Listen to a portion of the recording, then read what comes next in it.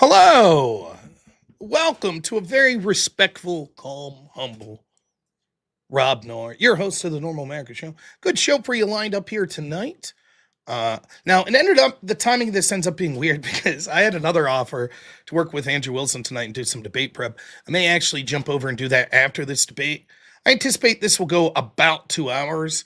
It's scheduled for like 10-minute intros, then an hour of open debate, followed by some closing and some audience questions. So usually give or take 2 hours with moderator debate. So I'm looking forward to it though. I've been trying to schedule more debates, and for me, the content I enjoy doing the most is debate. So anytime I can get some debates, that's fine. Now, unfortunately, this particular topic, not my cup of tea, and one that I was very reticent to debate for a long time. If you remember, I went over on this channel. I can't remember the name of the channel. Something Taco, maybe? I debated this guy named like Godless Atheist or something like that on this topic on Christian nationalism. And I was nervous about that debate, not nervous to lose, but nervous because I feel like someone who is sort of just beginning a Christian journey, that I'm in no position to lecture anyone about the specifics of Christianity. And so I tried to take a more general stance. And I then debated someone named Circa on the no prep debates on the same topic. This will be the third time I'm debating Christian nationalism. And breakfast tacos, that was it, yeah. I just want to let people know from the outset, whatever denomination of Christianity you have, if you're a Christian, I mean no offense to you. I will not be sitting here arguing that Orthodoxy is the correct Christianity or Catholicism or Protestantism. It's not really my position.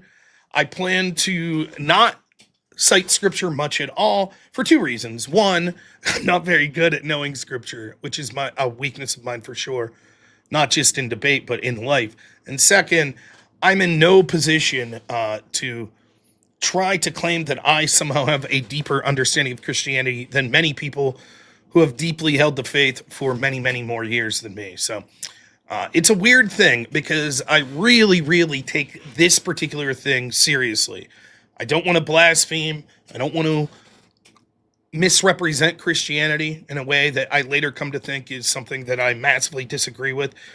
And no matter how studious I ever become in Christian doctrine, how comfortable I get in a particular denomination, I do not see it as my place, specialty, or even hobby to dive deep into those sorts of debates.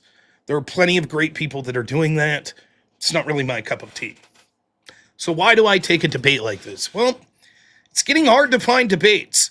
Modern day debate, well, I like working with modern day debate. I think they're great guys. James is great over there. They specialize in religious debates. And this is sort of a way to make a religious debate sort of pragmatic and topical in a political sense. What are the political positions we should be advocating for? What direction should we take this country with our laws, with our policies, etc.? And I think that embracing a Christian ethic is positive for that, and we should do more of that. And so I don't necessarily need to talk about your eternal soul or salvation or anything of that nature. I'm not even interested in proving that Christianity is true. I will argue that even if it turns out that Christianity is completely false, that embracing the ethics and the culture behind Christianity, celebrating that, using it to help inform us of what we want to happen culturally and politically, electing representatives that share our Christian beliefs, and then promoting those policies, even if it would turn out that Christianity is not true, would lead to a better society. So that's sort of the argument that I'm going to be making, and I hope that no one's upset. A lot of people watch me. They're not really super into religion or anything. I assure you, I'm going to try to keep the debate interesting. As always, my goals with these things are to stay true to myself, argue my position well. I want to win because I'm a conceited jerk. I also want it to be entertaining and informative for the audience as well. So I'm going to try to keep it loose and fun. Now, I do believe that the person I'm debating is a woman named Leslie, I believe. I know the name's Leslie. I'm gathering from the thumbnail. This is who I'm debating. So Leslie's one of those names. You don't know if it's a male or female, right? So I'm guessing I'm debating a woman, and I don't know that she has been someone that has debated a lot. And let me tell you a lesson I learned once. We called it midget football.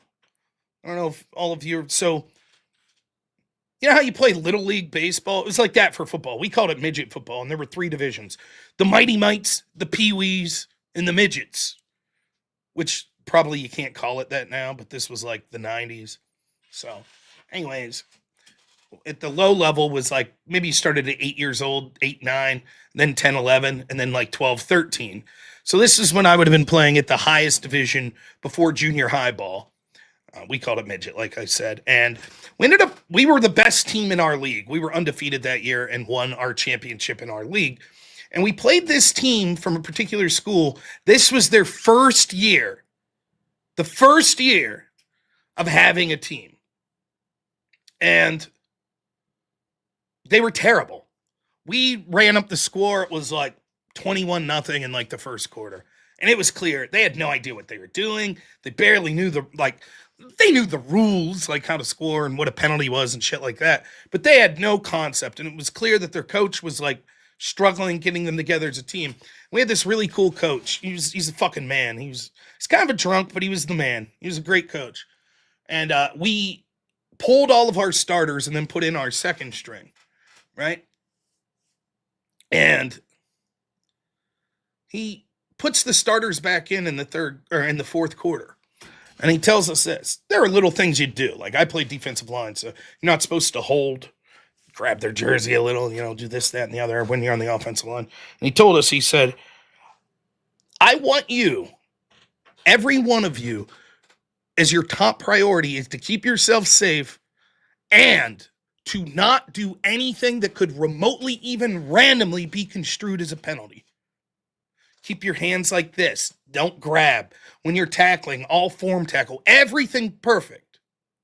And it was difficult because the team started gaining yards on us and they ended up getting a touchdown. And we were pissed because we were like, we're going to shut these people out. And he's intentionally moving us around. He's moving linemen to play like cornerback and shit like that. And he told us afterwards, like we're in the huddle before you go shake hands, he's like, you make sure you tell all of them they did a damn good job and you're impressed by it.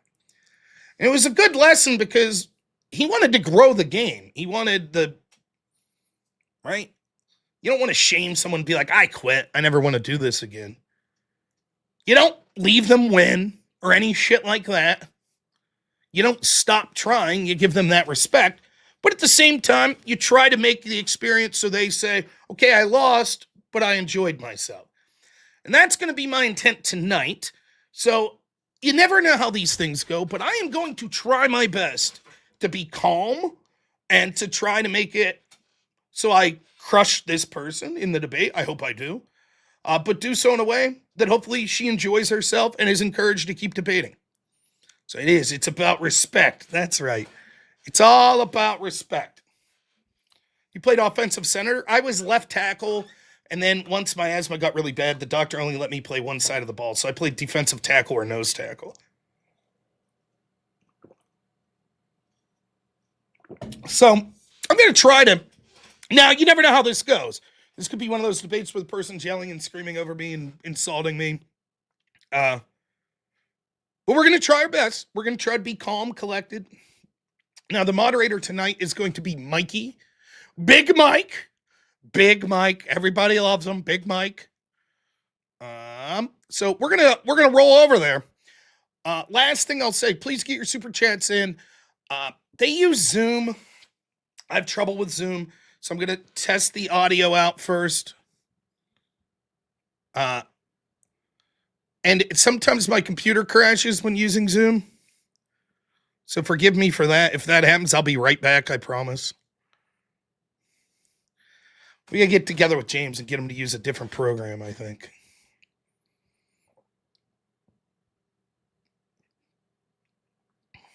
Okay, check.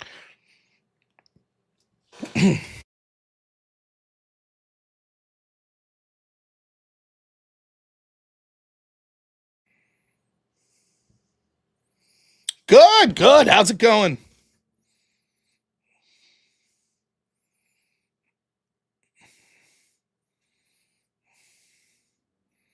Oh, nice. Of course. I got to see if I could share the screen. Can I just warn both? Leslie, thanks so much for being here. Really appreciate it. Good evening. I just wanted to let you know, we've been having some weird stuff with like power surges and stuff here. If my computer crashes, I'll be back in like 35 seconds, I promise. Like sometimes it crashes and I'll just have to sign right back. I don't anticipate it, but I just wanted to let you know. Or I'm a coward and I got really mad because you were crushing me and I left. Either or, it's that's fine. They're probably right. So, All right, excellent. Let's see.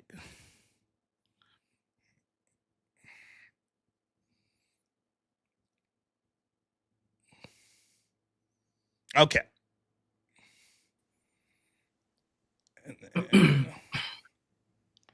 And then my audience, can you all hear me or do I sound like I'm echoing on my end? They'll let me know.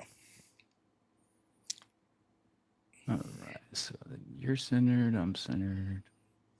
Get one more. We got about 5-6 minutes. All right.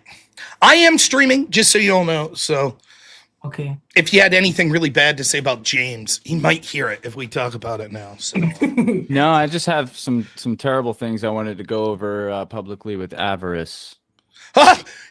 Dude, he's been MIA. Love that guy. He got upset after he lost that hot dog hilarious. is a sandwich debate with me, and now we don't know.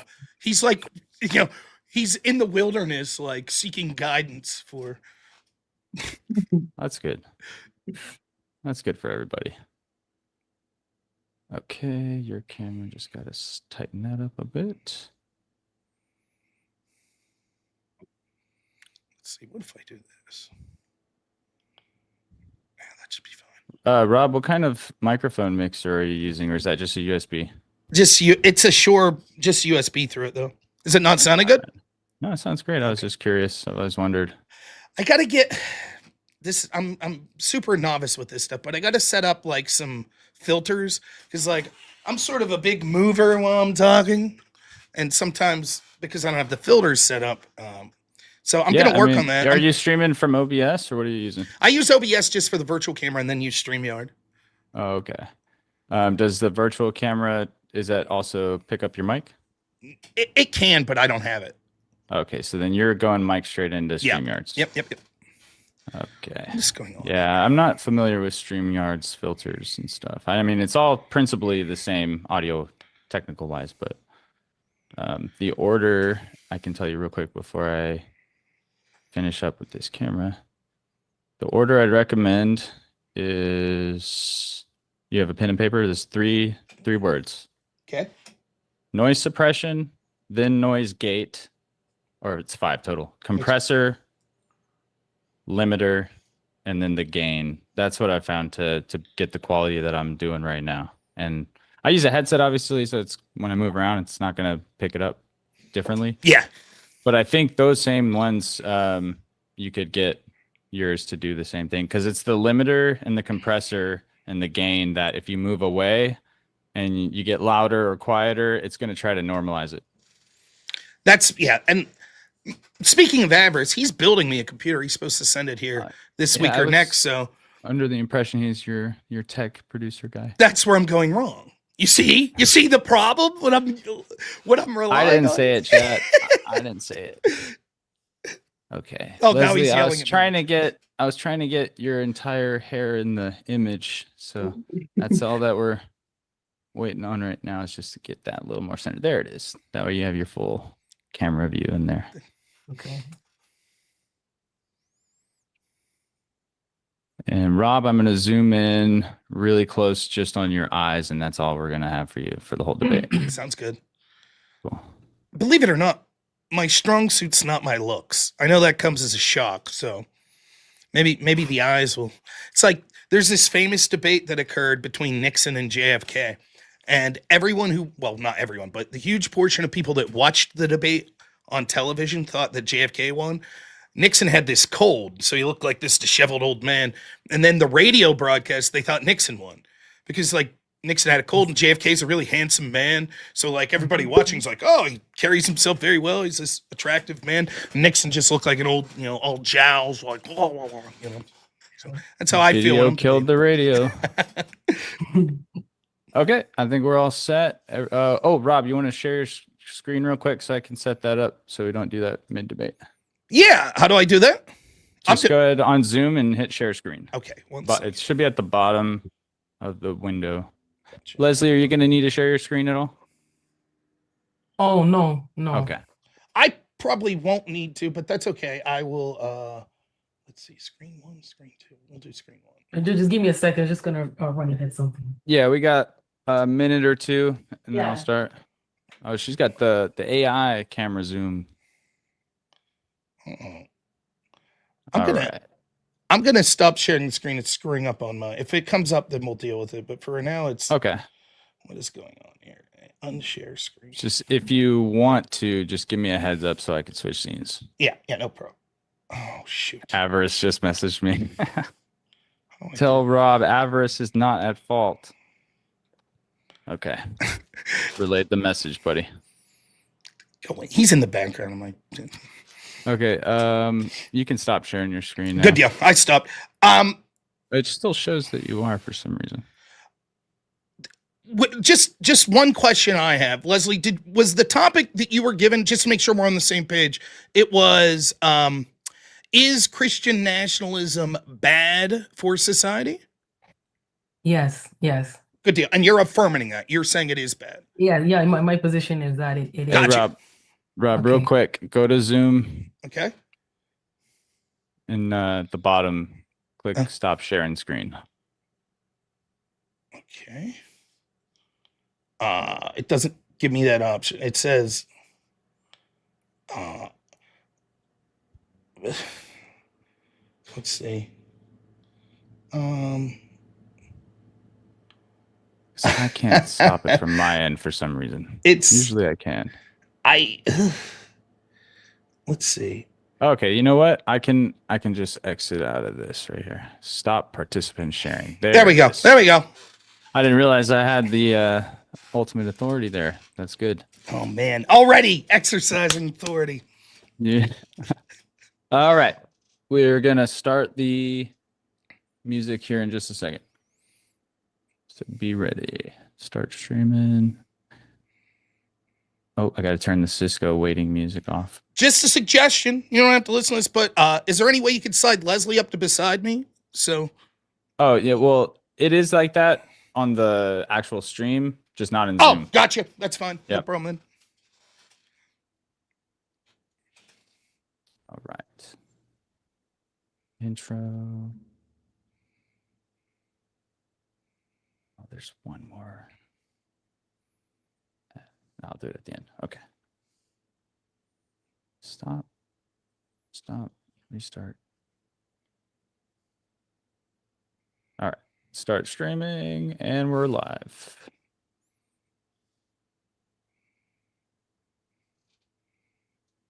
No, my OBS just crashed.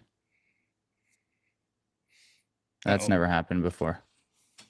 Hopefully I can still select the same stream. Otherwise, I got to call James real quick, have him press one button. He'll yell at us all. Okay, I can still hit it. Cool. Select broadcast and start streaming. Go live. All right. Everything's working now.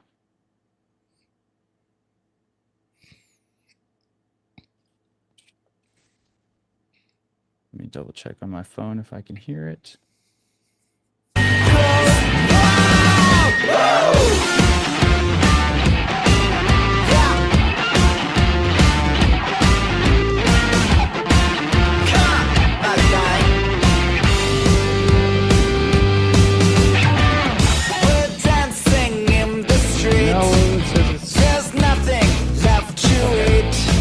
I thought it crashed again. There's just giving me the arrow.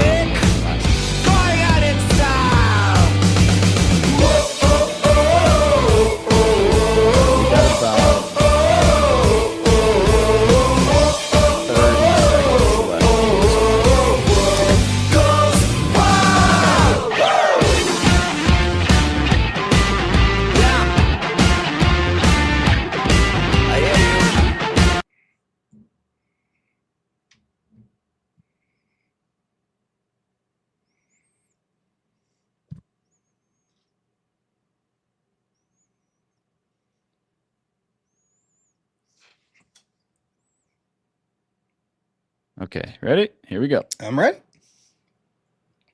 All right, guys, welcome back to Modern Day Debates. We have a good one today. We got robnoerr going against Leslie. And if you guys could repeat the exact prompt one more time, just so we're all on the same page.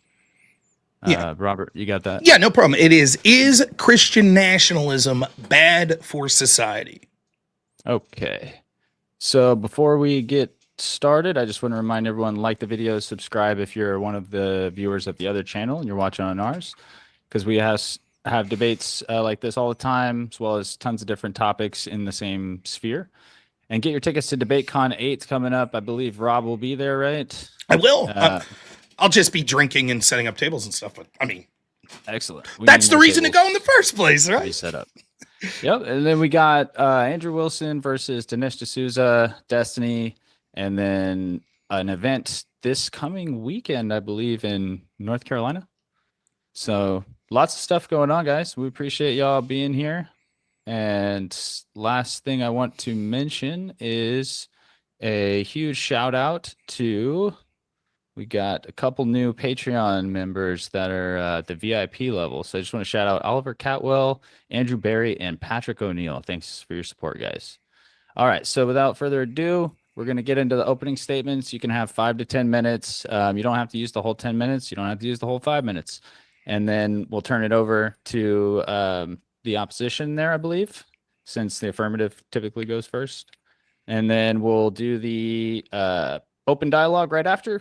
And then I typically like to cut it 5 minutes short and let you guys do a little closing statement if you want.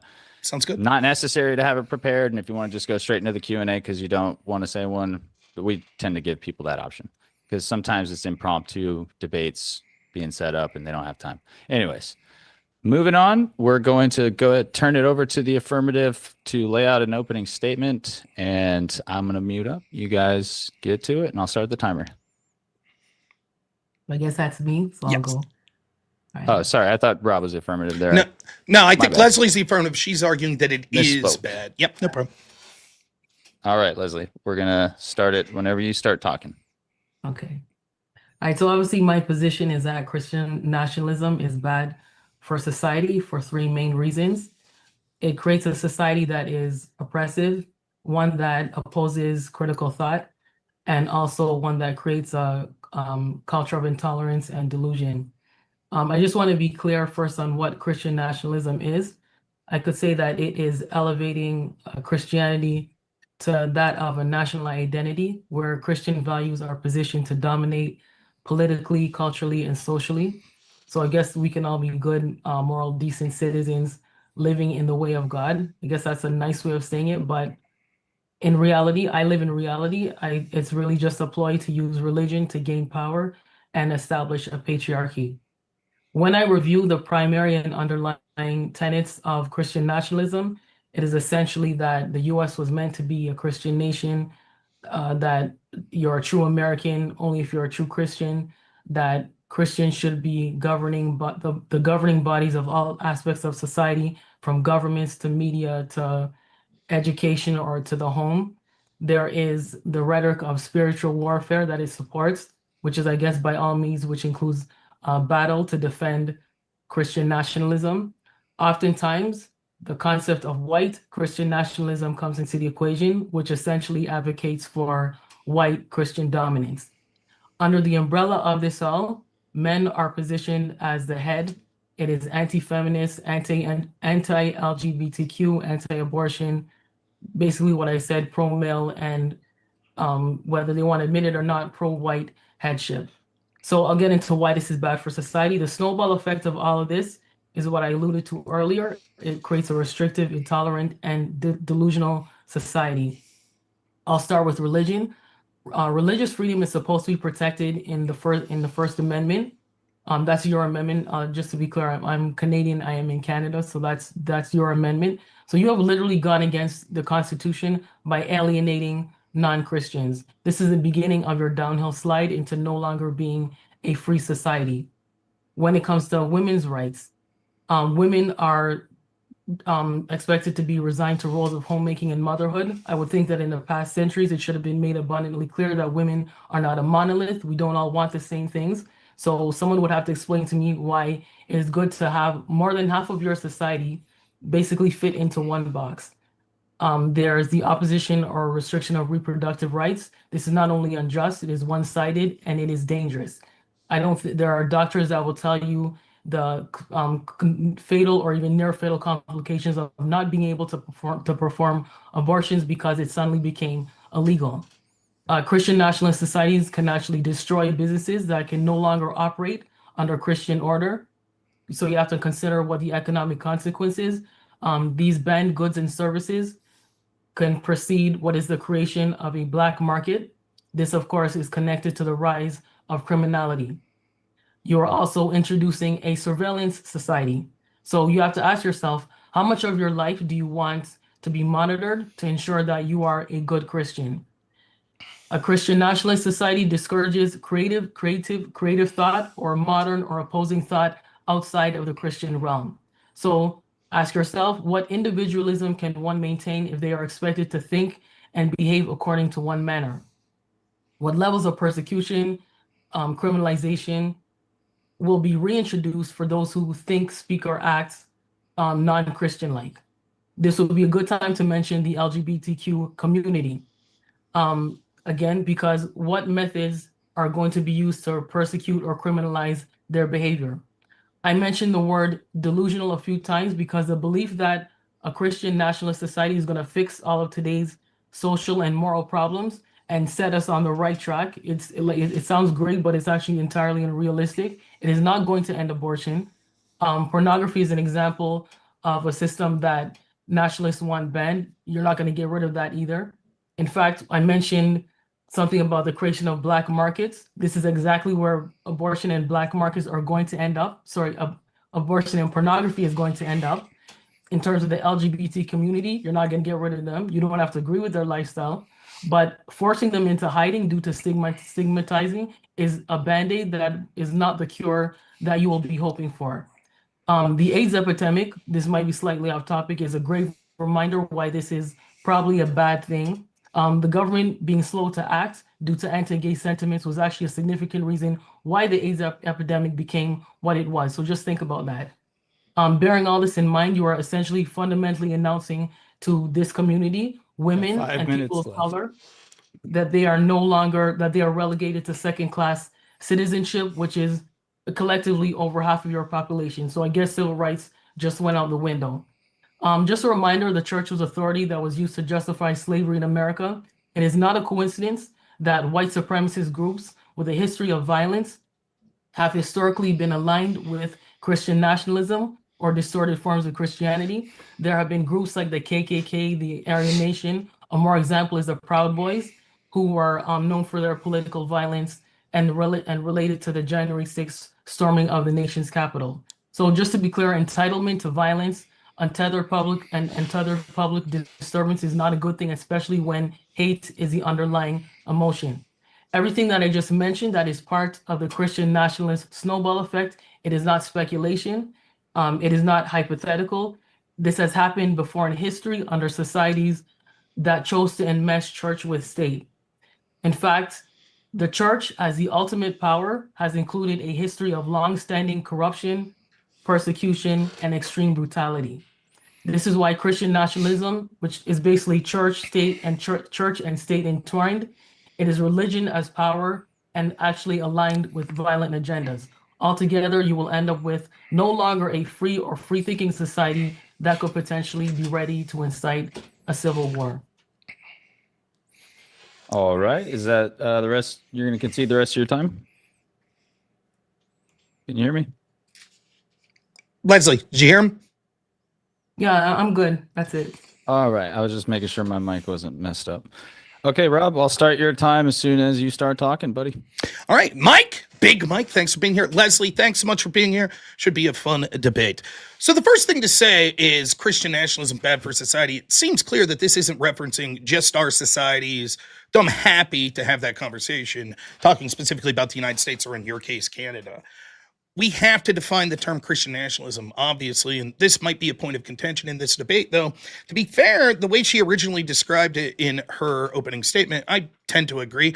When I talk about Christian nationalism and why I think it's a good thing, I mean that we as individuals that make up society should be Christian, embrace our Christian principles, use those principles to inform our morality, to shape culture, and to shape our laws, and then we should elect people that share those Christian values in order to help influence culture and society.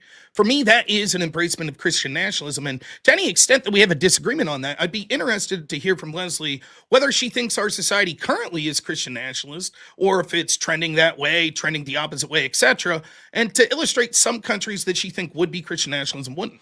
I contend that if we move closer to embracing the tenets of Christianity, even if it turns out that the religion would be false, or there's arguments about what specific denomination, all of that's uninteresting for me for the purpose of the debate.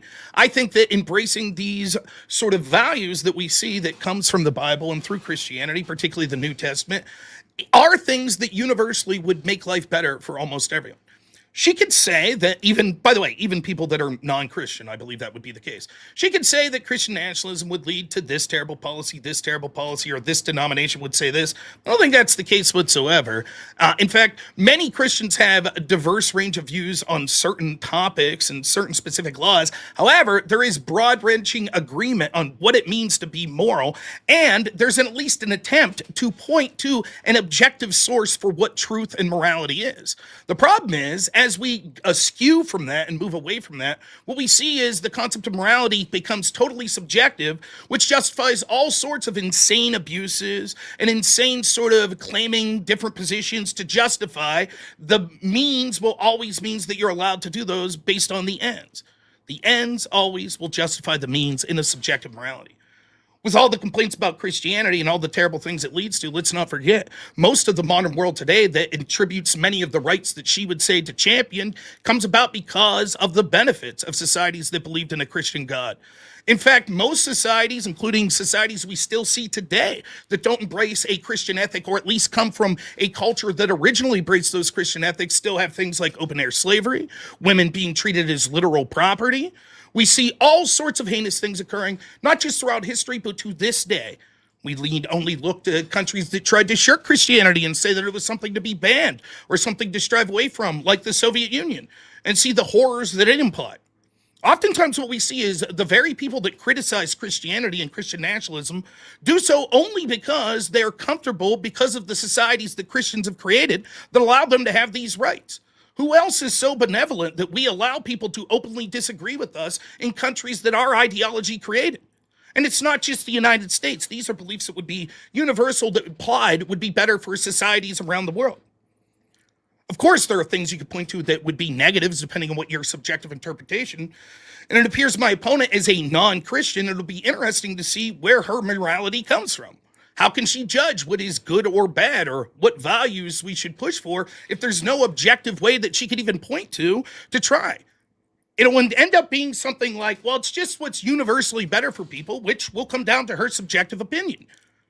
Most of the horrors that she's talking about are just farcical anyways. The benefits to Christian nationalism would be as follows. It's created these amazing societies that we see.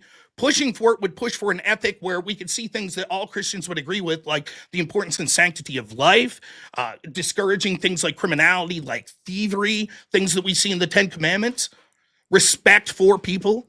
All of these things come from not just Christian society, but also the Western countries, and yes, including many countries that are historically white. I wouldn't bring race into it, but she brings it in twice. One, she talks about Christianity being used as the impetus for slavery. It couldn't be further from the truth. In fact, much of the slavery was ended by countries that consider themselves Christian. Meanwhile, countries that aren't Christian not only continue to engage in slavery, but were doing it all the while. What was the religion of the Africans that put people on boats to send them across the seas? We don't talk about that, though. We only scream about the Christians that actually fought wars in order to end this barbaric practice. And of course, no Christians are perfect, and there have been societies that have done bad things that claim to be Christian. But overarchingly, there's a reason that everyone's trying to get into the West from all around the world, in these countries that were made great primarily because of the morality that lied through the foundational principles that created these countries through Christianity. We don't see people clamoring to get into the Islamic societies, do we? In any society she points to that says, but see, this is more secular and they're better, most of them still are predominantly Christian. They just don't have an official church anymore. And even still, to the effect that they are successful societies, it's because they embrace these Christian values in the first place that allowed their societies to get to the point that what we are. The truth is, we need to go back more towards that Christianity, because what has happened is the secularist mindset and progressivism that came with it is leading to worse and worse outcomes all across the Western world. For example, the progressive mindset is what's leading to mass migration.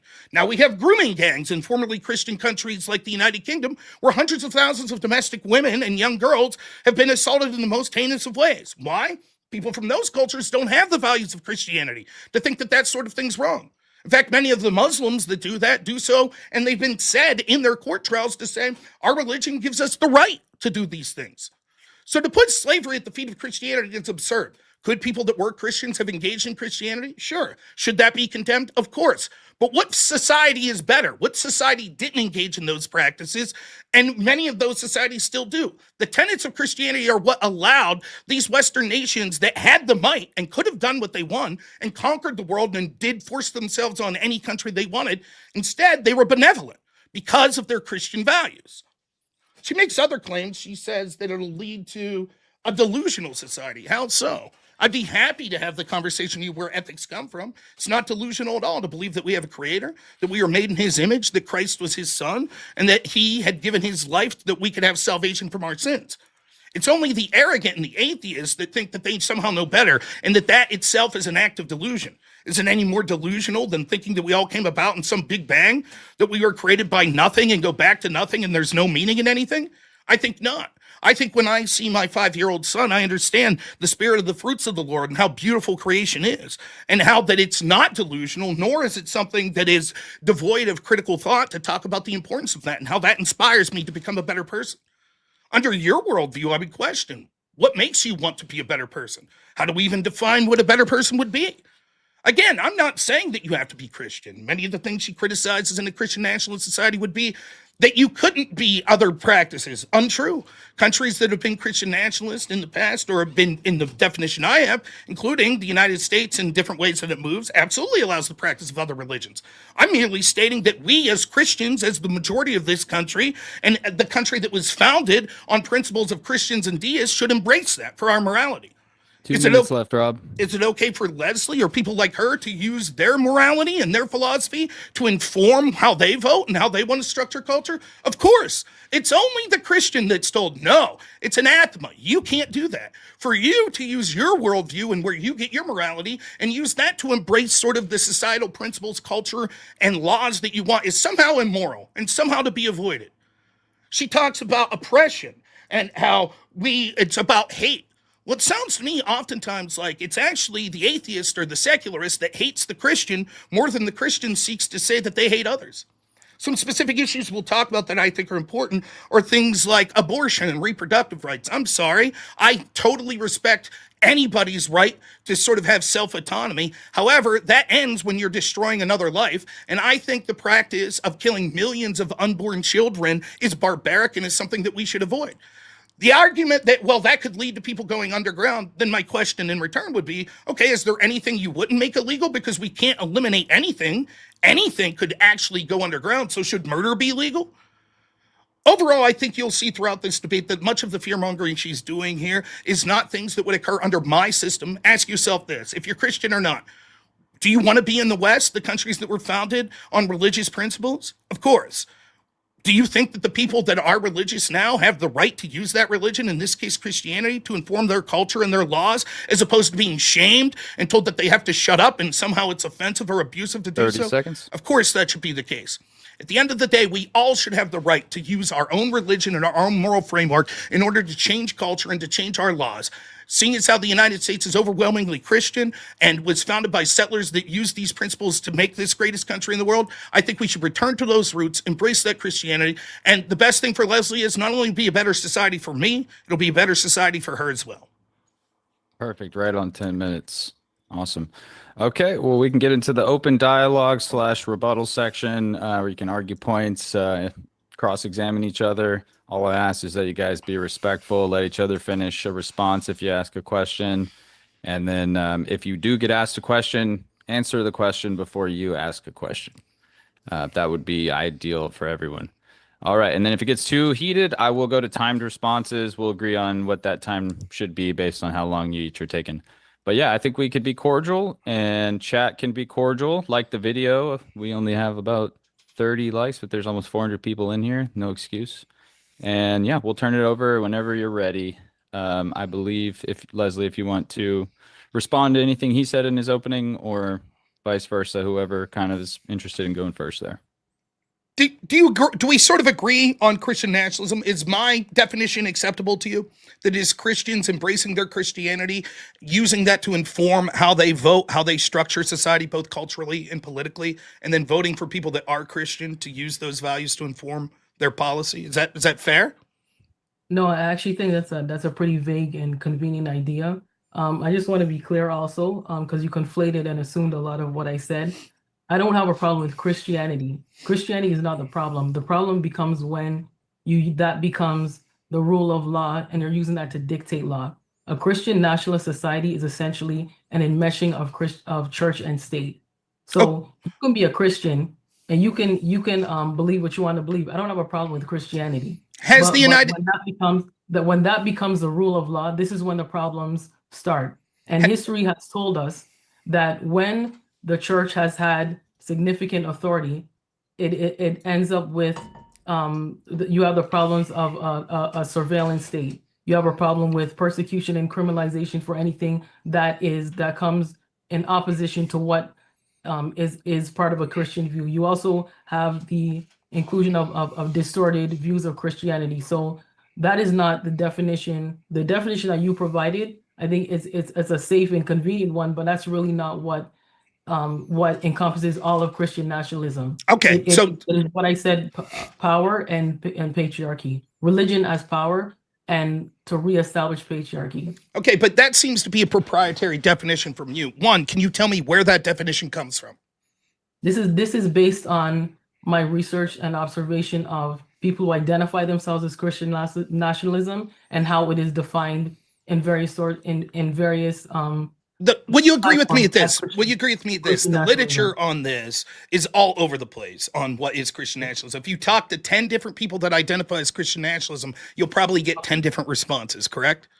Okay, that's fair. That's your experience. So then let's bog it down. For example, I could read one that's very close to what I had is from Taylor Anderson, who actually has a degree in sort of what's his specific degree? He was a top graduate with a BA in Christian Studies, has his MA in Christian History, right? His definition is as follows. Christian nationalism is understood as a movement that seeks to preserve or promote a Christian national identity. This entails national unity over preservation of Christian ideals, ethics, and values in the public square, as well as the autonomy needed to protect such national priorities from foreign hostilities. That basically is what I'm saying. We are Christians. We use that to inform our culture, our law. We elect people that are Christian, and they do that to embrace that. That doesn't mean that we have an official church. And in fact, most people that identify as Christian nationalism, most of them don't say that we have some official state church. So I guess my question would be, why should my definition of what I identify, first, a two-part question. Why should we reject my definition? And if we embrace my definition, would you say, yes, that's something that you think would be good for society? The definition that you read right now is actually closer to what is, I guess, a general view of what Christian nationalism is. So that I can that I agree with. Yeah. Because again, you're speaking to Christian identity as a national identity, and that's where it becomes problematic. Well, right, but that doesn't mean that we have an official state church, correct? No, but saying church and state is just saying that basically the church or the Christian church is the authority. So okay. It's the same thing. Well, no. I don't think that at all. The definition I read said nothing about the official church being an authority. It talks about us being Christians, sharing those values, promoting them, and the country acknowledging, yes, this is a country of Christian. That's where these values come from, and we seek to protect the autonomy to practice that. It doesn't say anything about the church being an official arbiter of the laws. I don't think that's necessary at all. what you just said is that you're a Christian, you're voting for Christians to be Correct. empowered. You're Christian, you want that to inform your law. Correct. In that instance, the Christianity now becomes the rule of law. So then you accept that my we agree on the same thing. okay, you accept my definition that we can, for the purpose of this debate, Christian nationalism is Christians embracing their Christianity, getting their moral framework for there, and moving culture and politics in that direction, voting for people that are Christians in order to promote that culture. We agreed that for the purposes of this, that's Christian nationalism. Yes. And you think that's a bad thing? Yes. Is there any group of people in any country you know, other than Christians, that you would say it would be immoral for them to use their religion or their philosophy to inform the direction they want the country to go? Are you using, I can use an example of religion. Okay, but in terms of a society that is Christian government, Christian lawmakers, has to be Christian. Most societies that are considered developed they may have Christians within their society, but the concept is of a democracy, and a democracy and a Christian nationalist society does not coincide. How not? You just said that Christian nationalism is just Christians voting the way that they want to make laws that fall in line with their religion. If 90% of the country is Christian and they vote in unison that they want Christian policies, how's that anti-democratic? Well, eventually it is not going to become democratic. I think what you are saying is a pleasant way of going about it. But if you look at the individuals that are part of the Christian nationalist movement, they are not interested in we'll just have a couple of us voting for society, and hopefully we'll have Christian lawmakers, a few Christian lawmakers. The intent is to have a Christianity as the rule of law. That is the intent. That is the intended outcome. But that's you putting words into people's mouth. No, you've agreed. No. How do you know what my intent is as a Christian who wants Christianity to inform my cultural and voting preferences? How do you know what my intent is? You're just speaking because you've read some people, I don't even know who, but you've read some people that had some outcomes you don't like. It'd be no different than, do you mind if I ask what your religion is, by the way? I don't consider myself extremely religious, but I believe in a God. And okay, so you're like a deist. You believe in some. And you already assumed that I was anti-Christian based I do. on my. I assume you're anti-Christian. I assume you're anti-Christian, but I'm not. I assume you're anti-Christian. Hold on, Rob. Let's let her respond there fully. And then this is why it is important to make a distinction between being okay with Christianity and not being okay with Christianity being the rule of law. Okay, I assumed you were anti-Christian because you said the following things. You said it leads to a patriarchy. It leads to the justification of slavery. It leads to a destruction of women's rights. It leads to the destruction of the LGBT. You didn't say that Christian nationalism leads to that. You implied Christianity itself leads to those. So you'll acknowledge then there is nothing, in your words, is there anything about Christianity that says that women can't work, that they have gender roles, that they should stay in the home? Christianity doesn't speak to that, is your claim? So, Leslie, you can respond to that question directly, as briefly or as long as you want, and then you can circle back to whatever you were going to say right before that question. Okay. I said that this is what life looks like under a Christian nationalist society. And under a Christian nationalist society, the concept is to reinstate a patriarchy. Women are regulated to the home. It is for promoting a women not necessarily looking for careers outside of the home.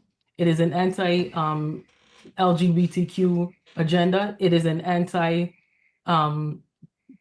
it is based an anti-feminist agenda. And whether or not there are individuals who want to admit it, there is a reason why white supremacist groups are heavily aligned with the movement of Christian nationalism. This is not all me just pulling things out of a hat. There's a reason why all of these things coincide under what is considered Christian nationalism. And this is why I said that under a Christian nationalist society, I didn't say Christianity, I said under a Christian nationalist society, this is what you are, this is the world that you're expected to live in. All right. So one, like you do, I haven't got an answer. Does Christianity itself, is it anti-LGBT?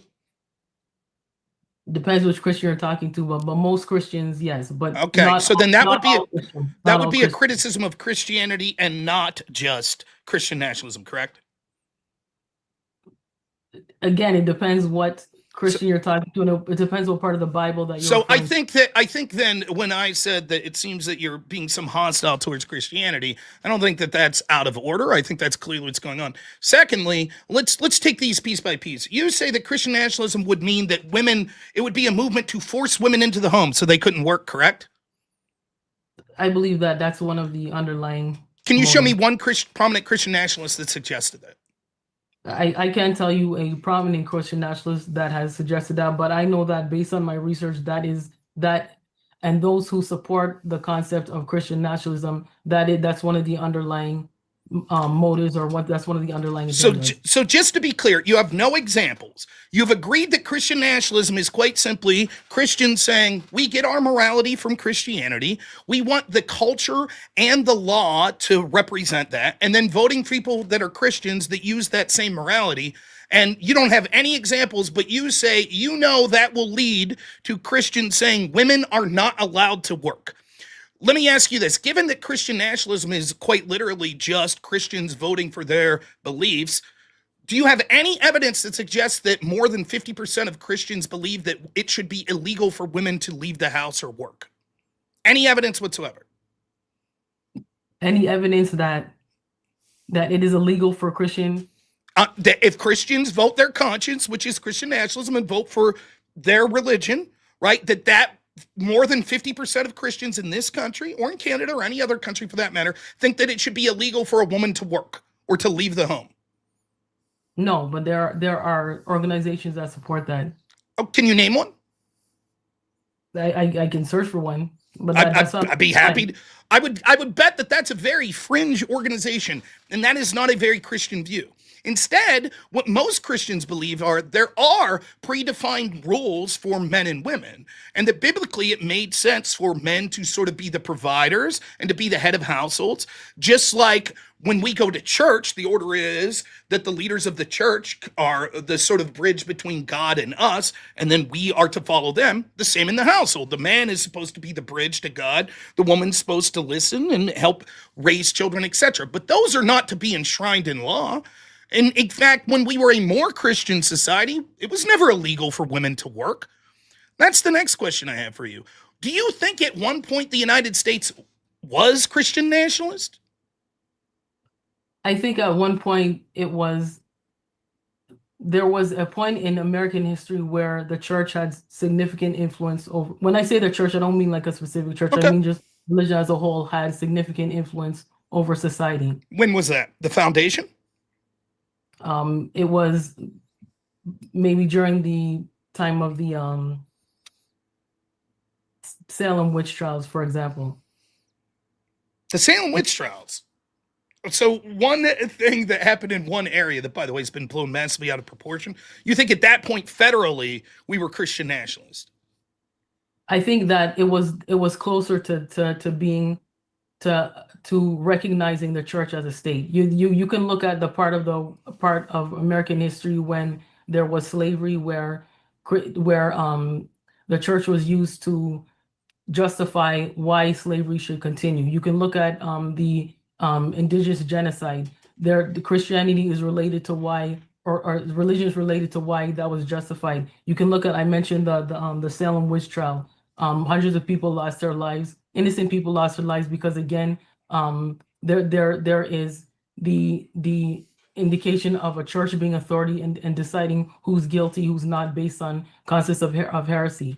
There has always been the entrenchment of Christianity versus Christianity/religion and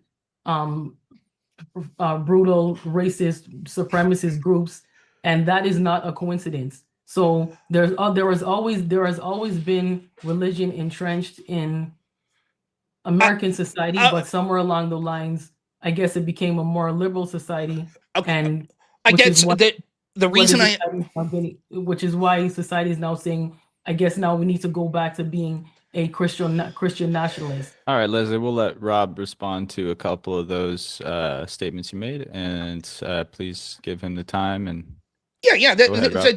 The reason I'm asking is I'm just trying to get a feel for it. Do you think at the foundation of this country it was what you would consider Christian nationalist?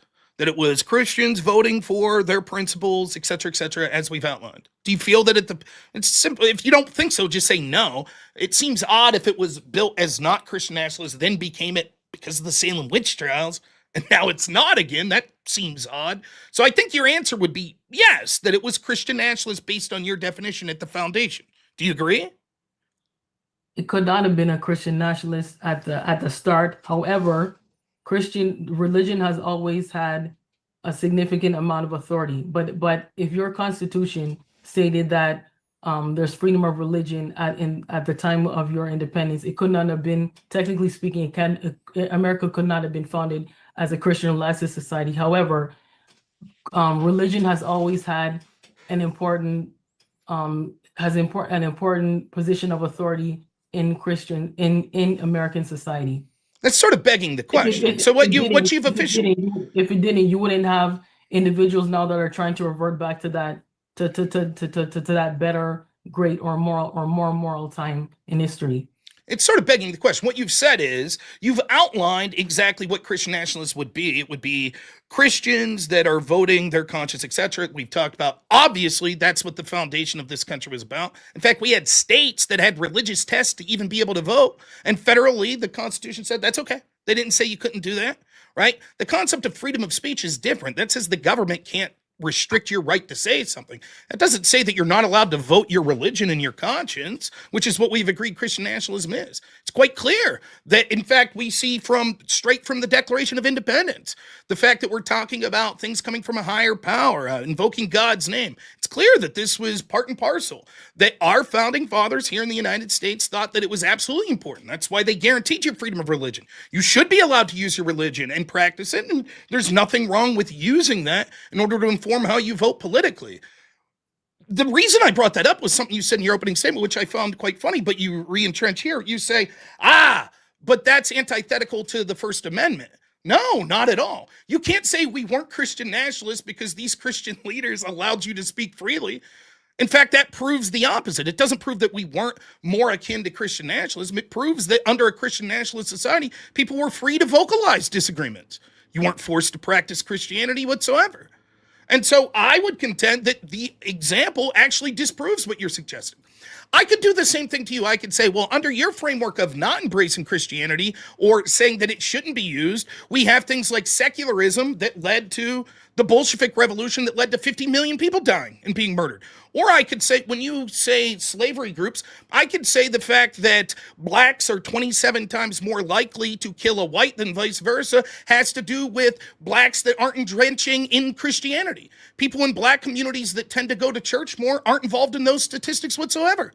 So again, we could cherry pick and say certain bad people have claimed to be this religion and done stuff. I think there are way more bad people in our current society that choose to revoke religion and Christianity in particular, which leads to all sorts of worse outcomes. So I don't understand you bring the some of your examples. Are you saying that then by creating this Christian nationalist society that all of a sudden we get rid of certain crimes and all of a sudden we have a much more moral society?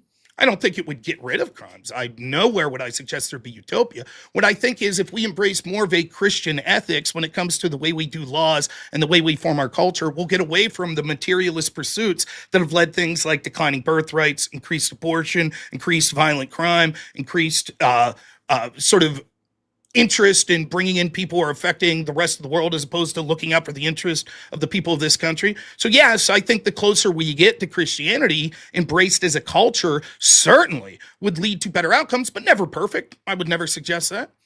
One thing we could talk about specifically, do you think that the murder of children is something that is a high priority and things that we should challenge and try to avoid? Or when you say murder of children, are you speaking about abortion? Sure. Okay, well, you would have to. I don't agree that that's the murder of children. So, when does life begin?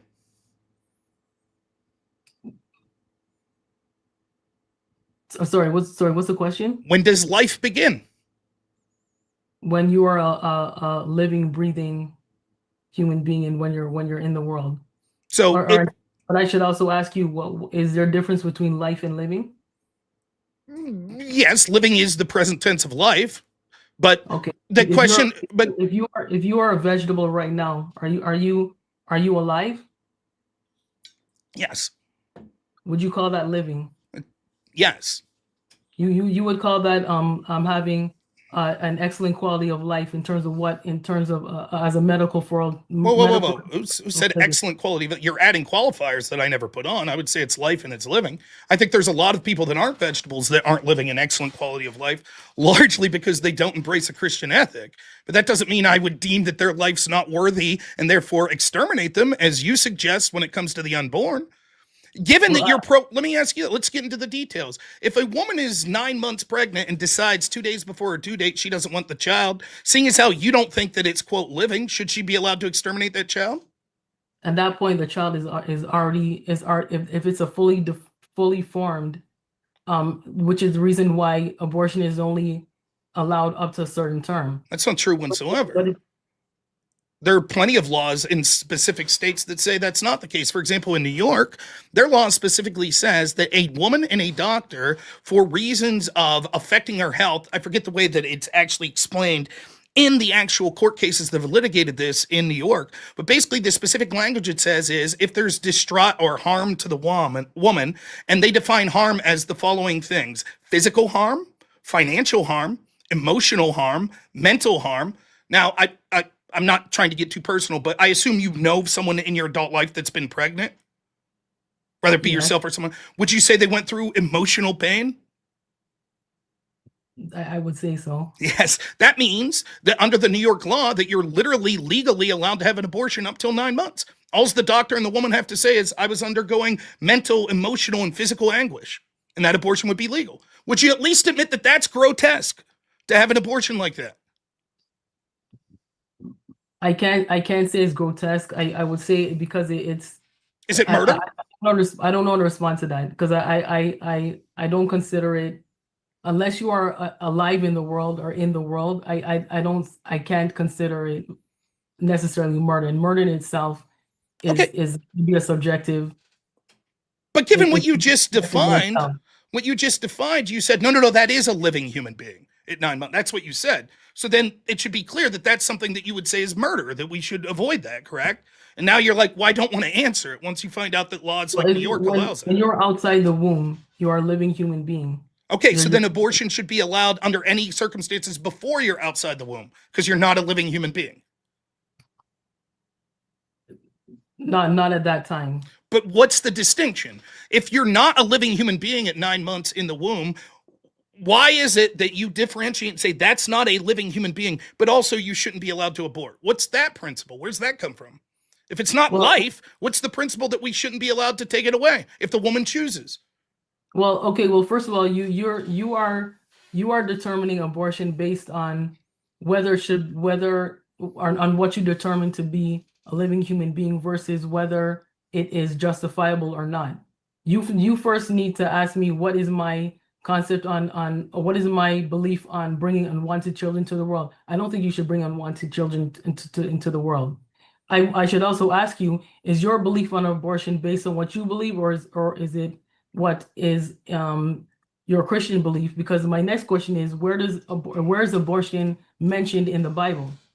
It is based on both. It is based both on my belief as a Christian in the sanctity of life, and God says he knew us even before we were in the womb, which implies that he knows us as living beings in this human life, even while we're in the womb. And also, I think that the scientific community, it is amazing. Even, if the best evidence shows that life begins at conception, but even if you want to take it further than that, it is quite clear that any abortion after the first trimester is murder and barbaric.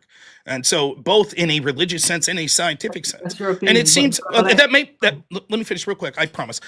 You may say that it's my opinion, etc., but you didn't really answer the question. You've sort of been all over the place. And this gets to the point where I'm going with the idea of ethics and truth. I don't know how you could ground it. Just saying that you're a deist, you believe there's a God. Where does your truth come from? And we can see right now the reason to embrace Christianity and objective truth, even in this conversation. You've seemed to waffle on whether or not we should be allowed to kill a 9-month child in the womb. You don't really have an explanation. You're just like, well, it's not a life, but we shouldn't take it, but maybe we should allow. And then you talk about not bringing unwanted children in. Okay, I'll ask you this.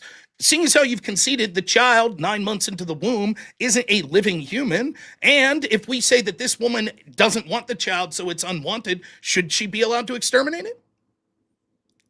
In a sense of an abortion, it is that maybe not a right thing to say or a nice thing to say, but that is, I can see why that's justifiable. But I asked you a question before. Where is abortion mentioned in the Bible? I said, God said, I knew you before you were in the womb. No, where is it specifically mentioned in the Bible that abortion is a sin or a crime, or it is explicitly mentioned? It's not. Again, just because it doesn't say the word abortion, and by the way, I must inform you that I'm not the biggest theologian, nor will I claim to be able to quote scripture or anything like that in an impressive way. What I said was I gave you my interpretation of God saying he knew us even before we were in the womb. We were formed, we were human, our spirit was human, right? Given that, and the Bible clearly says that murder is wrong, you don't disagree with that, right?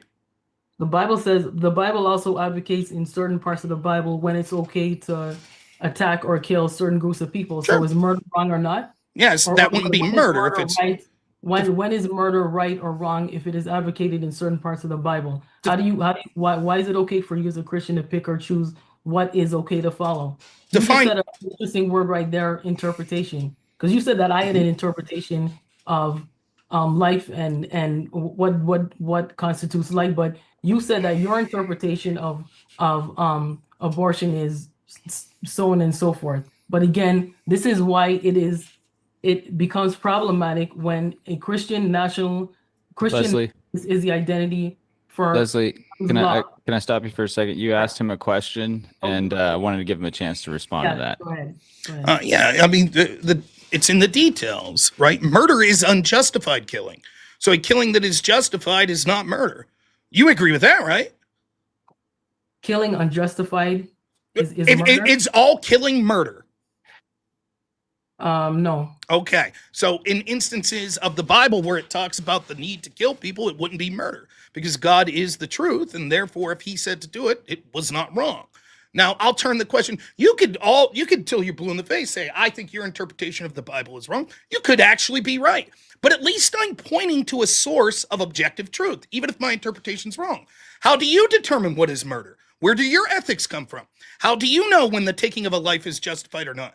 In my interpretation, and I think I think almost the entirety of the scientific community would agree, you just said it's okay to kill a 9-month baby in the womb.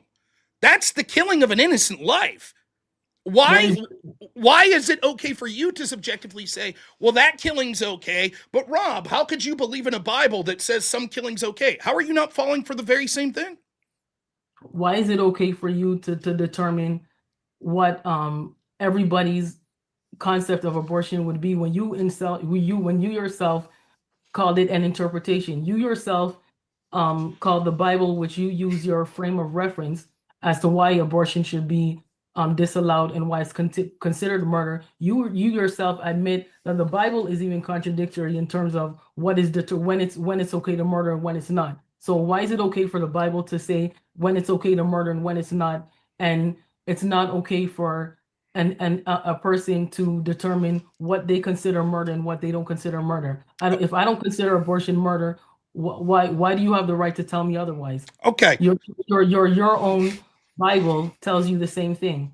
All right. One, why do you answer my questions with questions? That would be number one. So I noticed that you avoided the question, but I will answer your question and then turn it back to you. Let's concede for a second that you're correct, that everything I'm saying is totally subjective, that I have a complete wrong reading of the Bible and the Bible's not true anyways, or whatever you might want to say. And so therefore we shouldn't preference my view on what murder is when applying to abortion and the killing of unborn life.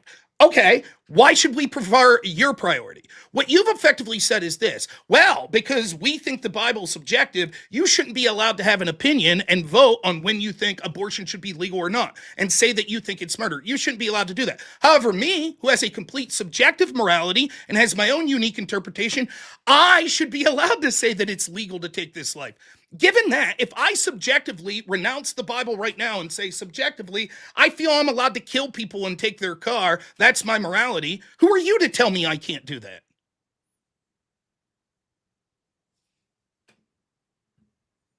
I'm trying to fit all your things together. But Yeah, Rob, would you like to clarify saying the that question you're a little bit? Right. Yeah. If your argument is, Rob, your interpretation of the Bible's subjective, or maybe the Bible's not true, etc., therefore, you shouldn't be allowed to have a stance on abortion law and whether or not we should be allowed to take the life of a 9-month in the womb. However, you, that's like, I just believe there's a God, but I don't know who it is, right? You have a code of morality that's completely subjective yourself, right? And you say that code of morality means that you should be allowed to determine abortion law. My argument then becomes this: if you say, because there's subjectiveness in my morality, because of your feelings on my interpretation of the Bible, means I shouldn't be allowed to say when you're allowed to murder someone, why should you be allowed to say the same to me? If I say I reject Christianity and now my morality is what's best for me is best, and I choose to take your stuff and murder you, why is that wrong? Why should you have any say in that? it comes down to who has the right to have an opinion. Correct. Shouldn't we all? Yes. So if the majority of the people in this country are Christian, and we say that they are allowed to have their opinion and vote their conscience and their religion, and they vote to outlaw abortion, why shouldn't they be allowed? Is the majority of Americans Christian? Yes, at least they claim to be. Okay, if that's the case, then if their belief system is based on subjectivity, then it becomes problematic if their belief system becomes the rule of law. There's nothing wrong in believing what you believe. There's nothing wrong in having your faith. But what I keep saying is that it is problematic when this becomes the rule of, when your faith or religion becomes a rule of law. Because if you are if you are actually admitting that there is that religion coincides with subjectivity, how can you have a rule of law that is based on subjectivity? Okay, so then what should we base rule of law on? Logic. Okay, so logically, idea of right or wrong. Okay, logically then, what is the logical time when we're allowed to abort? I'm not a doctor. Oh, so then, but you believe you have a preference and you'll vote for it. Isn't that preference subjective? My general understanding of abortion is that it is more than just the concept of, well, as soon as you have a child, you have a life. If I am holding an acorn in my hand, am I holding a tree? No, because it hasn't developed or grown into life yet. So this is why I cannot see a child or a fetus in the same way that you do. But I mean, that's subjective, right? You're subjectively saying I don't see it the same way. You, by very nature, you're announcing something that's subjective. The truth is, like, we can get into a lengthy discussion. When you say logic, 1 second, Rob. Leslie, were you going to end that with a question? I apologize. I'm just going to say this is why you have to corner subjectivity with what is logic and what is a definitive idea of right and wrong. Okay, how do we determine what's logic and what's definitively right or wrong? Well, something either makes sense or it doesn't. Okay, I don't think it makes sense to kill. I don't think it makes sense to kill babies 9 months in the womb. It will never be wrong. I don't think it makes sense to kill babies 9 months in the womb. You disagree? Okay. I don't know how to respond to that. Whose side is it? Let's say my understanding of abortion, I do not agree with bringing unwanted life into this world. I do not agree with bringing with the idea of bringing life into this world for a child who is going to be subjected to a horrible quality of life, who may have a life of extreme complication. That is actually the right of that unborn child that people don't think of. You may not be the one who's responsible of taking care of that, but that is what I believe. Okay, and nothing that you're going to say is going to change that. But so again, what I'm saying is, this is why we can talk about our ideas and what we agree with and what we don't. If you're going to create laws in society, this is why it is best to go through what is logical and what is right or wrong. But you have All right, no. Leslie, let's let that in right there so he could respond to the first part of that statement. But you have no, the mere fact that you can't answer the 9-month question shows that you don't have a concept of logic. You literally are just saying, well, what I feel is logic and that's logically right. But in order to do that, we'd have to know what truth is and then be able to use a system to determine what is logical. And the truth is that there are plenty of people that are using logic to have all sorts of different subjective opinions on issues of policy, such as abortion. But we could take this to every single issue. For example, we could take it to the tax rate. We could take it to immigration. We could take it to LGBT rights. We could take it to sort of laws about what should be legal as far as like certain narcotics, etc. None of these are just like there is a one answer. Logic tells us this is the exact answer. So we have to ask ourselves, how do we come to these opinions? And the truth is, the best you have is, well, you're going to have your subjective beliefs and you should be allowed to vote for that. Why is it only Christians that aren't allowed to use? I think that there's objective truth in Christianity, but for the sake of this debate, we'll concede there's not, and it's subjective. Why should they be the only group that's not allowed to use their subjective preferences? And I'll finish with this, because I know you're going to talk for a while. I'll finish with this. You talk about the rights of that unborn baby to, if they were going to be born with pain, the right for them to never be born. Okay, let's say that that's true. One, that's not all that you're defending or all what abortion is. In fact, the majority of late trimester abortions are actually elective and aren't for the health of the woman or the health of the child. And secondly, who are you to make that determination? If I, for example, determine that your quality of life is low and that you're in chronic pain, am I allowed to say I get to make that decision for you, whether or not you should live? And I'm very interested in you answering that, because you also said earlier you liken the unborn to like a person that's in a coma. So if you don't believe that person in a coma is an actual life, does that mean you, an outside person, get to make all of those decisions for that person? Because to you, logically, you don't consider it a life? I think maybe the question got lost there just a little bit, unless you wanted her to answer the very last question. Well, she can answer whatever she wants. I feel she's talking in great lengths of stretches. And so if I continue to just ask one question, leave her talking great length, I'll be at a disadvantage. So I'm trying to get out multiple questions. I understand that. And I typically like when people self-regulate like that. You've been doing good about asking questions, Leslie. I've been trying to give you opportunities since you're not asking as many questions. So we got about halfway through, a little over 36 minutes in to the hour. If you want to take some time in this half hour, Leslie, to ask a little bit more questions so that you can get a little bit more of Rob's worldview out with whatever direction you're trying to get to, we'll turn the cross-examination over a little more. Rob, you've been taking the first hour, I'll give you, or half hour, so I'll give you that. And then we could go to timed responses too, if you feel like both of your responses are too I'm fine long. with this. I didn't think I went too long. You guys are doing great. You're very respectful. So yeah, Leslie, if you want to ask a couple questions for the next 10, 15. Sure. Okay. So seeing as how this debate is about Christian nationalism, and we somehow segued into abortion, I will say that in keeping with my idea, with my statement that there's too much subjectivity related to Christianity for that to be the law of the land, which is what we are debating. We're not necessarily debating abortion, but if you're going to ask me about that, I gave you my position on that.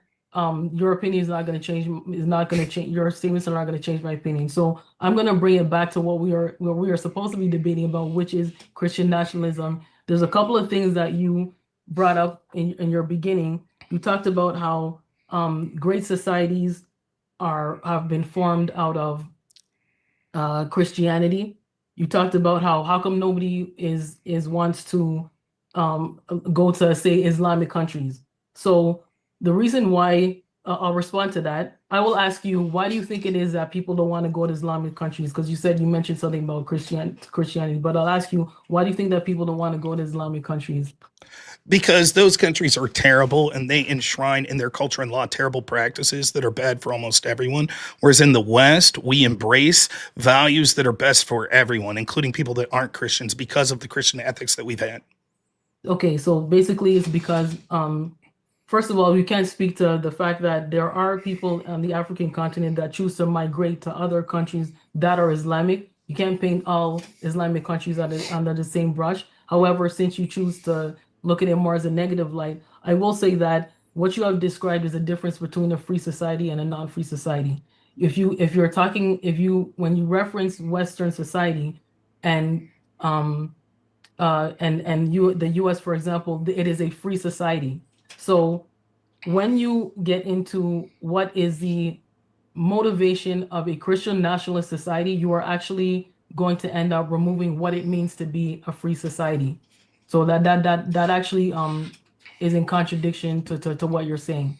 Okay, one, I brought up abortion because it's something you brought up in your opening statement. Second, I happen to feel that as a society, we should be judged based on the most heinous of crimes and protecting the most innocent. I think murder of the most innocent is definitely something that should be at the top of our priority list as to whether or not we think it's a good society. For example, you would not think it's a free society if we decide to butcher everyone over the age of 75 years old. You would say, that's not free, that's horrible, that society needs to be shunned. Yet somehow with the unborn, we just throw it away. The fact that your stance is subjective of that, irrelevant.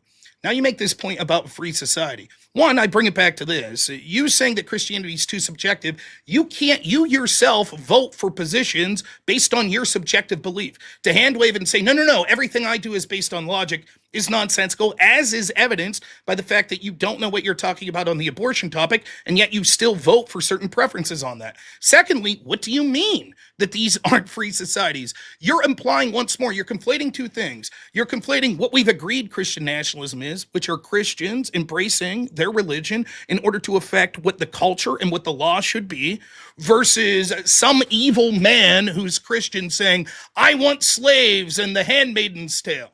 That is not what Christian nationalism is. So explain to me why allowing Christians to vote for their preference for leaders that are also Christians that push for Christian culture and laws, how that's not free. That is symptomatic of a free society, being able to vote for what you want. But when you end up with a society that is under Christian law, your lawmakers are Christian, your government is Christian, it is intended that your education is entrenched with Christianity. Everything is Christian. You are no longer a free society. Was that not the founding of the country of the United States? Was it free? It was founded as a democratic society. No, the word democracy is not even in the Constitution. Sorry. It was founded as a free society. Okay, but it still embraced what I'm calling Christian nationalism, correct? So it was a free society that was Christian nationalist. Okay, what was the history of America always a good one? No, but it's the best. We fought a war to end slavery. We are the best country. That's why so many people try to get in. So under your under what you consider to be a country that had always had kind of ties to Christian nationalism, why you can admit that there have been dark periods of American society? Yes, of course. We could say this about any. There is no utopian society. Name me the society that hasn't had dark periods. Go ahead. Okay. Just name one. Any society has had a history of dark exactly. periods. So you saying, but there have been dark periods isn't an impugning of Christian nationalism. I'm saying yes, but it's still the best. Yes, but what I'm saying is that there has always been a part of American history where religion has had significant authority. We can look back to some of the darkest parts of American history and know that they were connected to religion or connected to Christianity. We could This is why it is problematic for the church, the Christian church, to have that much power in society. Again, maybe I'll try to answer this in a different way. You talked about societies. The reason that people are coming to the West is because they're, quote, free societies, correct? Can you name me any of those countries that you deem free societies that at one point in their history didn't have Christianity prominently feature in its culture and law? Just one. That did not? Correct. I can't think of any right now. So again, it seems that what you're doing is exactly what I said. You've taken these societies that have these things that you like, that primarily got there because of the benevolence of Christians, right? That created these societies that you say are the best, and yet you condemn the very religion and morality that allowed us to get to that point. It doesn't seem to make sense. But it didn't get there due to innovation or invention or maybe the civil rights movements in any of those countries. It didn't get there because of that. It didn't get there because of the women's rights movement. But those things occurred because of Christianity. Christianity was a precursor. Name me the country. Okay. In spite of Christianity. If that's true, we could test this. Then name me the country that those things appeared that weren't originally based on Christian values. I don't understand the question. So we have a disagreement. You're saying, no, it's because of civil rights values and stuff, not because of Christianity. My contention is that we got to where we're at because of the benevolence of Christian values and caring about your fellow man in ways that other moral or religious philosophies don't. And so we're at an impasse. Who's right? Was it Christianity led to the things you think are good? Or is it that these things that are good happened despite Christianity? So one of the ways we would test that's to say, okay, let's name a country that wasn't having Christianity prominently featured into it that led to these good things you're talking about. Go ahead. What's that country? I can't think of that off the top of my head. So it seems, I'll say this real quick. Doesn't it seem strange that you're saying these good things happened despite Christianity, but they only happened in countries that heavily had Christians? Doesn't that seem odd to you? Doesn't that make you question whether or not Christianity had something to do with it? I didn't say that though. It did seem, you said that this happened despite Christianity, things like the civil rights movement. That's what it sounded like. No. Did I mishear? I said that the countries like America were able to become the favorable country that is today, despite coming from a place where Christianity was a dominant force in the law. Right. I don't think it's despite. I'm not saying that Christians themselves were not influential in parts of this in like say the civil rights movement, because they were. Christians were. But if you look at parts of society, parts of history where the church had significant power, there has always been a part of history where there has been corruption and persecution that is related to the church being in power. So this is why I keep saying it is problematic when you have church as a rule of law, and that is a distinction between that and you yourself being a Christian and voting for what you believe is in line with your Christian values. Which you've conceded is Christian nationalism. So lucky for me, I'm not suggesting that our country should be controlled by a particular faction of the Christian church. So you're arguing a straw man. I'm not making those sorts of arguments. You say that these good things that you call good happen despite Christianity being involved culturally and politically. I think that it's not in spite of, it's because of, that most of the good things that make what you're calling these countries free society exist the way they are. And I think that's proven by the fact that you can't even name one country that didn't prominently feature Christianity that you would call free society. Furthermore, when you talk about, well, we can't label everything, there are certain people in Africa that desire to go to Islamic countries. Maybe that could be true. There is nothing that is universally true, but the overwhelming propensity from people around the world, if they got to choose what country to live in, would be the United States or another Western country of European ancestry. And there's a reason for that. And so the idea that somehow, again, when it comes down to it, there's this sort of conflation going on where you're like, but like if we had an official state church that was making declarations like the Pope was in charge of the entire country, that would be bad. I'm not suggesting it. I'm merely suggesting there's something inherent in all humans to have a moral philosophy which they then use to influence culture, politics, etc. And Christians should absolutely embrace that. You've sort of conceded that that is true. All humans have that. And yet it's only Christians that we should avoid allowing to express that through cultural input and political input. I don't understand why. No, well, you don't understand why because you're conflating what I'm saying. I'm going to say again, there is a difference between you being allowed to be, you being free to have your faith and believe what you want to believe and vote according to your faith. There's a difference between that and your faith being the rule of law. I'll use an example of why the church being an authority is a, when I say the church, I'm just using that as a general term. When the church had power, instead of when there was no distinction between church and state, instead of there would be shuffling of pedophilic and predator priests from parish to parish, instead of them being held under a court of law, in a secular court of law, and being held accountable for their crimes. But because the church had authority, those issues were dealt with under the church system. Why When was is this not happening? Because, pardon me? When was this? Can you give me an example? When was there a scandal? These scandals you're talking about, when?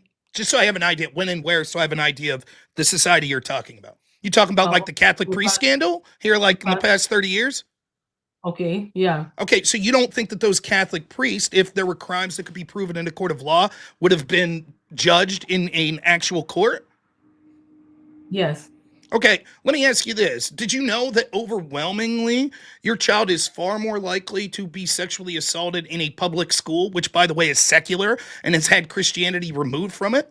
So far more children, and the same problem happens. Teachers are covered up for, they're shuffled around. Now we see, thanks to progressive ideology, an increased rate of biological males identifying as females and then assaulting girls in girl spaces in locker rooms. I liken that to your ideology and an anti-Christian ideology. That's the problem when we take Christianity out of schools. Now, you would say that's not fair. How could you lump that in? Well, what does that have to do with what I'm talking about with the church having so much authority that they're covering up for their crimes, and those crimes are adjudicated under a church setting and they're not. They're not. What you're that has nothing to do with what you just said. They're not. What you're suggesting is this: people intention. It's not that their crimes were adjudicated under a church. In order for that to apply, what that would mean is this: that the state comes in and says, this priest molested this child, but we refuse to look into it because the church will take care of it. That is not what occurred. What you're suggesting occurred was that the church was aware of this, but instead of reporting it to the lawful authorities, which were outside the church, they covered it up. Well, the problem is that problem's far more extensive in the secular schools. To this day, they're covering it up. And in fact, we see that the secular and the materialist and the anti-Christian factions of our governments today and our culture today is intentionally putting kids in sexual situations all over the place, whether it be at pride events, whether it be at, you remember the footage that we saw of It's Not Gonna Lick Itself, that sign that was up, as you saw trans people or whatever they call cross-dressers that were stripping in front of children and all this stuff. Sexualization is far more prevalent outside the church than within it. And those non-religious groups, such as schools, are doing the same thing. In fact, the school unions are far worse at protecting people that assault children than the Catholic Church ever was. Nonetheless, my suggestion, you keep conflating again. You're just like, well, look what will happen if we allow Christian. You conceded the definition of Christian nationalism, which are Christians having a moral framework, using that moral framework to influence culture and influence politics, voting for Christians in order to do the same. Like, you're just like, well, that will lead to a church that will cover up crimes. I don't see any evidence of that whatsoever. And the status quo is worse without Christians. So why is that a reason to avoid it? So if you're telling me that, it is that under the regular school system, that this kind of shuffling and protecting of predators, that is a result of a non-Christian, of Christianity being taken out of the education system. And I'm telling you that has always been evidence of Christianity or faith covering up their crimes and in the same manner. Then how do you determine that one is a result of, how do you determine that the issue of covering up crimes in the education system is a result is a result of taking Christianity out, when I just told you that that problem exists under a Christian environment? Right. That's exactly my point. You're actually inverting what my point is. You seem to want to do this. You're like, of course, there's no problem using Christian nationalism as we've both agreed as it's defined, which would mean that you lose the prompt that Christian nationalism isn't bad for society because you don't have a problem with it. You're like, but it would be a problem if certain things happen. One of those certain things would be if a church thought that they were above the law and they were able to cover for these things, as happened in the Catholic Church scandal. My answer was twofold. One, they weren't outside the law. If they chose to hide something from the legitimate law, that doesn't mean that they were outside the scope of the law, though. And secondly, that's a problem that's ubiquitous with humans in general. Anytime there's groups, they're likely to have corrupt individuals and cover things up. The problem is way worse outside the church than inside. What you seek to do is all the great things that came from Christian society, you say, those great things happened despite Christians doing these sorts of things, but let's look at the bad, and we will blame Christian groups for that. However, when we look outside of it and we say, okay, if that's the specific thing, the assault of children, it's far worse and covered up far worse in areas that are specifically non-Christian, like public schools. You're like, we can't count that. That's not fair. You're the one who wants to have your cake and eat it too in this. Sorry to cut you off there. We got about 6-7 minutes left in the open dialogue. But I want to go ahead, maybe take this opportunity to move into closings and then the Q&A, if you guys are good with that. So Leslie, you can respond to his last point, and then there can be one more back and forth, and then we'll go to closings. Just want to keep it, pretty short, as James would like to say, pithy responses. Sure. Okay, Amazing. Sure. Guys, like the video and get your super chats in. We're about to go into the questions. Yeah, so I'll just go with what my original statement is about Christian nationalism. A realistic perception of Christian nationalism is that it is basically advocating for religion to be power and the reestablishing of a patriarchy. In that instance, you are moving into a society that will no longer be free.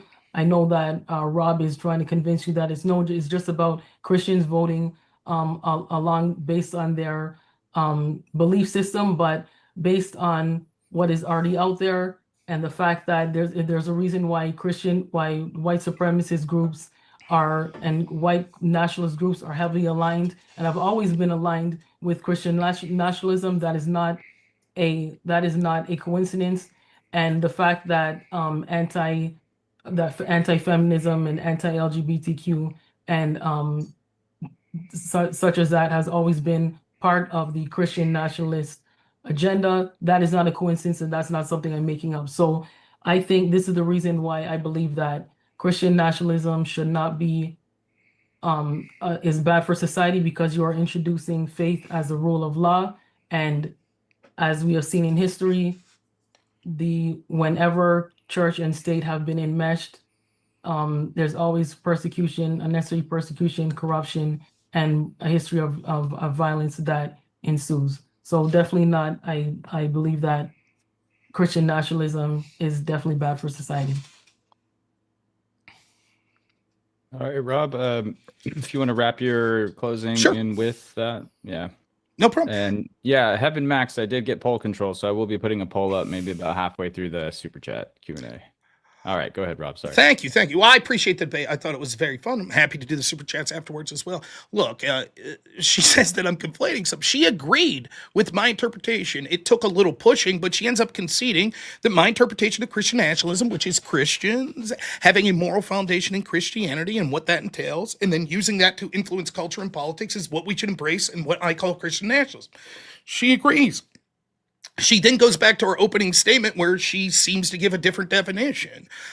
She is all over the place in this debate, and it's unfortunate because I think there was more room to get into specifics, and I do apologize for that, but let me try to clear it up a little. It seems like her problem seems to be that Christianity is, quote, subjective. I think that Christianity is at least an attempt to be objective, even if your interpretation can be incorrect, as opposed to whatever interpretation she has, which is just a subjective morality. She gets out of it by saying, but we use logic. But as you can see, by the example of just the abortion debate and many others here, it's not so simple as say, oh, this is logic, we all know what it is, therefore here's the right answer. She is using her subjective preferences, and she concedes, basically, that all of us do that. So the only problem is, for some reason, many of these anti-Christian nationalist people seem to only have a problem when Christians use their interpretation of morality to influence culture and law. Why is that?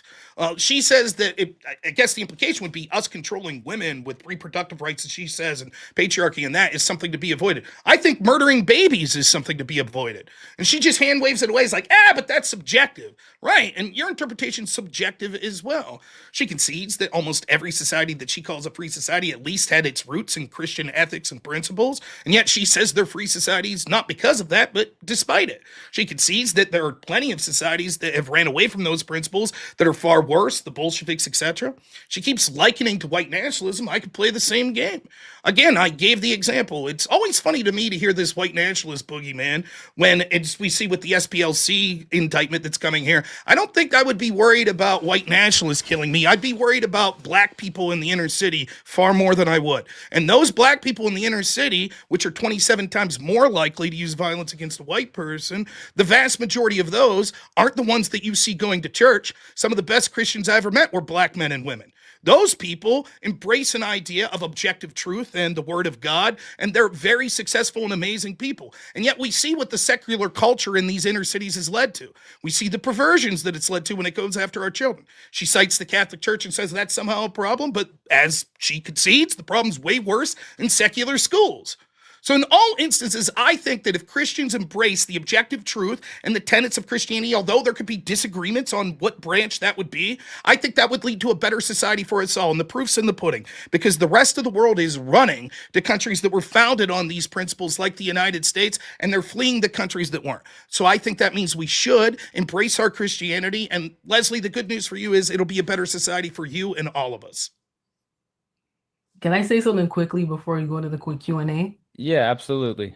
Number one, when you talk about people are flocking to these Christian nations, my question to you is, where are the individuals who end up going to child trafficking hubs? Where are they coming from? They actually come from these Christian nations that you're talking about. When you talk about white people are more likely to be killed by a black person, you're equating that to race. That's a socioeconomic problem that has nothing to do with race.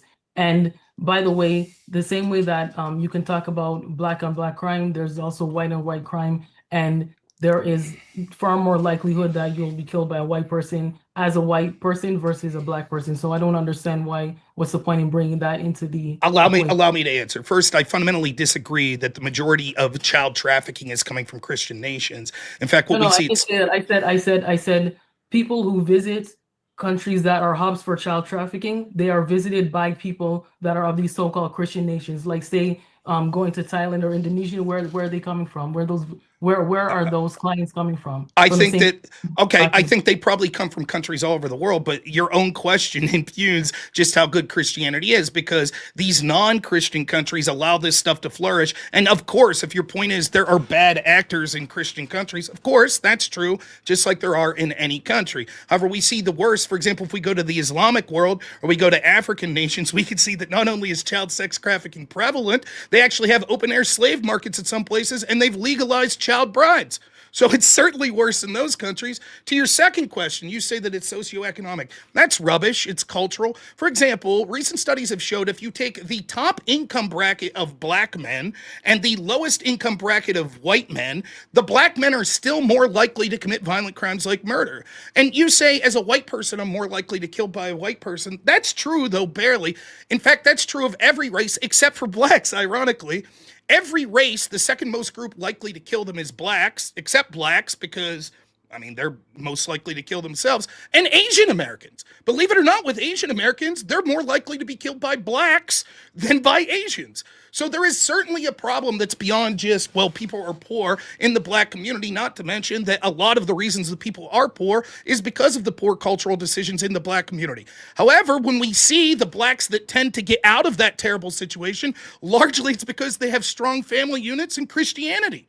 So the very solution to your problem, particularly in these inner city black communities, where the vast majority of these murders, over 50% of murders coming from this community, is Christianity and embracing that sort of ideology. But instead we wax on about January 6th and white supremacy. The truth is there's more of a demand for white supremacy in the Western world than there is a supply.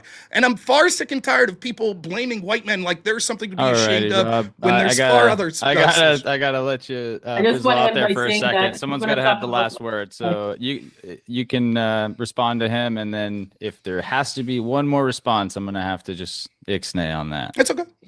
Yeah, understand the difference between socioeconomic condition versus race. Those are two different things. The socioeconomic condition of Black people comes from a snowball effect of slavery, colonization, the Reconstruction era, the lynching era, the era of civil rights, and the fact that it's only been in recent history that Blacks have had an opportunity to change their socioeconomic status. Number one. Number two, if you're going to talk about killing, you should also talk about crime and the prevalence that white people also have in crimes, because I would ask you, what is the racial makeup of the people in, say, the Epstein files? What is the racial makeup of people that are caught in white-collar crimes? But nobody seems to talk about that because they're more focused on Black on Black crime and using that as an excuse to talk about why Black people play the victim card when it comes to talking about crime. So that's just, I know that is completely irrelevant to what we're talking about, but I just want to make that clear that you should make a distinction and make sure you understand the difference between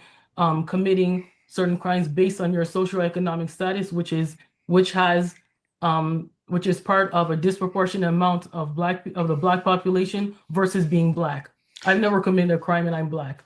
No one suggested that. We're talking about percentages, and real quick, I'll be quick with this. Interesting you bring up child sex crimes. In the United States, Blacks make up about 13% of the population, and yet 25% roughly of the abuses against children. So even in that statistic, yes, Blacks commit a disproportionate amount of crime. Hand-waving their agency away saying, but that's because they're poor, means that we're never able to get to the root of these problems. And lastly, I wouldn't have brought it up except your incessant harping on white supremacy, et cetera, et cetera. And I think if we're going to talk about the real problems in the Western world, it ain't white people.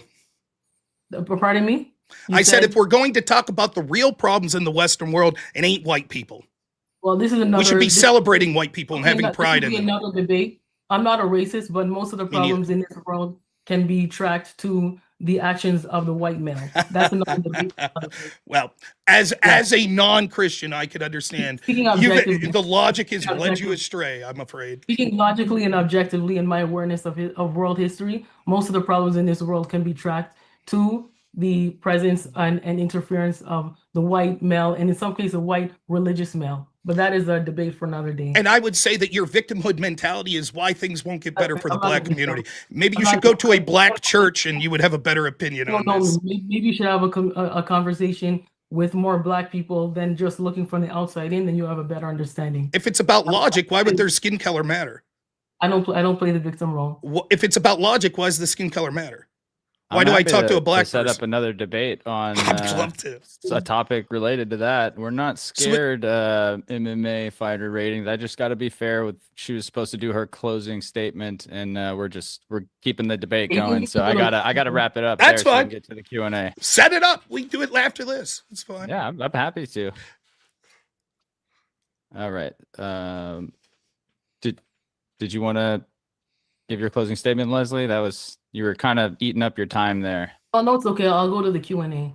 She already did. Okay. She did the closing statement. That was the closing? Okay. No. Great. She did it before me. She did a closing statement than I did. Yeah. Oh, okay. I thought when she asked the question, that was kind of not related. All right. Yeah, I missed that. All right. So first super chat is... Well, I just want to give a shout out to Fresh and Fit Forever and Blake Ritt for becoming members on the channel at the debater level. And appreciate the chat for being so engaged and accusing me both ways every time. That's great.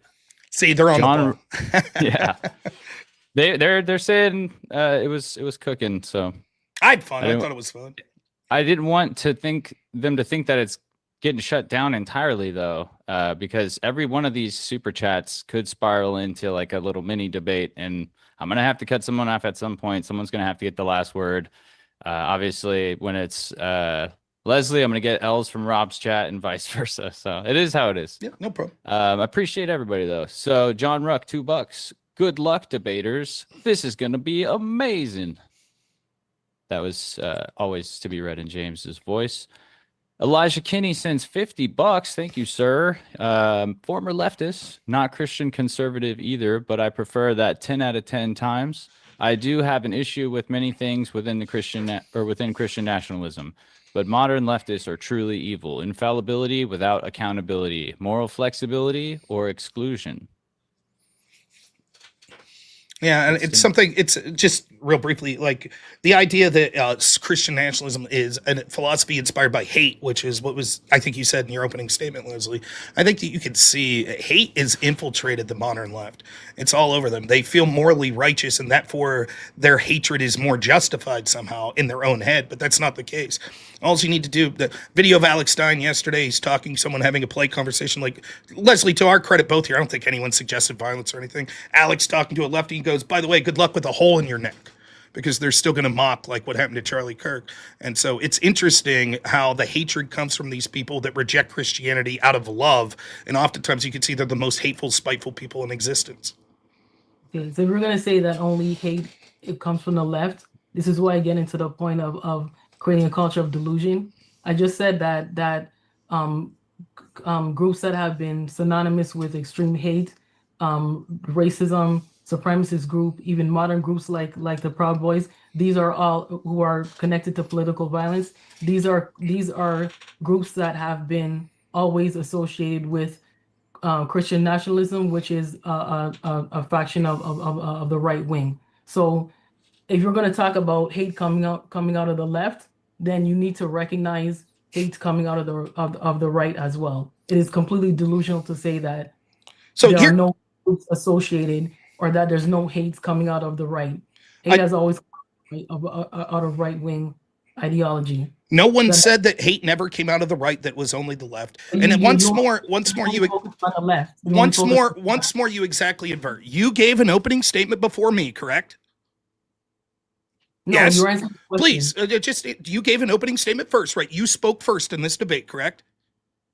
Yes. In there, you talked about Christian nationalism being foundationed by hate, that there's hate underlying it, correct?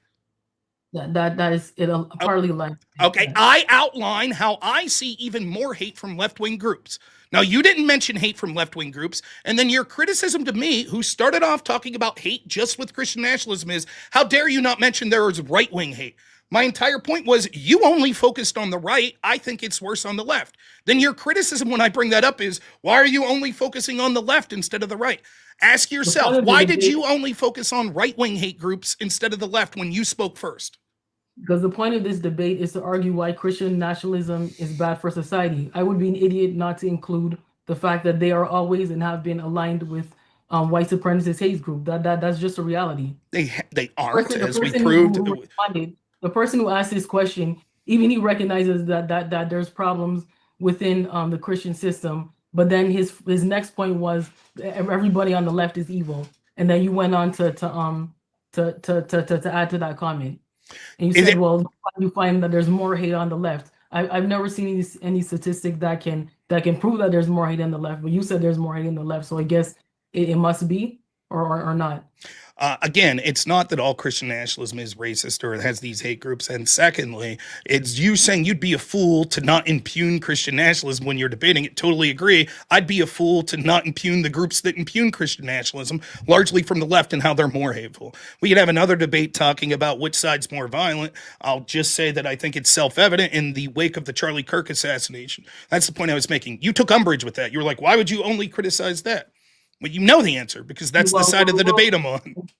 Okay, but fortunately, I might have to give Rob the last word on that one, because we got a good amount of super chats to get through, Leslie. And whatever we're going to respond might connect to something else here. So, Mama Owlbear 123 or 23 cents, $20. How do you feel now that you know pretty much all racism at the national level was fake, now that you know the SPLC was paying their instigators, such as the Grand Wizard of the KKK? That's to you, Leslie. What's the question? How do you feel now that you know all the racism was faked according or based on the SPLC is what they're asking? Okay, first of all, I don't know SPLC leak, or I don't know about the SPLC leak. But I don't think it was a leak. It was a court adjudication. Indictment. Yeah. Indictment. That's the word. But to say that proves that racism is fake, it's not. So I don't understand the question. No, I agree. Yeah, both. Person, if someone says that the Grand Wizard was paid, that's an evidence of some kind of corruption. But racism is real. So I don't understand what the question is. It's not fake. I will defend you. I think just because there's certainly racism. There's not a supply of white nationalism that is as much as the demand. So they have to fake it. That's what the Southern Poverty Law Center. But I think there is absolutely racism, and a huge disproportionate amount comes from people against white people. The racism against white people is prolific and disgusting. As you said here, even you, without any sort of objectivity whatsoever, says the majority of problems in the world could be posted back to white people. So it just shows how endemic this racism is. I'm not racist against white people, and I actually do agree that there's racism against white people, but there's again a debate for another day. There's a reason why I made that statement. It's fair. Racism exists. Okay, so yeah, racism exists. Okay, moving on to the next couple super chats. We got Flare Riot sends $2, doesn't say anything, just sends some support. Appreciate that. Electric Pineapple, $5, says, since logic determines what is right, outlining a syllogism on how abortion is not wrong. Was that a question? Okay. You know what a syllogism is? If A, then B, therefore, or if A and B, therefore C. Oh, okay. I see what they're saying. That's now. The comment or the comma there kind of confused me. It was an Oxford comma. Since logic determines what is right, outline a syllogism on how abortion is not wrong. Got it. My bad, Electric Pineapple. Leslie, he wants to know if you could do a syllogism for that, Leslie. Okay. Logically, is there a prevalence of problems that are connected to unwanted children in this world? Is there logically a connection between the burden or pain of being in this world with an extreme condition or a debilitating or condition that will never end or will never be cured?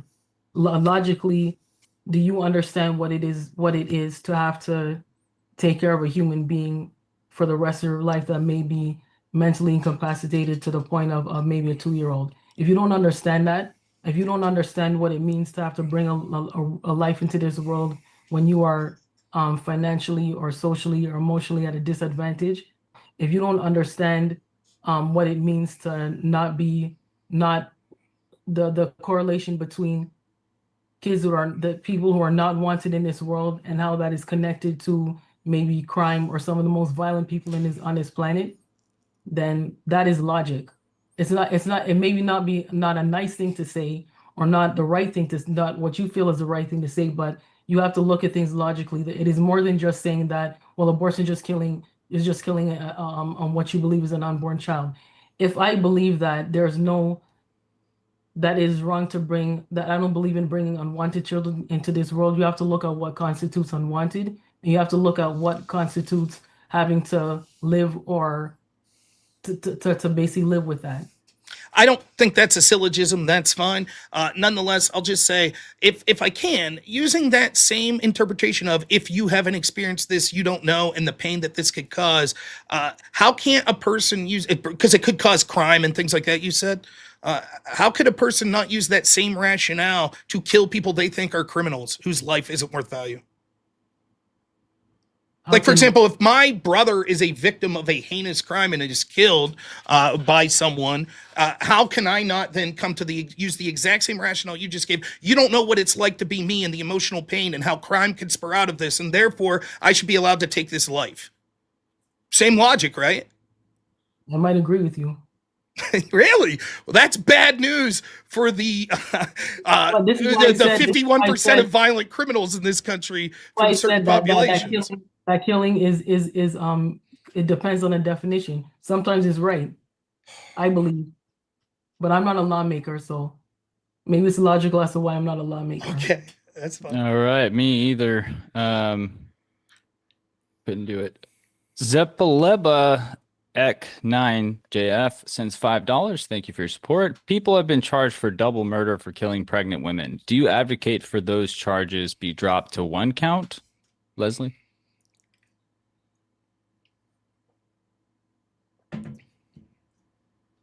Okay. If I advocated to be, That was a question of like if a pregnant woman was killed, do you think that should only be one count of murder, or should we keep it at double homicide oh, like it is currently? I would say one count of murder. Okay, Rob, you want to say That's a anything to that? spicy meatball. Listen, I just got to say, your previous answer, by the way, I don't know if you realize you're basically giving talking points from like the Klan. And they'd say, we agree with Leslie. If we think there's a percent of the population that's aggrieved us and likely to commit violence, we can take their life. Be careful. That's all I'm saying. You're actually giving talking points to the groups you probably hate the most. So, I mean, or I could be taking talking points from lawyers who are able to prove that their client is actually not guilty of a crime when they actually did kill a person. Sometimes you have to establish guilt and whether it's No. Perhaps you or not. Perhaps you misunderstood the analogy I was making. We're not talking about a claim of self-defense. Someone attacks me with a knife and I use self-defense and they end up dying. That's a different matter than they killed my brother, or I think they've committed crimes against people in my community, so I vigilante take action against them. That's completely different. And you said, yeah, I agree. Sometimes that should be right.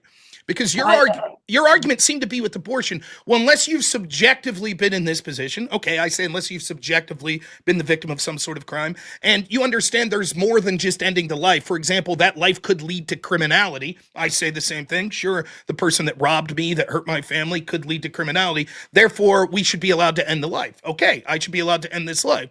It's sort of, I'm trying to be as apples to apples as possible to let you know how what you're calling logic in this situation could actually lead to a bunch of outcomes that would appall you. And you were like, no, I'm okay with that. And I'm like, that would be bad for like people that say, well, disproportionately, this community commits violence. And so therefore we're allowed to use vigilante justice against them. That'd probably be akin to many of those white nationalist groups that you claim to hate. And they would say, well, listen to what Leslie said. Same argument. Okay, no, what I'm saying is sometimes a crime can be, if you can be punishable for, you can be punished for a crime, but sometimes it can be justified. I don't know how to. Okay, I'm good. I can move on. That's fine. Yeah, you can be justified, but also guilty of a crime. Thank you. We got another $2 from Enforcer Goofy. Rob, would Christians accept Dave? Dave. I don't know what that is. Some inside joke, but we are a loving people. It's I think they were educating me in a previous debate that Dave is like a musician on YouTube or something. I didn't bother looking him up. The young kid, 6'7", right? Did I get that right? Like, probably. I don't know. We're a loving people. That's what I'll say. We got about 6-7 questions left. Okay. But they're coming in still as we're answering each one, so appreciate you guys hanging. Sure. All right, next question is from Chef Secret Sauce Nasty. He sends $10. Please tell me what your favorite pizza is. Mike, you hate pizza, so you can withhold. Sad. Unless you changed? Leslie, I disagree with some, but you are doing great. Please keep debating. I agree. You should keep debating. I enjoyed it thoroughly. Thank you. Now, what's both of your favorite pizzas so that he doesn't spam me in the chat? I'm going to cheat. I'm going to say the local pizza place I grew up at, Joe's Pizza, with mushrooms, extra cheese, onion, and pepperoni. Stromboli, though. I like it folded over. So that's my favorite. I like Hawaiian and pepperoni. All right. Thank you, Chef. I hope you're happy with that answer. Okay, Capital Science sends $10. Thank you, sir. Biologists from 1,058 academic institutions around the world assess survey items on when a human's life begins, and overall, 96%, so it's 5,337 out of 5,577, affirmed the fertilization view. Source, PubMed. So that was based back on the abortion topic. And it goes to the logic suggesting that the life begins at conception. Therefore, abortion's murder. Leslie, did you want to comment on that? Sure. I use an acorn analogy. I'll use a seed. If I plant a seed, it's germinating, and I pull it out. Have I pulled out a rose, or have I pulled out a seed? You've built up the life that was in this seed is sort of different, right? The concept of using different things that aren't human in order to discuss this. For example, I could be arrested for killing the eggs of eagles, but not for killing a fetus. Why is that? You see, you'd be like, well, it's not directly analogous. The point is, life begins at conception, and it is life that will become human. And so, why should we have the right to exterminate it? It just gets to the question. It gets to the question of logic, and your disagreement with this, disagreeing with 96% of scientists, proves that what you claim is you embracing positions because of logic is in fact subjective. The same criticism you level at criticism. You answer my question. Did you pull out a seed or a rose? If I reach in the ground and pull out a rose seed, if I plant a seed in the ground and I'm trying to grow a rose, and I pull it out of the soil, have I pulled out a seed or a rose? You pulled out a seed. What does that have to do? I preempted that by the answer I just gave. Care to respond? Care to respond? We all started as a seed, do we not? Care to respond to what I just gave? What was your question? I said I responded to this by saying, sure, that would be a seed, but it's not analogous to compare humans to other things like plant life. For example, if we're going to do that, I could say it is a crime, for example, to kill eggs of an eagle. And I can't say, oh, it's eagles that are endangered, not their eggs. Therefore, and also, like, if I really want to get to brass tacks, like, you made an insanely monstrous answer to an answer like 3 questions ago. If I kill a pregnant lady, I should not be charged with killing the life inside her? That's appalling. I mean, so I think your opinion on this is to easily be dispensed, or at least be told to be subjective, which is your entire criticism with Christians involving themselves on this policy issue. That's your opinion. But that's your opinion. Exactly. So we both have an opinion. So why shouldn't Christians be allowed to use their opinion to inform abortion law? Why should I not be able to have my opinion to vote based on my beliefs? There you go. Your criticism of Christians weighing in on this was it's subjective. Now you acknowledge, but we're all subjective. I argue being a Christian and a Christian being the rule of law. And I gave you an example as to why it is problematic when there is no separation of church and state. That is not the same thing as you being a Christian and following your faith. And did you concede my definition early in the debate? Yes or no? Yes, that has nothing to do with what I said. Okay, so then you saying, but there are other forms of Christian nationalism that could be bad is sort of irrelevant to the discussion. Your specific argument against my interpretation of Christian nationalism when it comes to abortion law is, but your Christianity is subjective. Therefore, you should not be allowed to weigh in on this. And your argument on your preferences on abortion law, you're now conceding, are also entirely subjective. So why should I be told that I can't use my, in your words, subjective opinion, but you're allowed to use yours? I didn't tell you can use your search. Great, you support Christian nationalism. Thank you. All right, but sorry, I do got to move it on, Leslie. We can circle back if there's a question related to the same topic. Right, the Jabroni Big Time sends $5 and says, Leslie, thanks for the debate. Be grateful Rob took it easy on you. By the way, there's no such thing as an unwanted baby. The adoption rate of babies is 100%. Why was the baby given up for adoption? A specific person. Unfortunately, that child was not wanted. Okay. Fortunately, hopefully, that child finds a good home. But you're still getting into the idea of an unwanted child. But why just because the child at 9 months, like 2 days before the due date, we're allowed to exterminate it because it's unwanted? Focused on. No, if in the mindset, if it is in your mindset that I don't want to be pregnant or I don't want to have the child, however you want to approach that, you do not want the child. It is an unwanted child. So therefore, correct? We should be allowed to kill unwanted children? There has been more problems for those people who are brought in society as unwanted individuals. Maybe you were wanted as a child. Damn right, my parents are great.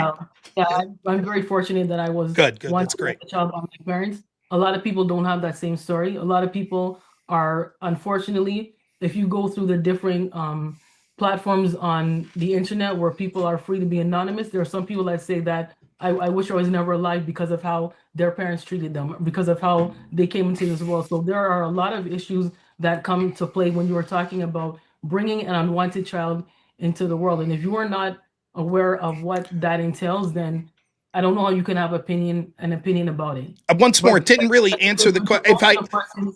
To go to the person who asked the question, unfortunately, an abortion is actually an example of an unwanted child.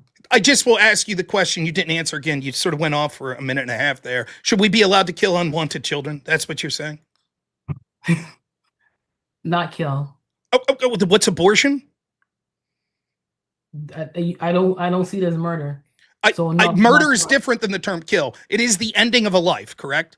You don't think it's unjustified, therefore it's not murder, but it's still killing. Should we be allowed to kill unwanted children? It's not killing. Is it a life? I think we covered this pretty good in the first 20 minutes. All right, I'll just one sentence and I'll murder. end it. She just gave the rationale why if a mom, and you hear these cases. How do we get from asking about abortion to Rebecca, because you're obsessed with this issue.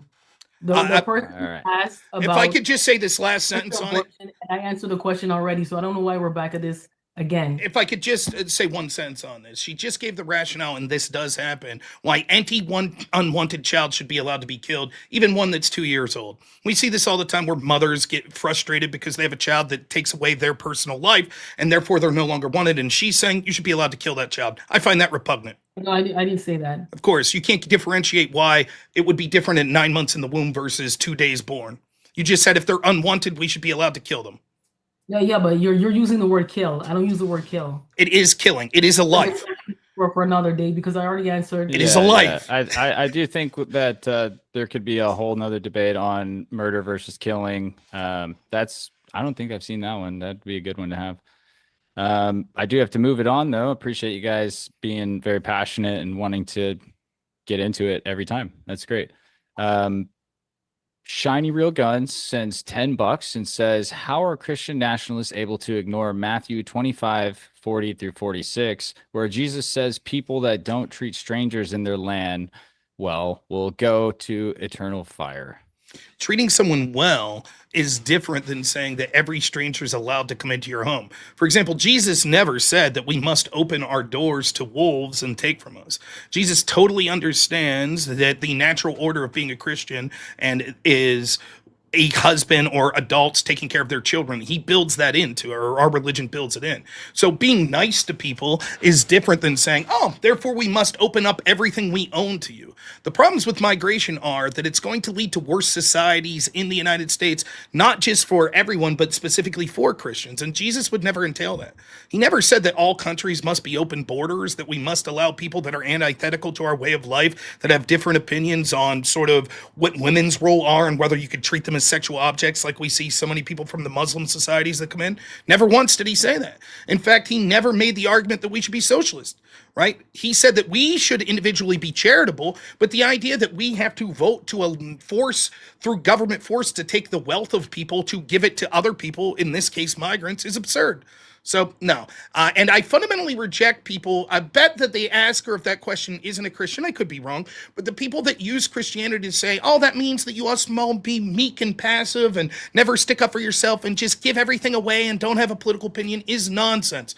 I think that Christianity means that I have every right to support myself, my community, fellow Christians, and my family, and my child, and embrace this country and that sort of Christian ethic, and make sure that it exists far into the future so my great-great-grandchildren can enjoy this beautiful country that I had the option to.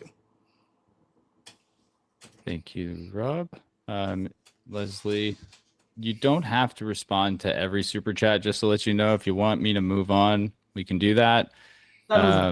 Actually, no, it's not required, but I mean, obviously it shows good faith if they're asking a direct question and you actually answer it, you know? He actually, Rob actually contradicted himself. You're talking about being a nice Christian, but you don't want to help migrants. What if it's a Christian migrant? Who said I don't want to? Who says I, as an individual, might choose to not help migrants? That's different than compelling people to help migrants. You don't want migrants in your country. Do you want to help? Do you want to help migrants? All of a sudden, America is a country built on immigration. All of a sudden, immigration is a bad thing. Christians, most Christians, the real Christians that I know, are charitable and welcoming and warming. I don't see how a Christian who openly says that I don't want to help someone who is here just basically surviving, living under meager and probably unthinkable means, just trying to make a living. Why would you not want to help them? Okay, helping's different than allowing them in. I'll ask two questions. Do you think the only Christian position is open borders? No. Wait, Wouldn't that be, if someone comes and we refuse to allow them in, isn't that anti-Christian under your interpretation? If some migrant comes, says, I want to into the country, we would have to accept them based on your interpretation of Christianity, correct? Or that wouldn't be being nice to them. Well, based on your interpretation of what it means to be a Christian, I would think it is. No, it's not. Secondly, you have a more, open borders. I already explained why that's not the case. I'll ask you one real quick question after that. You have a morality that's not from Christianity. Does that morality mean that you should help migrants, your own personal? Morality that's based on the 10 Commandments. But your morality does say that you should help migrants? If I saw a migrant, I would help them. How many are living with you? I could give you some names. Let's send them to your house. I feel sorrier for the condition that migrants are escaping, which is actually conditions that are brought about by Christian countries. I feel sorrier for them than a lot of us who live in the spoiled West. But again, this is a conversation. How many are you housing? There's a lot of them are escaping conditions that these so you're housing them. How many Americans have created? How many are you housing? Understand that to get to the bottom of that. How many are you housing? I'm not housing any. Oh, so your version of morality is saying that you force other people. Let me finish real quick. So much like most progressives or big government or socialist lefties, your morality is you yourself won't do anything, but you think you should have the government compel through the use of force to have other people help. But your morality isn't that you have to help them. That's interesting. All I said was it is very interesting that you said we're Christians and we're loving people. You said that we're Christians and we're loving people, but you automatically do not want to help someone who is in need. That's all I said. I don't think helping someone with... That was in response to the person who asked the question. So I'll go back to the Q&A. I don't feel that you're a moral person because you yourself are unwilling to take actions that inconvenience yourself. I don't think you understand what it means to be a Christian. Secondly, I gave my interpretation of Christianity. I don't think being nice to people means that we have to leave them into the country. I think it's absurd that your interpretation is that must be the case would mean that any Christian nation had to have open borders, which is absurd. Okay. All right. Yeah, we got into that one a little bit. Appreciate it. Okay, we got Christopher Scott for $5. He says, what are the laws of logic if you say we should be logical? Leslie. What makes the most sense is the best way to explain that. To explain what the laws of logic are? I think that's a different question. What is objective versus subjective? What makes sense? What doesn't make sense? What is right? Understanding what is right and what is wrong. 2 + 2 is 4 will always be right. That's not a subjective statement. That is true. So whatever is true and factual and devoid of emotion or bias is how I determine logic, or how I think logic should be determined. All right, Rob, you got a response to that? I'm sure fine. That's fine. Okay.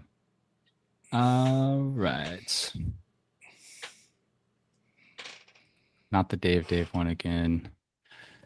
Okay, Zach Gelpy, 61, sends $20. Thank you, sir. He says, know quite a few Proud Boys, and sure, some are Christians, but I also know a Jew. I know a Hindu, and I know a Buddhist who are also part of the Proud Boys. What did the Proud Boys do that was so wrong, by the way? Were they January 6th or something? I don't remember. They weren't. I never got into that lore. Well, no, Leslie keeps bringing up it's one of the only groups she continually names is this terrible group. The questioner highlights that there are many Proud Boys that aren't Christian. My question is, what's specifically so bad about the Proud Boys? I first of all, I mentioned them like once or twice, and only because I'm mentioning groups that align themselves with white nationalism and have been connected to political violence. I knew the leader of the Proud Boys. I'm actually friends with him. His name's Enrique Tarrio. Does he sound like a white guy? What does that have to do with anything? You're claiming that the Proud Boys are white nationalists, aligned with white nationalists. They're not. Yeah, but what? There are white people with Latino names. So what? Okay, but he's not white. Enrique Tarrio is not a white guy. Show me examples of the Proud Boys being white nationalists. They only allow white people in. They're attacking people for racial reasons. What is it that they've done that's white nationalist? when I look at groups that have been connected to white nationalism and political violence and also being connected to the January 6th riots, sorry, not riots, but the insurrection, the Proud Boys is one of them. Okay, So cool. maybe you think storming the Capitol was a great idea. Maybe you think that kind of civil disobedience is okay, but I don't know.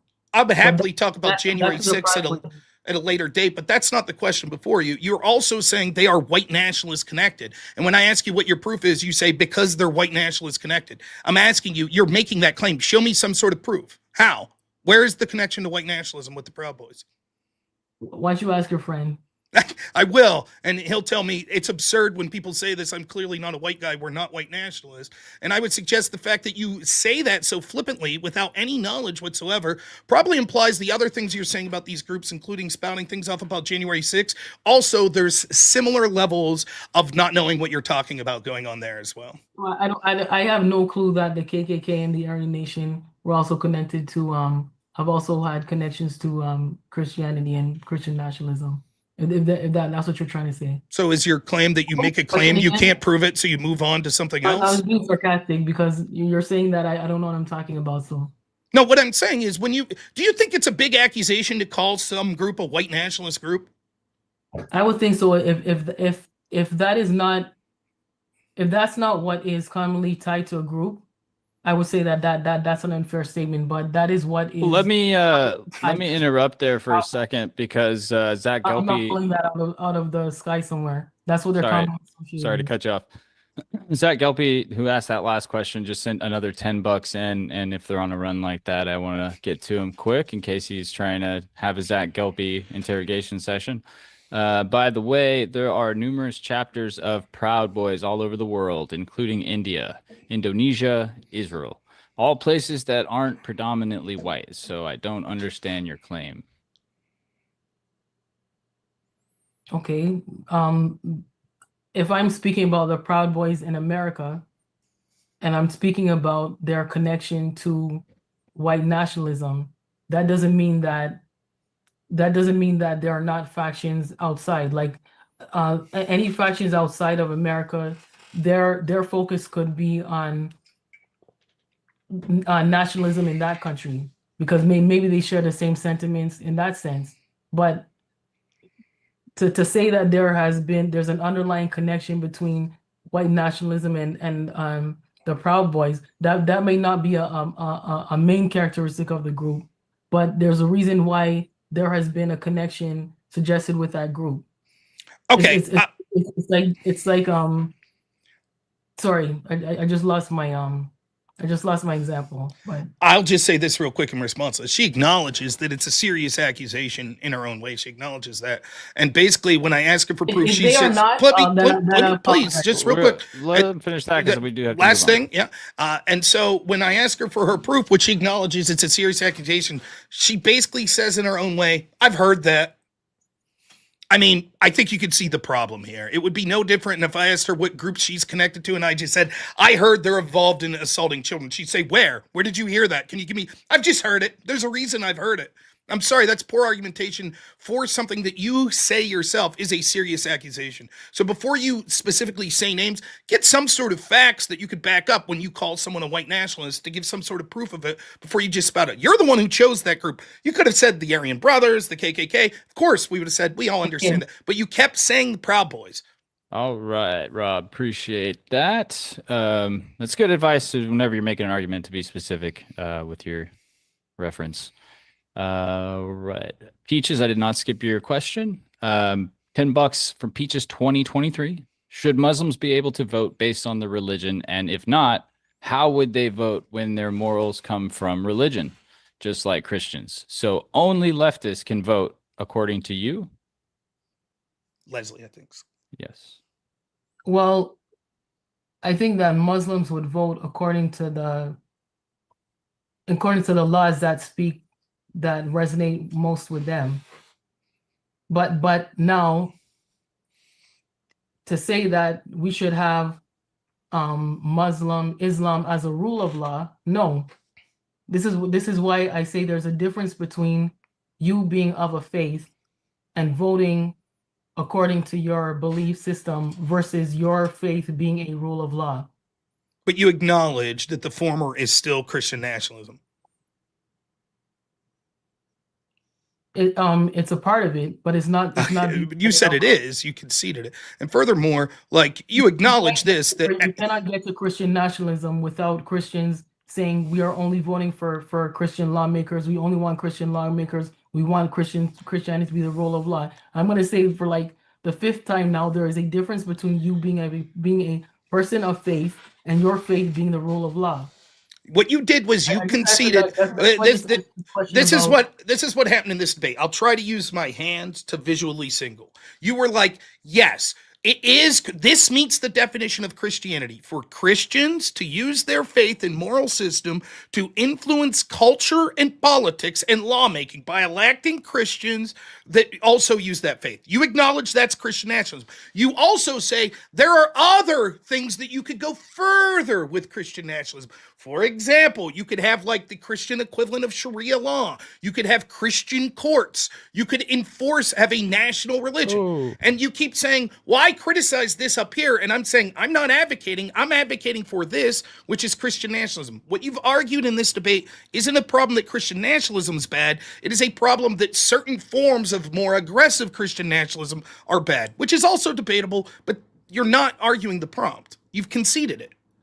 No, I argued that there is a difference between being a person of faith and arguing and voting according to your beliefs versus your faith being the rule of law. I don't know how many ways I'm supposed to say that. You should not have conceded in the first 5 minutes of the debate that my interpretation is in fact Christian nationalism. I agreed with what your what your definition said, but again, do you understand what I'm saying? You're saying that there are more aggressive forms of Christian nationalism? Do you understand what I'm saying? That there's a difference between... Oh, Leslie, he's answering. Yeah, he's answering. Yes, that's what I just explained. You were saying there are more aggressive forms of Christian nationalism that you don't like. But you're saying this also is Christian nationalism, and you're not making arguments why this is bad. You're saying this appears bad. You have conceded to the fact that there's a difference between being a person of faith, voting according to their beliefs, versus that faith being the rule of law. Yes or no? Yes, I've conceded that the former is Christian nationalism, which is good. All right. Cool. We'll move on from there then. Okay. You've conceded that apples are different than oranges. Aha, I win. They are, Rob, and I'll debate you on that. All right. Elijah Kinney sends in $5. National socialism, communism, current left extremists. It's not even close. Who's more violent? All right. Dataless Gecko Actual sends $5. Says, Leslie, you seem to prefer and defer to logic. Could you enlighten us on the laws of logic? Okay, we did cover that already. That was a separate question, though. Electric Pineapple says, Rob, show us your... No, thanks. Wait, no, that's not what you think it says. Hold on. Someone just sent in 2 more super chats and it flew out of the way. Okay, hold on. It's not going where you thought. Rob, show us your steelman of anti-Christian nationalism. Sure. Steelman would be that if Christians use their morality in mass to vote, that it could ostracize other people and mean that they themselves cannot use their opinions and their philosophy or religion in order to embrace the society they would want. Is that fair? Would you say that's basically Steelman, Leslie, what you're trying to say? Okay. Yes. Of course, the answer to that is, but that's true of any belief. That could theoretically happen. Why is it only Christians? For example, if a bunch of secularists got together and said, we're, what do they call them? Secular humanists get together and they make up 70% of a particular state, country, whatever, and they say, we're going to use our moral foundation to create laws. Couldn't we say, well, that too should be avoided because that could ostracize the Christians or the Muslims, etc. And they would say, no. We'll still have laws that allow them to practice. How's what I'm suggesting any different? It's just that people want, there's this constant thing. I think it's through the idea of cultural Marxism, which is that we take people and we identify them based on group characteristics as oppressors or oppressed. In this case with Christianity, we say Christianity is oppressors. And so therefore we're allowed to say that they're unique in that they shouldn't have a voice and that they shouldn't use their religion. And even people that are non-Christian continually tell us, this is what Christianity means. And this is why it means that you shouldn't vote and that you should allow your borders open, etc., etc. But they don't do that to any other religion or philosophical belief. Similarly, how we have an attack on European values, white people are oppressors, every other group is oppressed, men are oppressors, every other group is oppressed. It's just a tool used for power to try to silence Christians. And you can see logically it would apply Speaking to of any... silencing Christians, I got to read this one that I skipped. Sorry, Rob. That's fine. Cut you off there. That was it. Blasterbot Ye2 UK sent $5, says she convinced me she wants Christians not to vote their values while everyone else is allowed to, putting them at a competitive disadvantage. That's why I wanted to stop it there, because it was exactly related to what you're saying. So I just wanted to I don't know what part of my debate double that person would have got that from. I just said that that it's okay to vote according to what your belief system feels is good to vote for. Is that Christian nationalism? No, that's a Christian voting based on what they believe speaks to them. Is it Christian? Is it Christian? Christian nationalism is a non-separation of church and state. Christian nationalism is Christianity as the rule of law. I don't understand what is hard about that to understand. Did you not concede to the following, that Christian nationalism can be Christians using their religion to push for cultural and political movements for what they want? Did you not concede that that's Christian nationalism? You understand what that means? Yes. You are looking for Christian dominance politically. That doesn't necessarily mean that. That's what you just said. I said that I think that we should allow. I said, is it okay? Could it be that a Christian using their worldview, their philosophy to push for laws and culture that falls in line with their religion, isn't them saying that means that there's no Islam, or that means that women have to stay in the house? Is that possible? Sure. Okay. Is that wrong? You acknowledge that's Christian nationalism. Is that something that should be avoided? Is that bad? I think it should be avoided, but I can't stop a person from voting that way. But you think it's bad. That's what you just said. Okay, then the donator there, thank you so much, sir, who donated, is absolutely right. You think it's bad for Christians to vote. I thought you said that Christian has nothing to do with that Christian nationalism has nothing to do with anti-women's rights. It's just about Christian. I mean, I don't know where to go from here. I know where to go. We're going to go to the next super chat.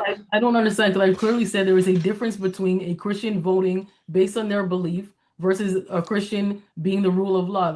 I don't understand how many ways you said over and over, probably 15 times, including just there. You're talking about if you are voting as a Christian. Say, wait a minute, I like this politician because I like what they're saying about they're against abortion or whatever. I like that. If you are creating a movement where you only want Christian lawmakers and you only want a Christian government, that's a Christian nationalist society. Do you only want living amongst Christians and living amongst a society where Christianity is a rule of law? I don't know how else am I supposed to explain that? I don't. Let me explain again. At least, if I could real quick. Sorry, guys. I gotta take control. I'm gonna have to mute if y'all don't stop here. We could definitely spiral and go back and forth on a no, I said this, no, you said that for longer than we need to here. We do have a time limit, so. Not every chance to read every super chat if we let it go, and I don't want to do that to people. Christopher Scott, I asked already. Electric Pineapple asked to see Rob's argument. Okay, Chef Secret Sauce sent another $5, and these are 2 responses back to back. Short response: Rob, conservatives say baby death is bad. The number of suitable adopters is questionable, right? Anyone gets a baby? Solution isn't there. Murder, just because things are difficult doesn't mean that murder is the answer. We should do things in society to make things better. I don't understand. And by the way, Uh, Christians adopt far more than people that are non-Christian. Hope you got that, Chef Secret. He also said, Mike, we got to figure this out. If it was just for you, not others, just you, would you get rid of pizza forever? Pick one. That's all I ask. Oh, man. I don't eat it often enough to miss it, but I like the option. So I'm going to be vague. Enforcer Goofy sent $5. Rob, Dave Davis banned from every religion but Christians, apparently. Why would you accept someone like that? Sounds like a real jerk. Rodney 1919 sends $5. If the Bible is the law, do Christian nationalists expect citizens to be punished for transgressions as commanded in the scripture? No. In fact, for example, one of the commandments is to honor your mother and father. Just because something is prescribed to us through the Bible doesn't mean that we need to enforce it in the legal system. So I would not, and I think almost all Christians would not suggest that there's legal punishment for dishonoring your mother and father, right? What it does is it shows us how we should live our lives. The question, and it's a backbone for how we should structure society as well. Part of structuring society is through our legal system, our political system. Part of structuring it is through our cultural system. So no, not everything outlined in the Bible would have to be made a crime if it's deemed a sin. Thank you for that response. Okay, Airborne Animal 9170 sent $5 saying a person's worth is not dependent upon their parent wanting them. This is why the left is absolutely immoral and must be combated in every way. N1SB. Totally agree. To exterminate a life because the parent says they don't think your life has value is monstrous. Leslie, do you want to respond to that? It's monstrous, but that's reality.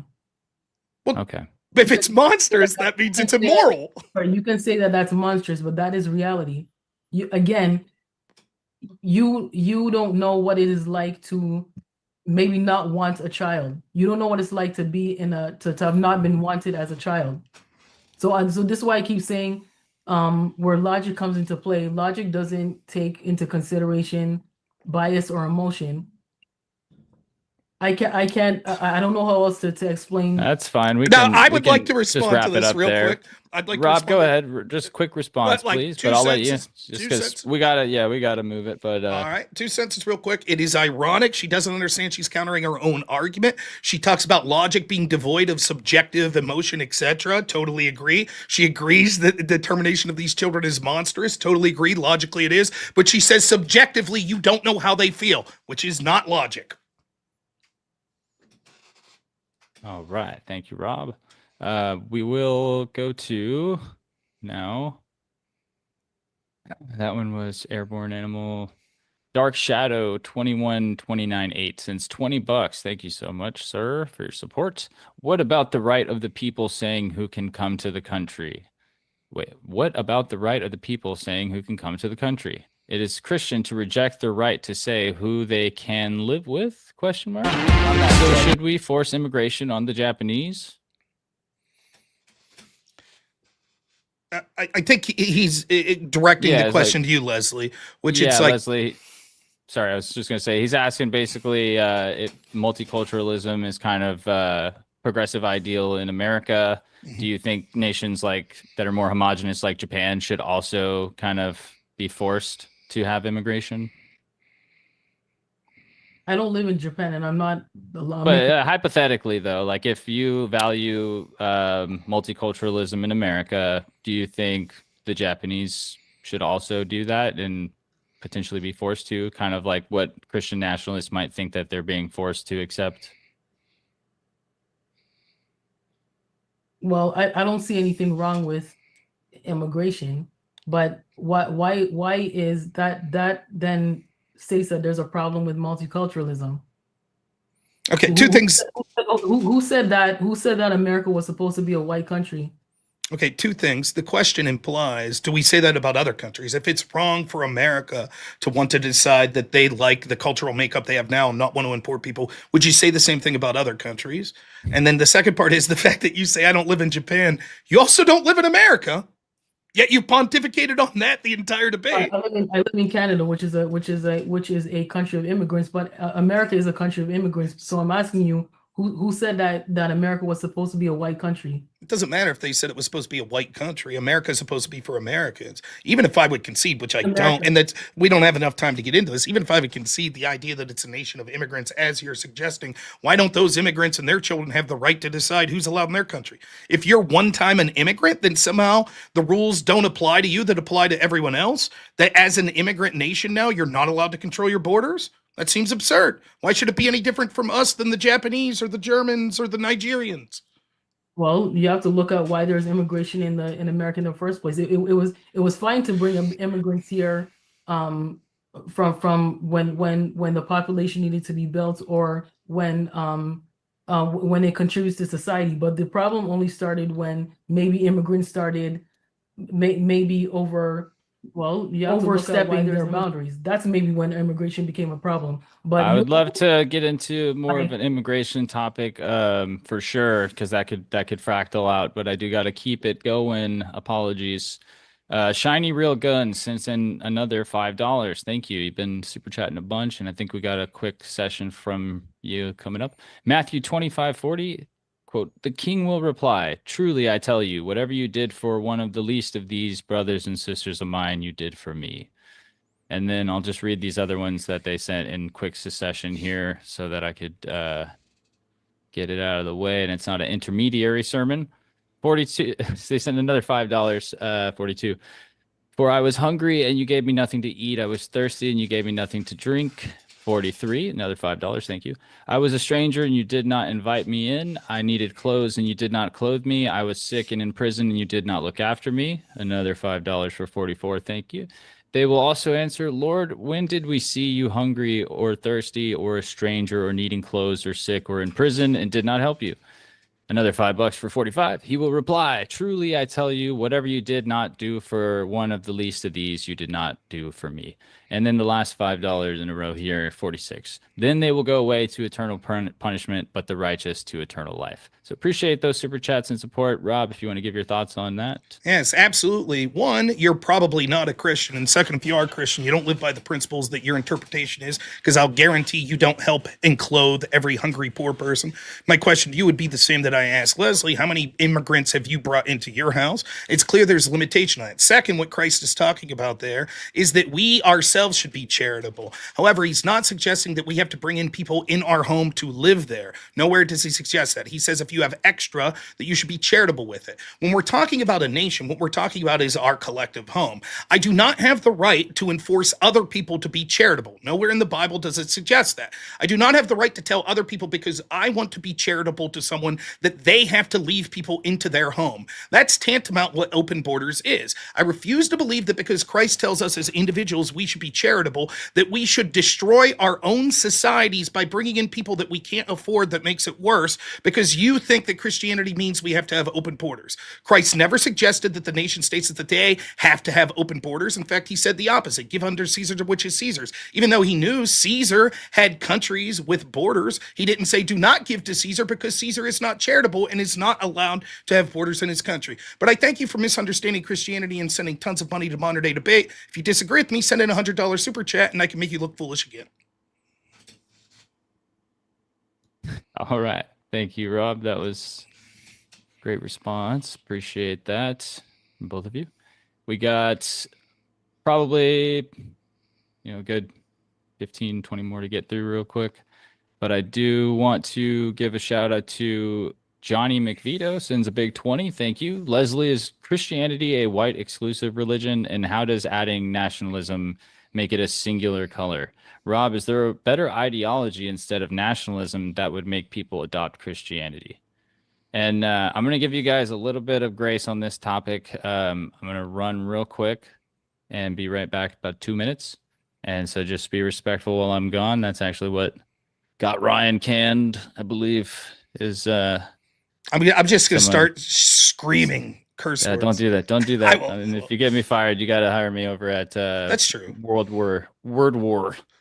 I am not in charge of hiring there, but that's fine. Leslie, do you want to answer first or me? Go ahead. Matter. I'm gonna mute up, and there are other mods in the chat, so guys behave in there. Well, right, I think Christianity was a European, came out of sorry, I don't want to say that. I will say that Christianity has spread across the world, so it's not to say that only white people should be Christian and only white people are Christians. However, there is the existence of the concept of white nationalism. So I don't know if that answers the question. So no, you don't have to be Christianity is not only for white people, but that doesn't negate the existence of white Christian nationalism. Yeah, white Christian nationalism exists. There's all sorts of ideology with black supremacy, white supremacy, supremacy based on all sorts of things, both Christian, Muslim, outside of the scope. It's not really sort of responsive to whether or not we should embrace Christianity. To the question that was asked to me, it's sort of a weird question because if I'm trying to convince someone to become Christian, the politics of it or the nationalism of it wouldn't be the first thing I would go to. In fact, it's probably the last thing I would go to. The question of Christian nationalism is sort of a political and cultural question. The question of Christianity, first and foremost, should be a personal question. It should be your relationship with God and with Christ. And so I don't think that trying to convince someone to be a Christian by saying like, hey, let's look what Christian nationalism would lead to would be the way that I would go about it. For me, I don't like to evangelize and talk about sort of people's personal relationship and their personal religion or denominations of those things. If I was going to suggest to a friend and putting my best foot forward to become Christian, I'd probably talk about the personal benefits I've received in my life from following Christ and from like having a family and having a loving wife and a child. That's how I go.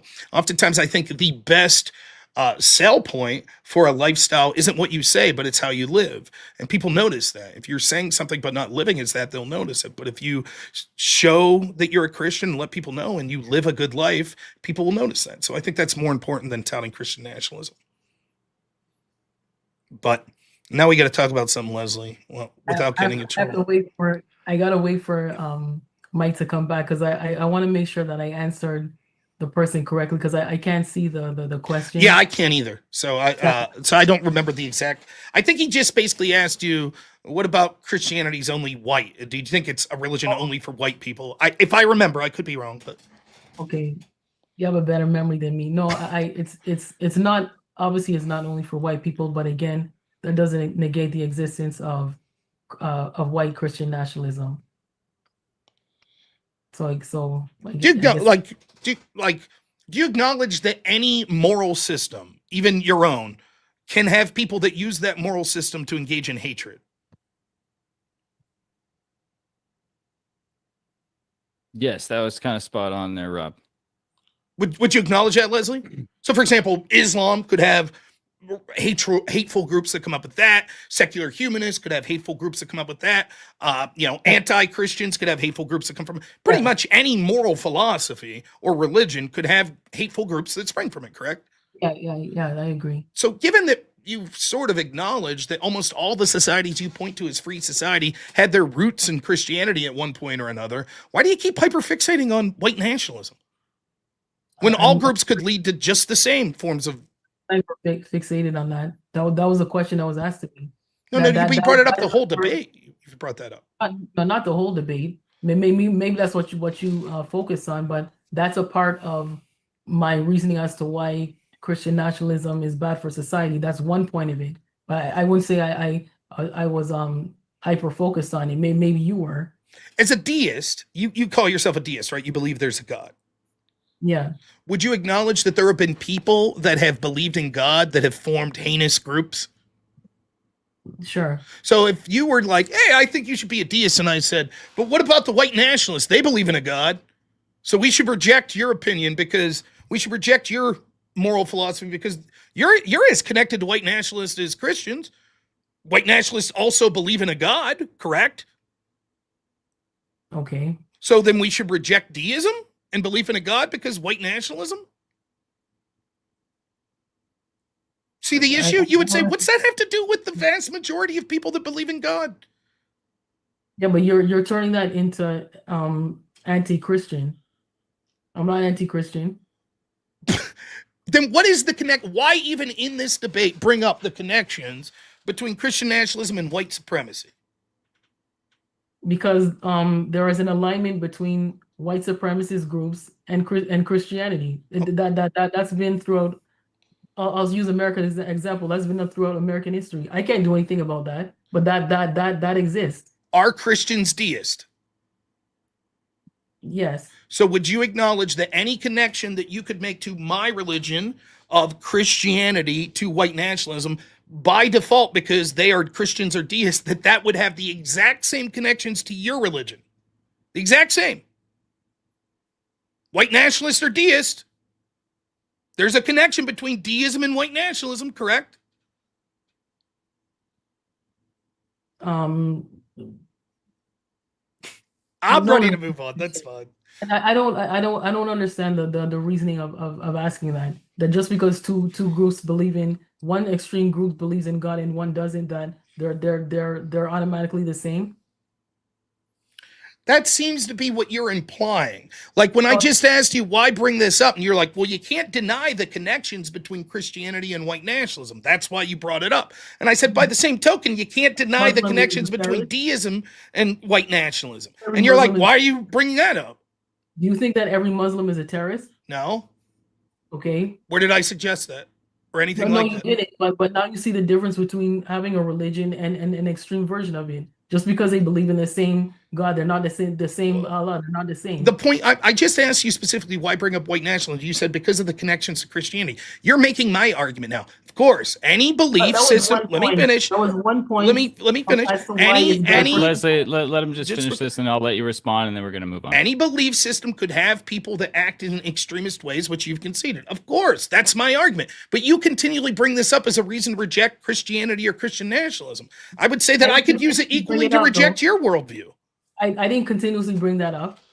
That was one of several points that I used to reason why Christian nationalism is bad for society. That happens to be one reason that I talked about. But I wasn't hyper focused on it. If it kept being brought up, maybe that was you. Well, he is allowed to There were- question there were- your claims there. So I mean, that's no, a debate. I don't have a problem with that, but I have a problem with someone misinterpreting what I'm saying or putting words in my mouth. Okay, So if That's fair. real quick, if you had to guess, how many times would you think you brought up white nationalism in this debate? I have no idea. Just take a ballpark guess. That I brought it up? Yes. I don't know. Would you say 5 times, 10 times? No idea. Would you say it's more than 5 times? Again, I have no idea. I wasn't paying attention to that. When I say you keep I'll bringing it up, it's one of confident. the main reasons you keep attacking in this position. You're like, well, because of white supremacy. And then when I'm like, you've continually brought it up, you're like, no, I didn't. Like, you're acting like it was just an aside. This is one of your key points. It was in your opening statement. You responded to it, but to say that that's the only thing I focus on, I didn't say that. I didn't say it's the only thing you focus on. I didn't. All right.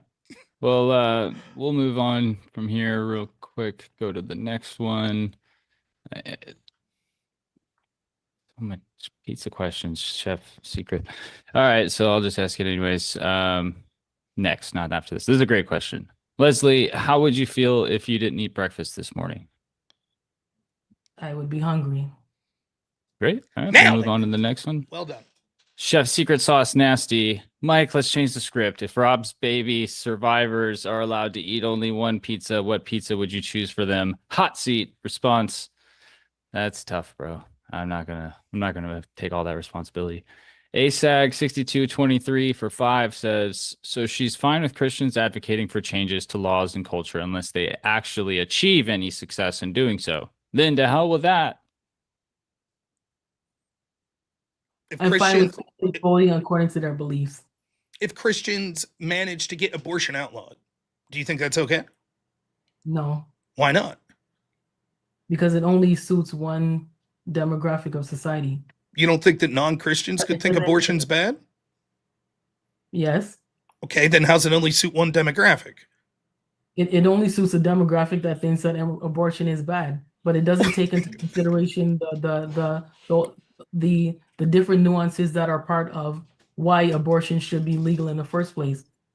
But wait a minute, that makes no sense. Every law that exists only takes into account the demographic that thinks that law should exist by definition, right? That would be ubiquitous with all laws. For example, the law allowing abortion only takes into account the people that want abortion to be legal, only that demographic.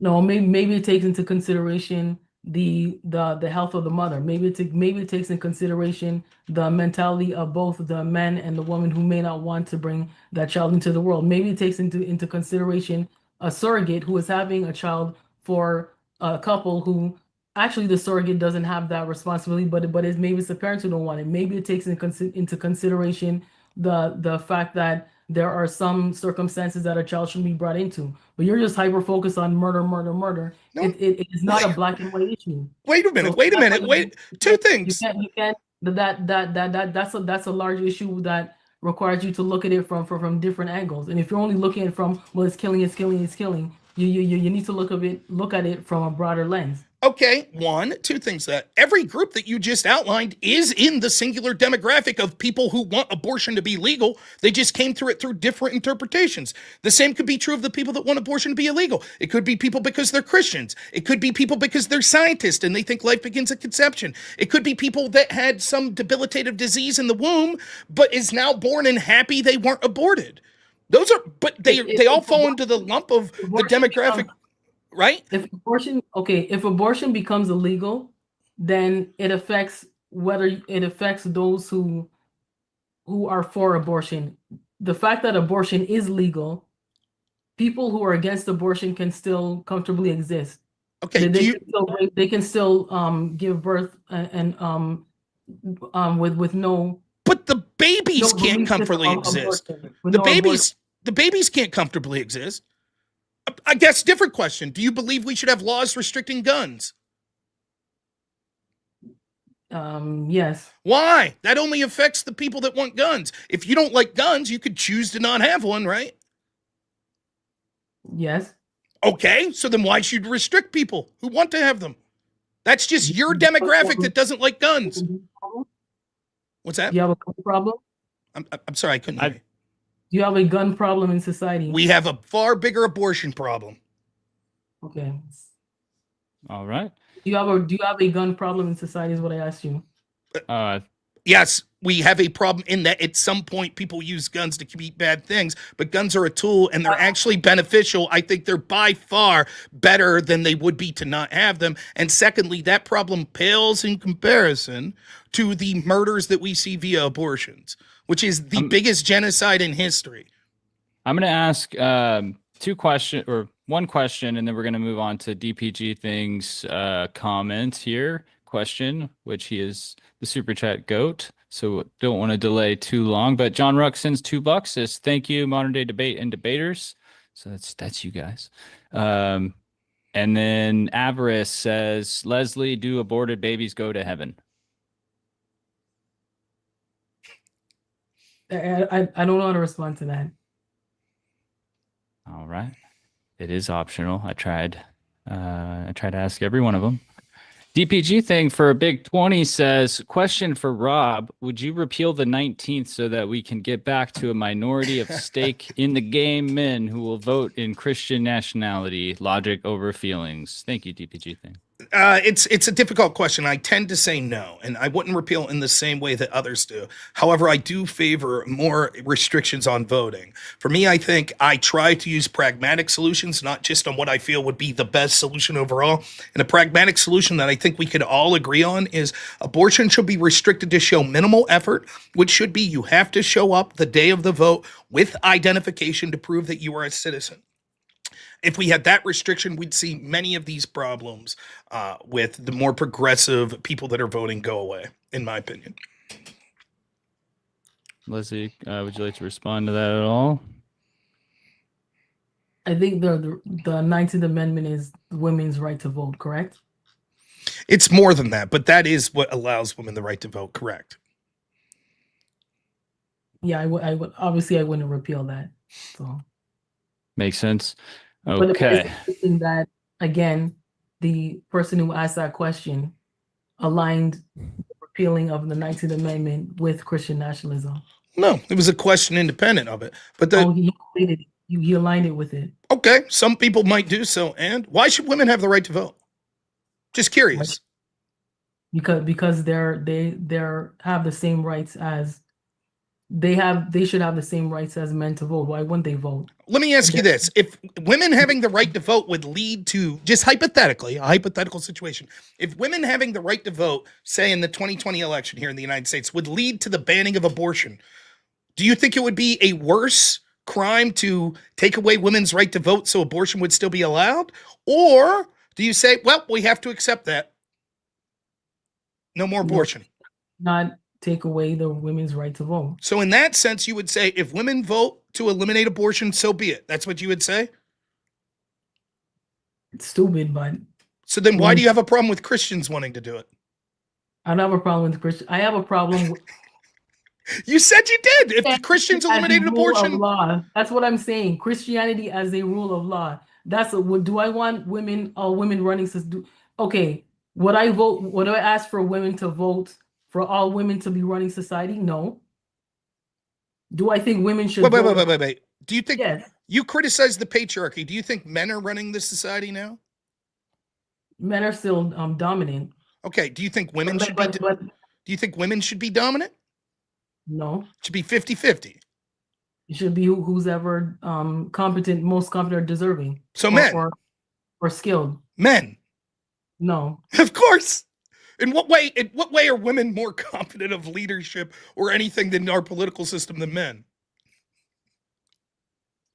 Dominance does not necessarily equate to competence.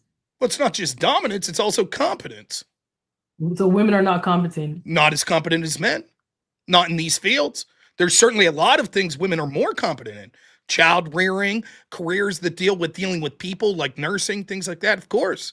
Women are amazing, right? But the idea that women are somehow on average make up the dominant of those prominently make up those fields. But like I said, dominance does not necessarily correlate to competence. If women have historically been kept out of certain positions, obviously men are going to dominate. But there's no scientific proof to say that men are automatically better as leaders, men are automatically better as politicians. I would argue that there have been governments have been under corruption and war and economic downturn under male leadership. I think that how can you prove that men are more competent than leaders when the world has basically been on fire for the past how many centuries because of corruption, because of unnecessary war, because of an economic downturn, when males have predominantly been in leadership? I mean, go ahead, respond to that, and then I'll get to the next one. I mean, this is something you often hear lefties do. They talk about the horrors of the modern world. The truth is, the modern world is a blessing compared to what the large amount of human history was, largely because of the advances we've had in our cultural and leadership that we've had throughout it. She's acknowledging that men were at the helm of it. Would you prefer to go back to a time, say, when the average human lifespan was 40 years? Does that sound better? Or do you appreciate what men have done, bringing the technological, scientific, moral advances that we have that we're so thrilled to be able to sit here and talk on a computer today? I appreciate what they've done.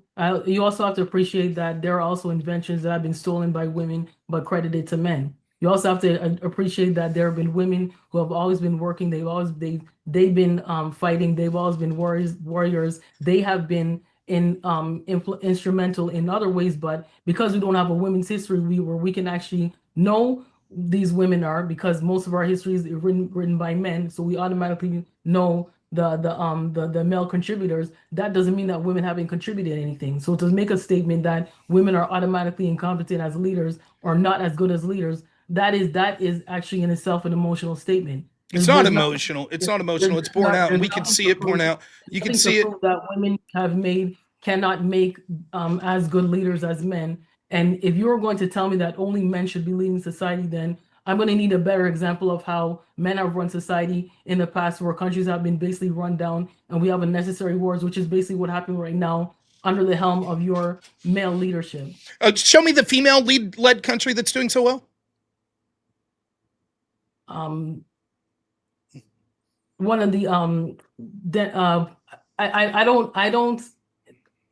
I can't say it off the top of my head. You mean one of those Scandinavian countries? One of those Scandinavian countries? Yes, the more that we've cool. That was one where of the sexual first, assaults are going through the roof because women are leaving all these migrants in. One of those countries that are losing their national identity. It's not prevalent here, and that's definitely not prevalent in male-run countries. Is that no? No. What I'm saying is that the idea that you're saying, men countries are responsible for these wars. It's almost all countries because men are naturally better leaders and more likely to fall into positions of leadership. The idea that history, let me finish, the idea that, we don't have women's history, this is laughable. It's the constant rewriting of history we see from progressives, and it comes right out of postmodernism that wants to blame the fact that anytime you have a group that doesn't seem to have contributed as much, well, secretly they did. Next, you'll be telling me that black people invented everything. It's a joke. Okay, how many women inventors, artists? Compared to men, how many? Women inventors, artists. Compared to men, how many? Or can you name off the top of your head? I can't even. Can I name off the top of my head how many women inventors? We never learned them. We didn't learn them. No, of course we know something. Mary Curie. There, I learned one. And comparatively, it's not even close. It's always been men that are more likely to be inventors. But to suggest that women have not been participatory in who suggested that advancing the world, and not even acknowledging the fact that, well, it's kind of easy for men to do that because they never really had obstacles in there telling them that you can't do this as a man, and you can't be educated, and you can't be an inventor, and you can't do this, and you can't be a leader. Men, that's kind of easy for you all to say, but to deny that there have been women that have contributed that most of us don't know about because they were written out of the history books. That is an emotional statement. There's nothing to prove that women will automatically make so much bad leaders than men that they can't even run a country. Okay, I'll finish. Continually done this. Yeah, I'll finish on this. Here. But they're still allowed to be considered competent. I'll finish on this. Like example of a woman, and I guess they. Okay, Leslie, I think you don't got time for a question. Sorry, buddy. I'll finish on this real quick. I'll just say this. Notice how she blames all the ill society on, quote, men running stuff. Then she implies I say women have never invented anything. Please, let me finish. I sit here quietly while you rambled on saying nonsense. Then she says, but women, you imply that women never invented anything. That's not what I said. The only person that's blaming exclusively at this point one gender for the ills is her. She said that men are responsible for all of these worlds. In fact, quote, the world being on fire is the responsibility of men. I'm merely pointing out that if we take an objective look at things, we can see overwhelmingly the preponderance of men to be leaders and more suited for those worlds. And when we're talking about things like inventions, etc., men overwhelmingly represented in those groups, which she enjoys. She only wants to criticize men when she sees something bad. She does not want to give credit when she sees overwhelmingly how much better the world is today than it was, say, 500 years ago. All right. We'll probably get a question that will go into something similar if y'all did want to circle back on that, but I got to stop it somewhere. Thank you, DPG. Thank you for the comment. That got it going. Dark Shadow 21298 for $10 says, Leslie, do I have to separate my faith from my vote? If no, then you would have to accept laws being informed by Christianity. If yes, you're using the state to suppress faith. Sorry, ask that question again. Yeah, should this person, Dark Shadow, have to separate their faith from their vote? Like, should you compel those two things to be separate in that person? Because Mike, they're saying you're muted. I could hear you, but they're saying you're muted on your end. I'm so sorry. That was when I drank the water. Right, now I'm fired. Thanks, guys. All right, Leslie, do I have to separate my faith from my vote? If no, then you would have to accept laws being informed by Christianity. If yes, you're using the state to suppress faith. Thank you, Dark Shadow, for the $10. No, I think it's impossible for a person to vote and not be influenced by their faith. So no, I'm not telling you to not do that. It's unrealistic to think that you're going to vote opposite to what your faith is. All right. Rob, any response? Yeah, Christian nationalism's good. She concedes. Good. Cool. I was actually audio trolling the chat. I was just going. Way to show them. Yeah. All right.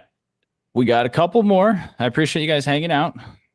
Usually, there's always one person who's got to go, and then it's a little awkward reading super chats to one person. So, especially if there's questions for the others.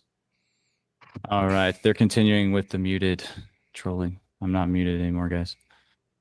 Rob, when Darth Thorains sends $5. Rob, when your Jesus, your God, makes abortion a fine in Exodus 21:22 through 25, this means abortion is okay for the elite and only a crime for the poor. I think first off, I'm poorly placed to argue exact scripture. I'm smart enough to know this, that for every scripture that someone has an interpretation of, people oftentimes are able to say other scripture that disproves that. I'll say this in general. I think it's clear that the murder of the unborn is something to be avoided. And particularly, would you suggest that Jesus would be okay with abortions up to 9 months, as my opponent has suggested in this debate?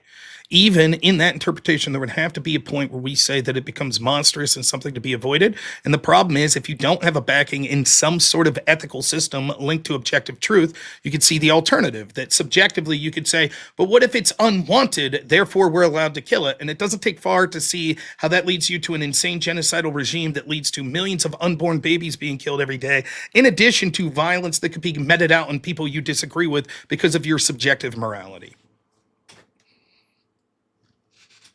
Thank you for that. Moving it on. This one is from Airborne Animal, another 10. Thank you for the support. I personally know someone who survived being aborted. Ooh. She has done a tremendous amount with her life. Would Leslie prefer that she was not born? She was unwanted by her mother, after all. N1SB. I'm happy for her. That's intense. But you understand the reason for the question, because you sort of inverted that. You were like, I know someone who wishes they would have been aborted. Well, I would guess that if, on average, seeing as how most people, by the very nature that they're still alive, want to be alive, that the majority of children that have been killed, if they weren't killed, would say, I'm happy I wasn't killed. Okay, so if I brought to you somebody who said that they wish they weren't, well, what's your response? My response is... My response, I'm answering the question, which is that I'm happy for that person. End of story. My answer to that person would be they still have human autonomy to correct that if they like. But if you take someone's life without their consent, they have no say in it whatsoever. Your friend that wishes they were aborted can take some remedies to do things to change their life, correct? But the person that was aborted had no such chance. Okay, abortion is not a black and white issue. This is why you can't just say either or not. You said it's a matter of logic. That implies it is black and white.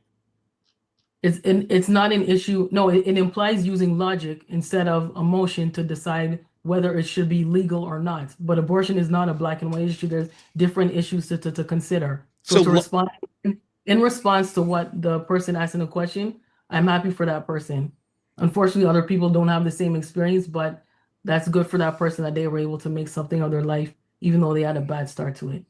But logic, can you explain to me the logic difference why we could kill a baby 9 months in the womb, but not 2 days after birth? I already explained the logic around it. No, you didn't. I explained to you that abortion is not a black and white issue. You have to look at it from different perspectives. You're just focused on I think it's killing, so kill, kill, kill. Your book the Bible that you claim that you want to be, that you have as your moral source, the previous poster even said to you that, well, abortion is listed as something that is fine for the elite, but condemnable by the non-elite. So your book is even subjected in the Bible. You could again levy a criticism. Okay, abortion is not a black and white issue. You have to look at it from different angles. I am not going to agree with you. You're not going to agree with me. So I answered the person's question. Your criticism of me once more is one that you fall victim of as well. You claim I'm subjective, even if I concede that, which for the sake of this argument, I will. You too are subjective. That is not an example of using logic, and you have not even attempted to use a logical interpretation. Please let me notice how I let you, right? You have not even attempted to use logic whatsoever to explain to us why a feed or an unborn child 2 days before the due date should be allowed to be killed, but a child 2 days after being born shouldn't. You haven't even broached the subject, let alone showed us through logic. It's just subjectivity on your part. I have approached the subject of abortion by logic. I've explained it already. I don't know how many times I'm going to explain it. I've answered the poster's question, and we're in the question and answer segment right now, and that's what I did. I answered the question. I responded to your answer, and that's what I did. All right. Thank you guys. Sorry, I was playing Crimson Desert, chat. That's why I was muted. Boo. Nah, I don't even have the game, like the game, and I get accused by at least 10 people in the chat every time that's what I'm doing when y'all are talking. They love it. It's been 5 debates, inside joke going. Zach Gelpy sent another 20. This man is a generous supporter. With that logic, then I should be able to pew people because I want to and I get a thrill. Or the fact that that person has something like money and I'm broke and I need it. So I guess we should make pew people legal. You don't understand what he means by pew, taking their life. Yeah. What say you to that? That seems reasonable to me. Subjectively, he feels that way. Well, murder and the whole comes under the law of being illegal. But if you have killed someone under circumstances, you can be found not guilty. But saying murder is illegal, we're talking about what ought to be, what ought the laws be. So saying because it's illegal, that doesn't answer the question. The point is, based on the logic you've outlined, if you say, well, it's about people's subjective feelings and what they feel and what they need. If some guy says, I feel, for example, what if someone said this, I'm a young black man and I feel systemic racism has led to me being in poverty. Therefore, I'm justified in robbing from that white guy over there I think's rich. Why is that wrong, according to your framework? I don't because I don't know how you got from one to the other.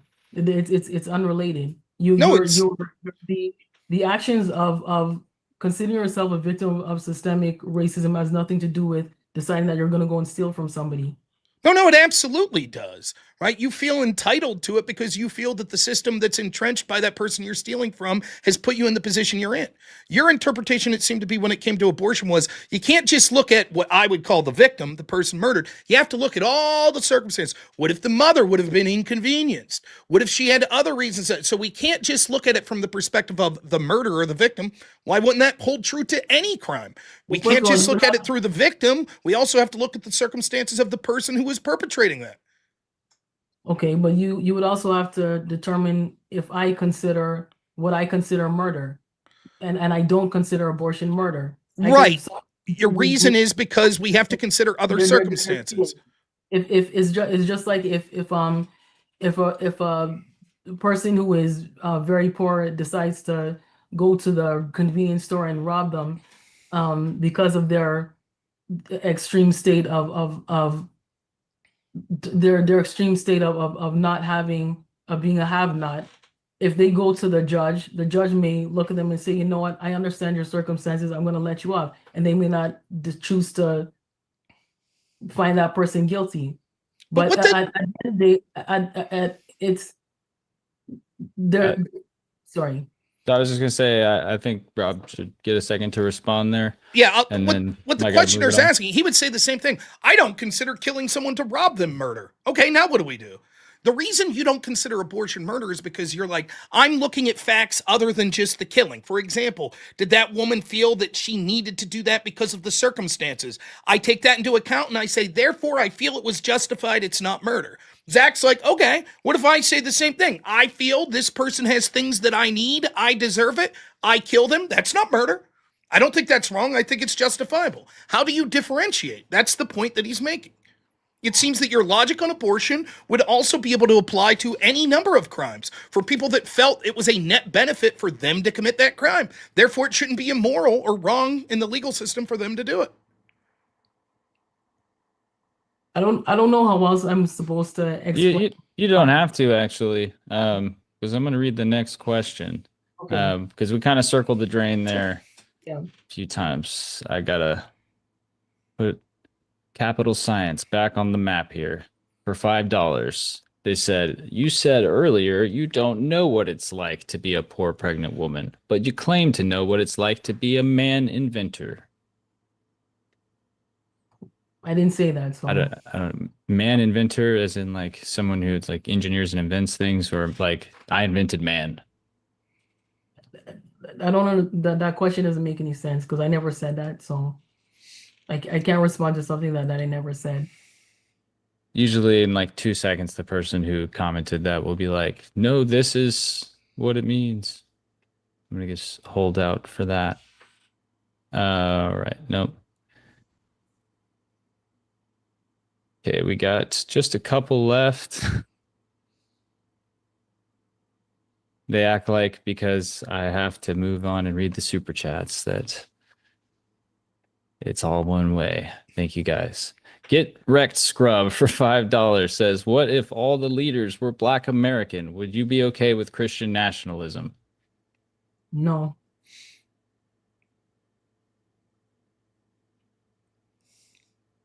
All right. That's pretty direct.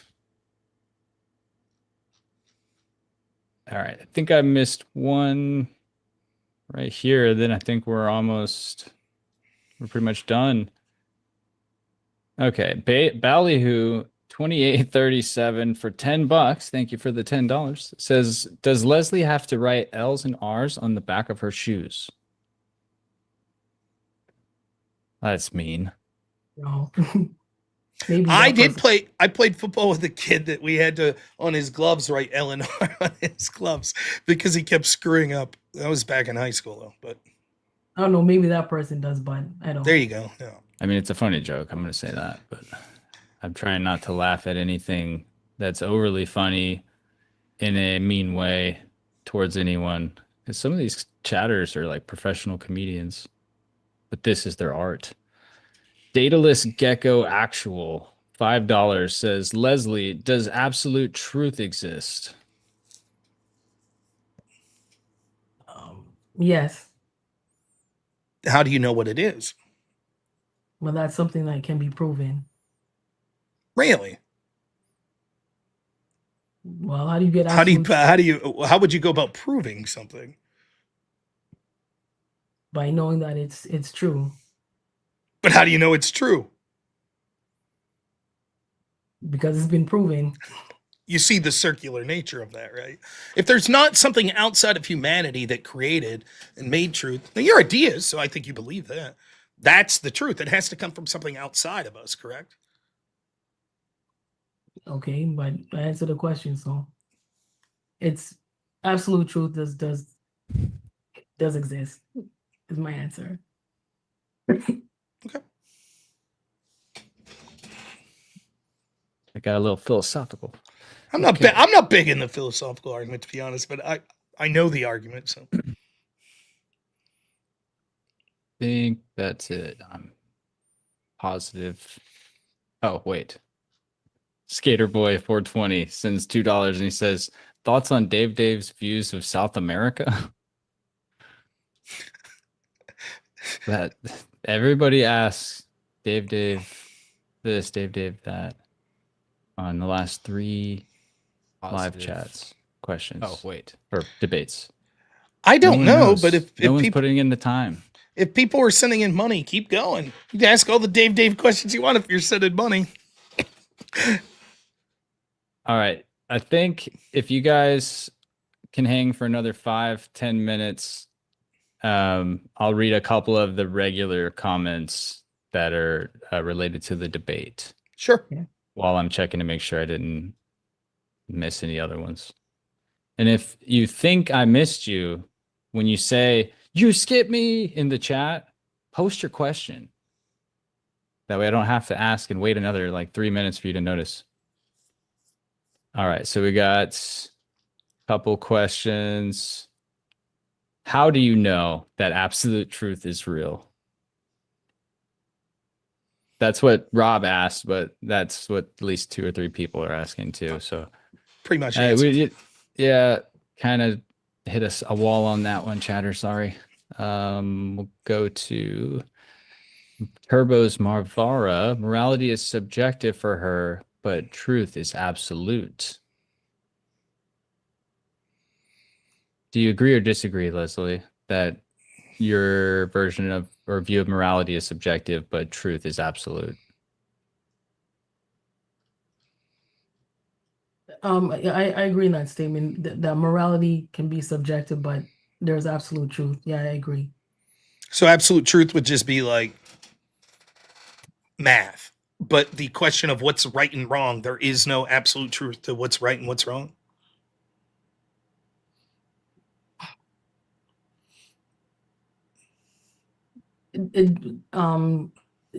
Absolute truth exists. Yeah. Okay. All right. Let me see if I can find one more just to fit in this time slot while I'm grabbing the last super chat here.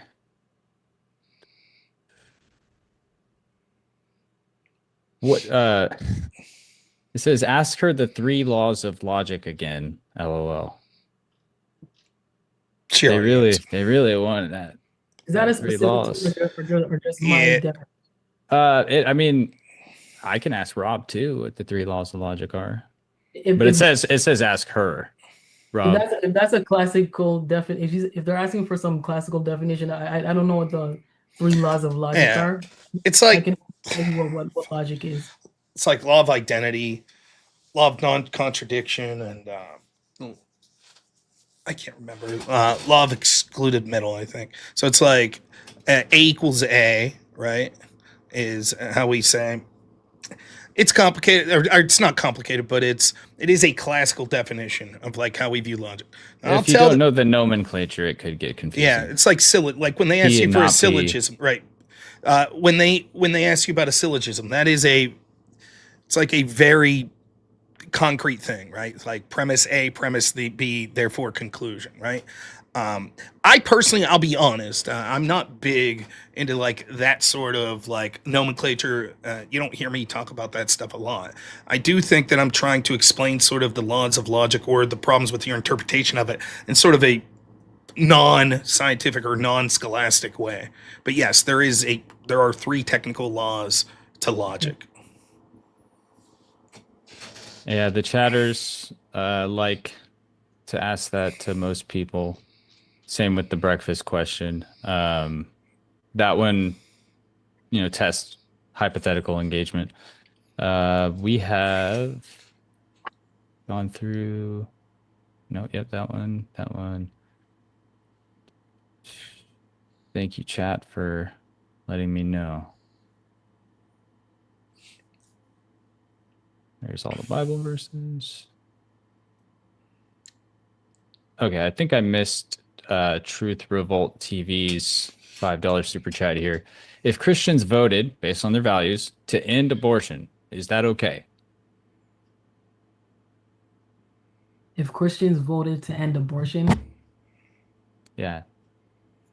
Like, so if any people group voted on something that's based on their values, which is typically why someone would vote, is that a problem if they voted based on their values and that ended abortion?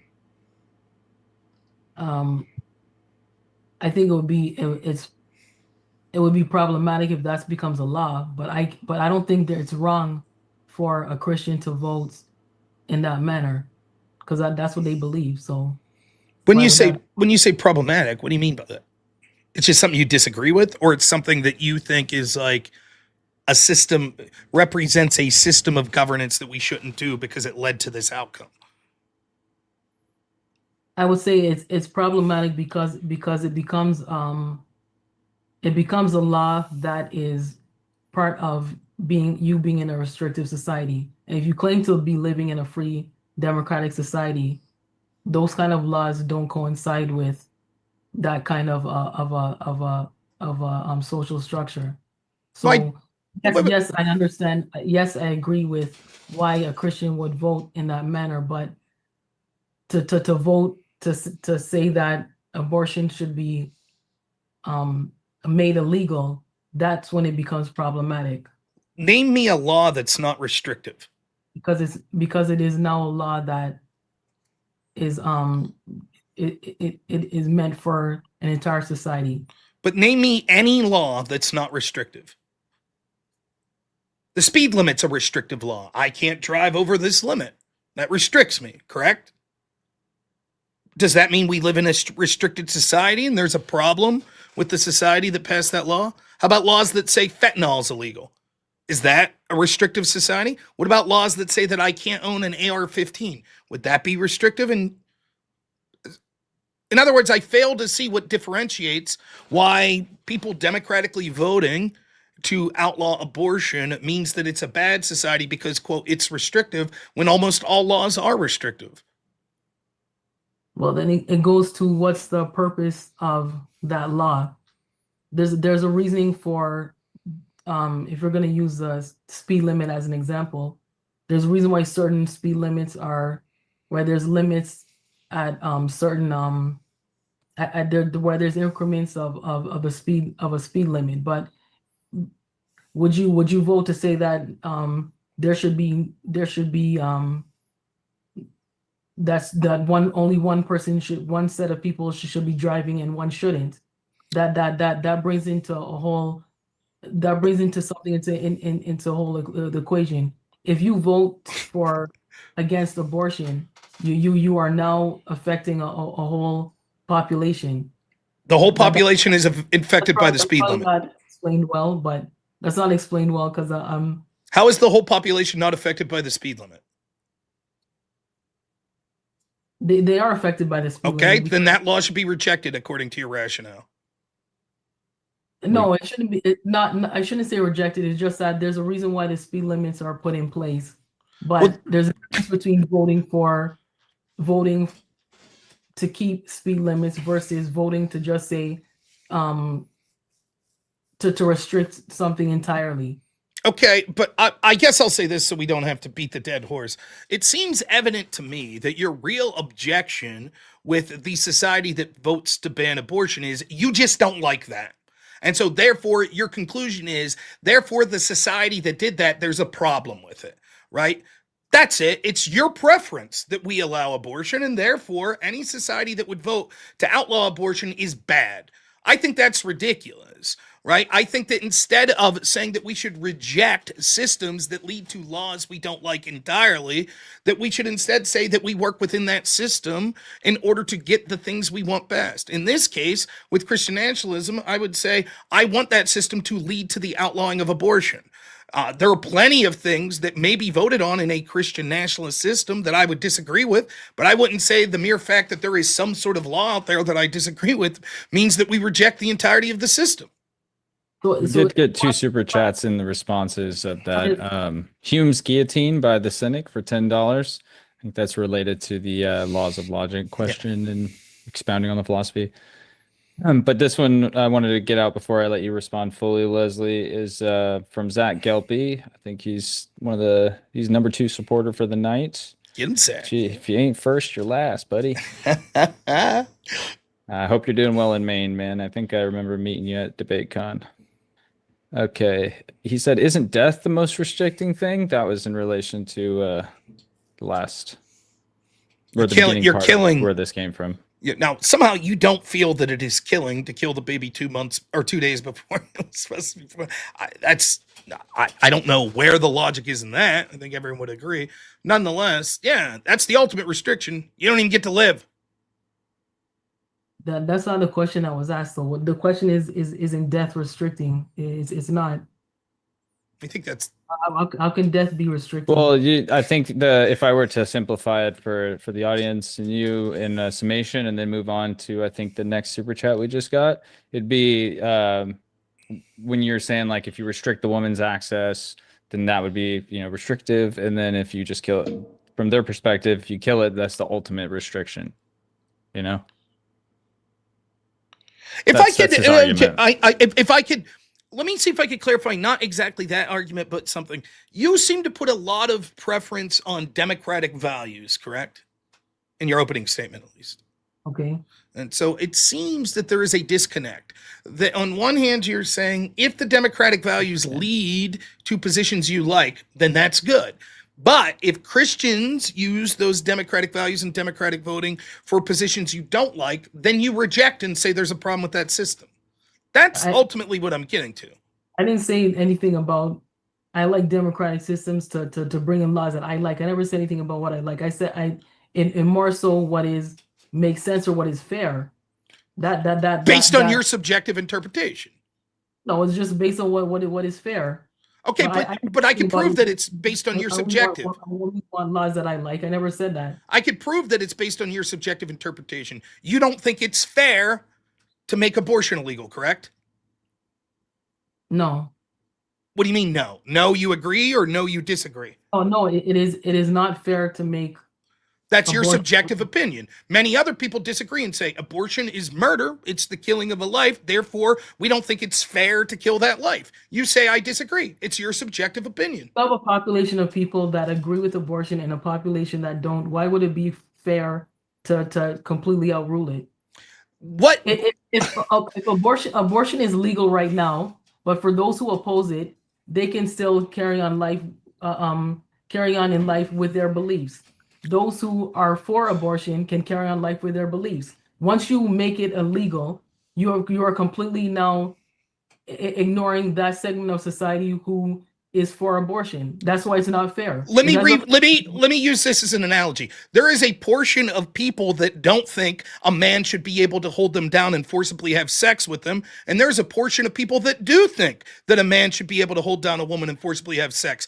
For you to say that should be illegal, that's only catering to one portion. What about the guys that do want to forcibly have sex with women? Why are you ignoring them? You should compromise, allow them to forcibly have sex with women like one day a week or something, right? To compromise, right? So Zach actually sent another $10 in on this topic. That's not advocating danger. So why would I advocate for that?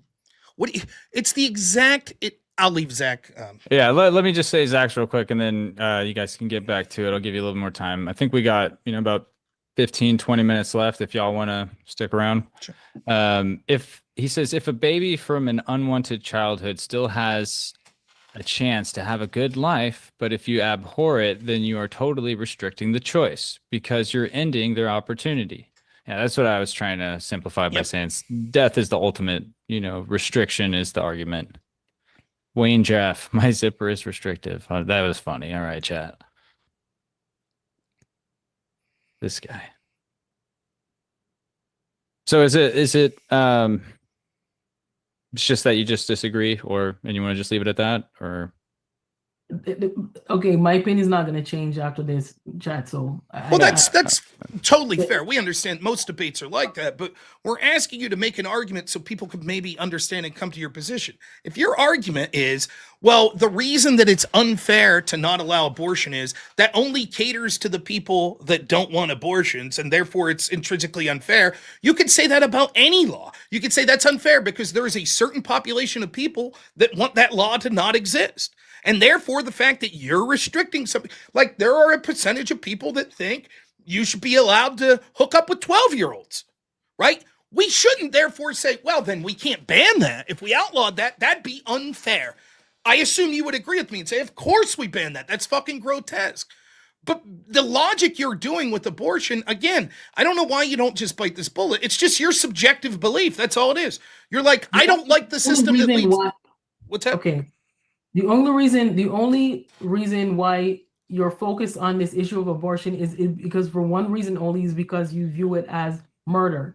But then there are other aspects to look at outside of that. So you can't so just to make something illegal just based on one one argument when there's other things to look into it. Like you're just focused on kill. What if you have to look at the fact that maybe not of this population doesn't look at that as murder? You have to look at all the aspects that are involved in the choices of an abortion. Now take everything you just there and take out the word abortion and insert sexual assault. Exact same argument.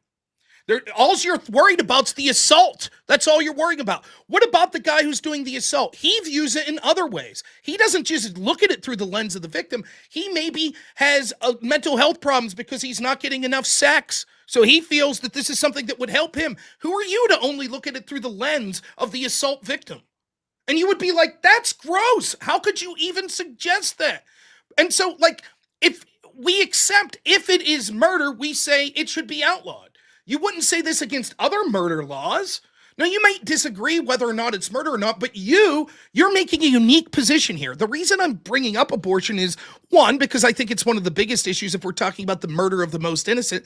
But secondly, the reason I'm bringing it up further and now is because you're saying that a society that leads to the banning of abortion is not free. And there's something wrong with that political system. You're not just saying this is a law I wouldn't like. You're saying this is not a free society and it's a political system that we should reject that led to it. And it makes no sense. We could say that about every single law that's passed that's restrictive. Okay, then it comes down to what is applying logic to whether or not abortion should be illegal or not. It is logical to keep abortion legal because both sides can be happy. No, the murdered kid isn't happy. No, it is logical to keep abortion legal because both parties, whether they disagree or not, can be happy. Because how can you be happy to allow? Okay, we should have. Those who oppose abortion can live life as they please. Those who agree with it can live life as they please. Okay. Once you insert it into a law, it becomes illegal for those who disagree, those who agree with it. The baby that was killed does not get to keep living his. The baby that was killed does not get to keep living his life. And I'll make the same argument. Murder. Listen. Let me finish. Well, let's let Rob respond real quick, and then I'm gonna read the very last super chat, and we can give you guys a plug. We should not outlaw murder, and then everyone's happy. The people that murder, their victims are no longer here to be upset, so they're happy they get to murder, and everyone else could choose not to murder. We should allow everyone to have every gun they want.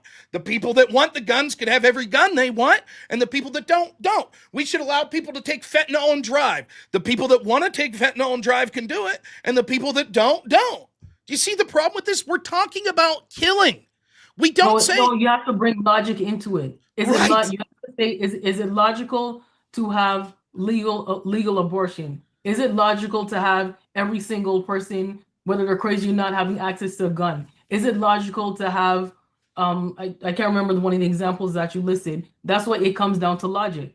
Your logic is just my preferences. That's all your logic is. You want a law that is based on your preference and your opinion. No, that's what you want. No, that's what you want. I want laws that, in effect, you're right. I want things that I want like, and you want things that you're like. Your claim is a society that says abortion is murder and bans it is a political system that should be rejected because it's inherently unfair to not allow abortion. The only reason you come to that conclusion is because it's your preference. You keep saying it's logic. No, it's not logic. I said it's fair. You said it's my preference, but you want abortion. You want. That's your preference. I never said that. But I think Rob's making more of a definitional. I said it because it is fair, and I explained to you why it's fair. You are focused on a law that suits your opinion. Would it not be? So fairness would mean that both sides, the people that like abortion and the people that don't, are both happy with allowing abortion, correct? Yes. That's why it's fair? No, it's fair. Abortion legal is fair because both sides are accommodated. Okay. How is the side that doesn't want abortion accommodated? Because if they don't want to have an abortion, they don't have one. Okay, so sexual assault should be legal. If you don't want to sexually assault, don't. What does that have to do with what we're talking about? Though that is not necessarily the same situation because you have to apply logic. Right. The person who is murdered doesn't get what they want by being murdered.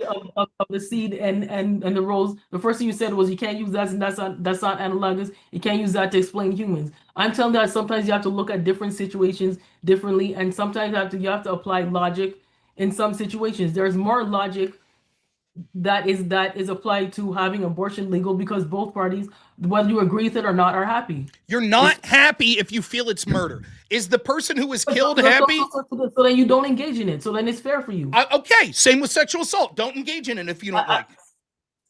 Same thing. It's fair to you. What does that have to do with abortion being fair? If there's a person, okay, if there is a 1-year-old, that has an abortion, let me ask you. If there's a 1 year, if there's a, let me ask. Someone right now. We can't hear you guys if you're both talking at the same time. So. Go ahead. 1-year-old murder, should it be illegal? No. It should not be illegal to murder a 1-year-old. Sorry. Yes. Whoa, Okay, why? That's gonna get clipped. Why? Why should it be illegal to murder a 1-year-old? If you don't want to murder a 1-year-old, don't. The Electric Pineapple sent $5 and said, "Don't like slavery, don't own a slave." I feel like that one's relevant. There you go. Right? Simple. If you don't like Thank you for slavery, the don't 5. own a slave, right? Let's go back to the 1-year-old, though, because I think it's more analogous. You think it should be illegal to... Let me finish the question real quick. Please. Let Rob ask the question, and you can answer and then give that response as well. Forget about the slavery example for a minute. Let's do the... You say it should be illegal to murder a 1-year-old. Why? Because you're wrongfully taking the life of that child. Okay. Now, one day before their due date.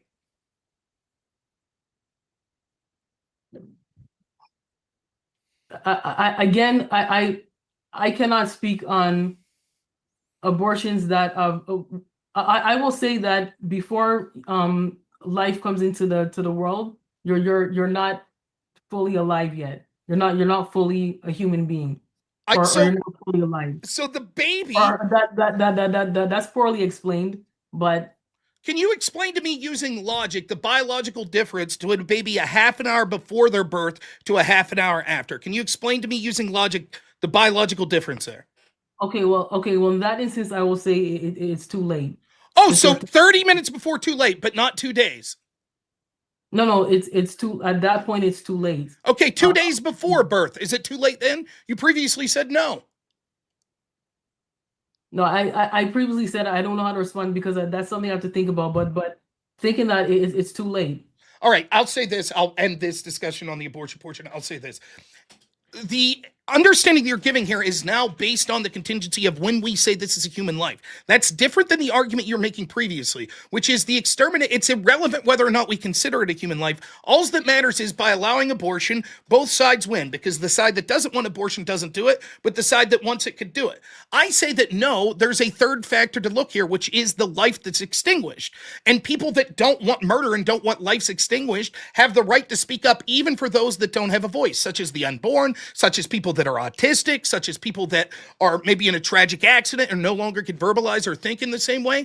We have the right to say, no, we don't think just because you want to murder those people for your benefit that they should be allowed to be murdered because they can't speak up for themselves. So this entire line of, but if you just don't want to kill babies, then don't kill babies is irrelevant. And it proves the absurdity by looking at any law, such as laws to do with murder from people that have already been born or laws with sexual assaults, etc. We would never say, well, we shouldn't make it illegal because it offends the people committing the crime. Therefore, if you don't want to sexually assault people, then don't. But we won't make it illegal and everyone wins. It is one of the most absurd arguments I've ever heard, to be quite honest. People that are pro-life aren't happy that abortions are allowed to happen because they view it as a murder. Last 2 super chats I have to read. John Ruck, $2 says, "This was an amazing debate. Very revealing. Thanks." Thank you, John Ruck. That's like your 3rd or 4th. I appreciate that. Angelois Draven, yeah, $10. Thank you very much. Why is it okay for you to be in charge with your secular beliefs, which are restrictive to Christians, but not okay for Christians to be in power? Leslie. I didn't say that only secular people should be in power. The point is that a society should be democratic, and a society cannot be democratic or free if their rule of law is one faith. Let me ask you this. There are public schools in Canada? Yeah. Okay. Are they allowed to, are your teachers in those public schools allowed to pray from the Bible? I haven't been in a classroom in a long time, and a lot of things have changed, so I'm were not they sure. When you were there? Just curious. If we were allowed to pray. Yeah, did they pray? Did your teachers say, hey, I'm going to lead the class in prayer? Were they allowed to do that? Well, I started out I went to a Christian school the first couple of years, 14 years of my life. So we prayed. Fair enough, but that's not a public school. I'll say this. In the United States, that's not allowed. They took out the 10 Commandments. You acknowledge that, right? Okay. Is that restrictive? Shouldn't we say if the teacher wants to pray at the class, they're allowed? The kids that don't want to participate don't have to? Okay. You would agree. So that law is restrictive. I don't understand why it would have to be taken out. But I understand that because there's freedom of religion, I understand why there would be a conflict. But wait, what's the conflict? If you don't want to participate in the prayer, you don't have to. Okay. So you agree that's a restrictive law.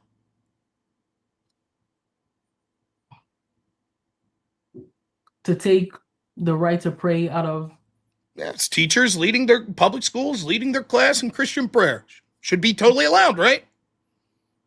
Somewhat restrictive. Should it be allowed? At the discretion of the teacher.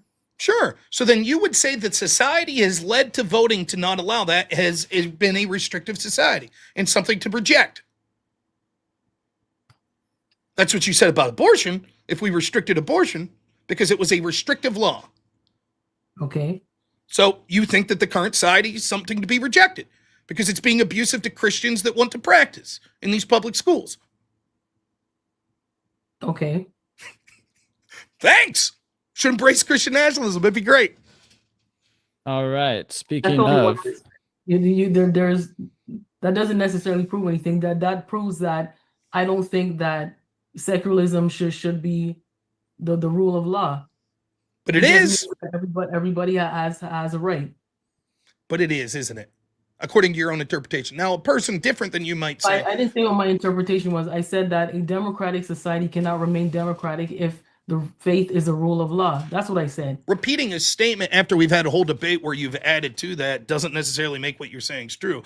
I'm implying I'm assuming you're answering in good faith and using what the logical entailments of your answers are. So if your answer is we should reject a society or the political machinations of a society that would vote to reject abortion because it's restrictive, then when I look at something like should we allow teachers in public schools to have Christian prayer, and you also admit that's restrictive, you would have to say that we should reject that too, which is more of a secularist view to that. Now, most people would actually make a different argument. They would say, no, because that would be infringing on people's rights who aren't Christian. However, my response to that would be, your opinion is as follows. If you don't want to do it, just don't do it. You see, that is showing the logic of your argument. If you don't want to do it, just don't do it is sort of nonsensical. People don't look at it that way.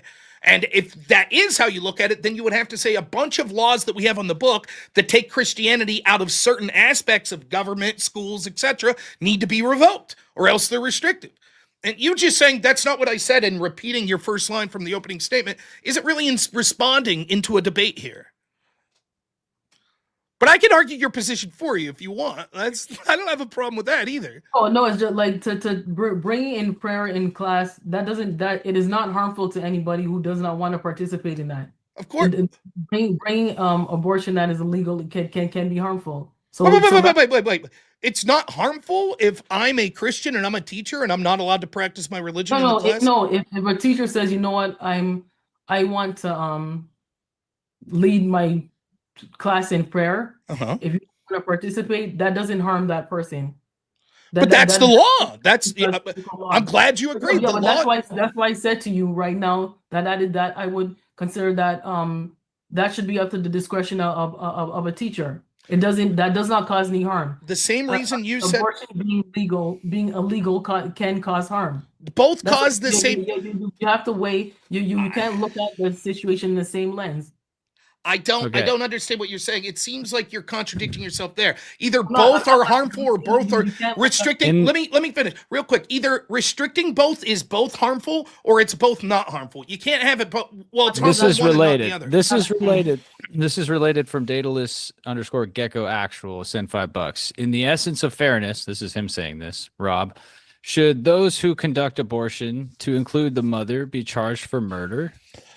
I don't think so, and I'll explain why. I think that going forward, that would be the case once we change the law. It's hard to retroactively charge things for things that we said were legal at the time.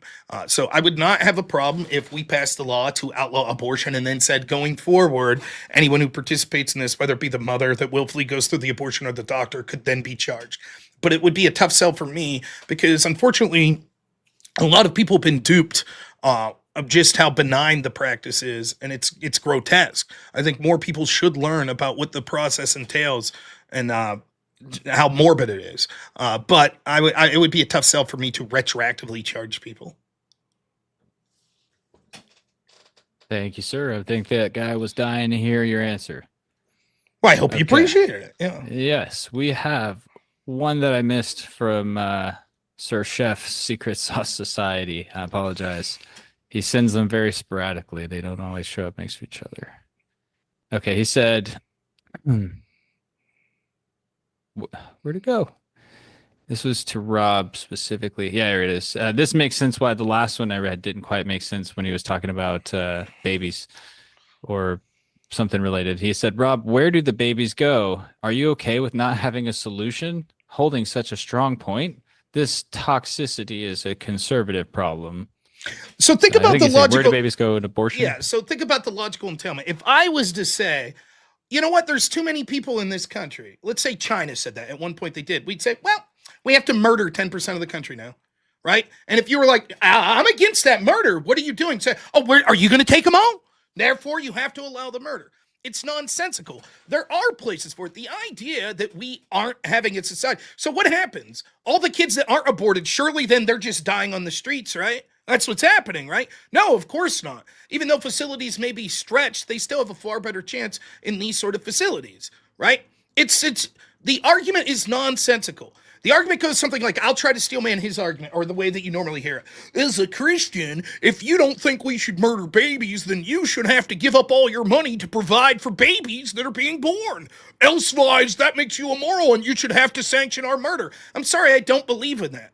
I don't believe if some serial killer out there says, I just don't think there's enough room in the local parking lot, and so therefore I'm murdering people. And you'd say, unless you provide more parking for those people, he sort of has a point. It's a nonsensical argument. It is doing an affirmative ill versus not doing a passive good. The passive good would be, should we do things to help people out that are poor, et cetera, to help babies, right? That forward evil, the action of evil is, oh, if you disagree with that, then you have to murder them, which is absurd.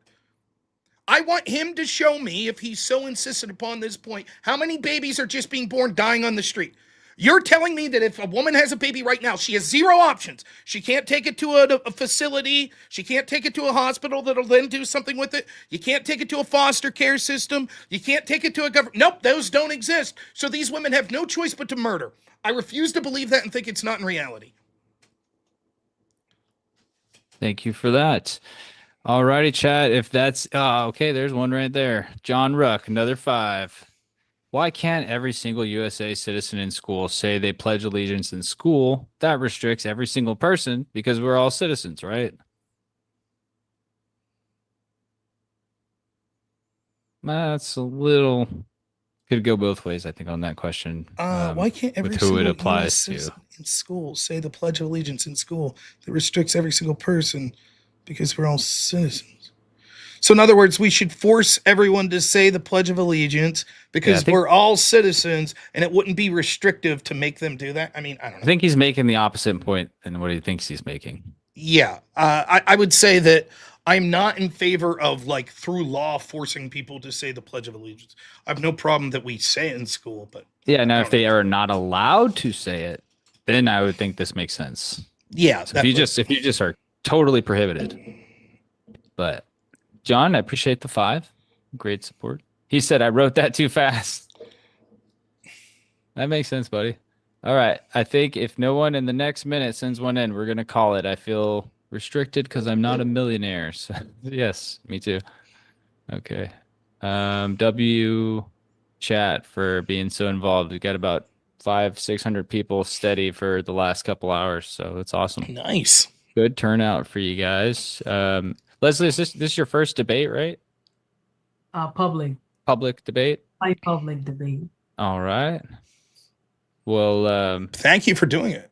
For real. Yeah, you gotta get out there and do it more. Get on the channels. That's gonna be the best thing if you really want your view to cut through. So Rob's out here every day grinding like a madman. So that's why he's always ready to go. We appreciate both you guys. If you want, why don't you shout out your channels where people could find you? Rob, you can go first. Sure. Normal America with Rob Noerr on YouTube, or just Normal America or Rob Noerr on other platforms. So it's Normal America on Rumble. Usually live streaming around 10 p.m. Eastern every weekday. And yeah, I will actually be at DebateCon. I think it'll be a lot of fun. You all should go there and get your tickets. I don't know that I've seen a more stacked with big names from both sides event. It's incredible. Dinesh D'Souza is going to be there debating Destiny and Andrew Wilson. I mean, the names are just incredible. And if you talk to anyone who went to the last DebateCon, it's an incredible experience. We have a lot of fun. There's a lot of alcohol, amazing food, and people, even if you politically disagree with it, are having a blast. So I assure you the ticket's worth it. There's no other ticket you're going to find for bang for the buck where you're going to be able to have fun for like 2 days straight. So you should really consider going, and I hope to see you all there. So. Awesome. Let me unmute that. Cool. Before I let you do your plug, Leslie, I just want to remind everyone, like the video, subscribe, and like Rob said, get your tickets to DebateCon. I don't know why I can't see the poll on my side, but I'm sure it's funny. Last thing I want to say, like the thing right next to me on this side, go on Facebook, and then we have the TikTok channel set up as well now. You can go watch some clips. And then the very last one, I believe, is we're on X and Discord. You can get a membership in Discord, and you guys can get different access there and different people to interact with at the different levels. And last but not least, before Leslie wraps this up, is the upcoming... This one got messed up, so it's just Andrew peeking through. That's my bad. Upcoming Uncensored America and Modern Day Debate event in North Carolina. Yes. University of North Carolina, Wilmington. That's on the 28th, so 5 days. That's going to be fun. I'm hovering over the buy plane ticket.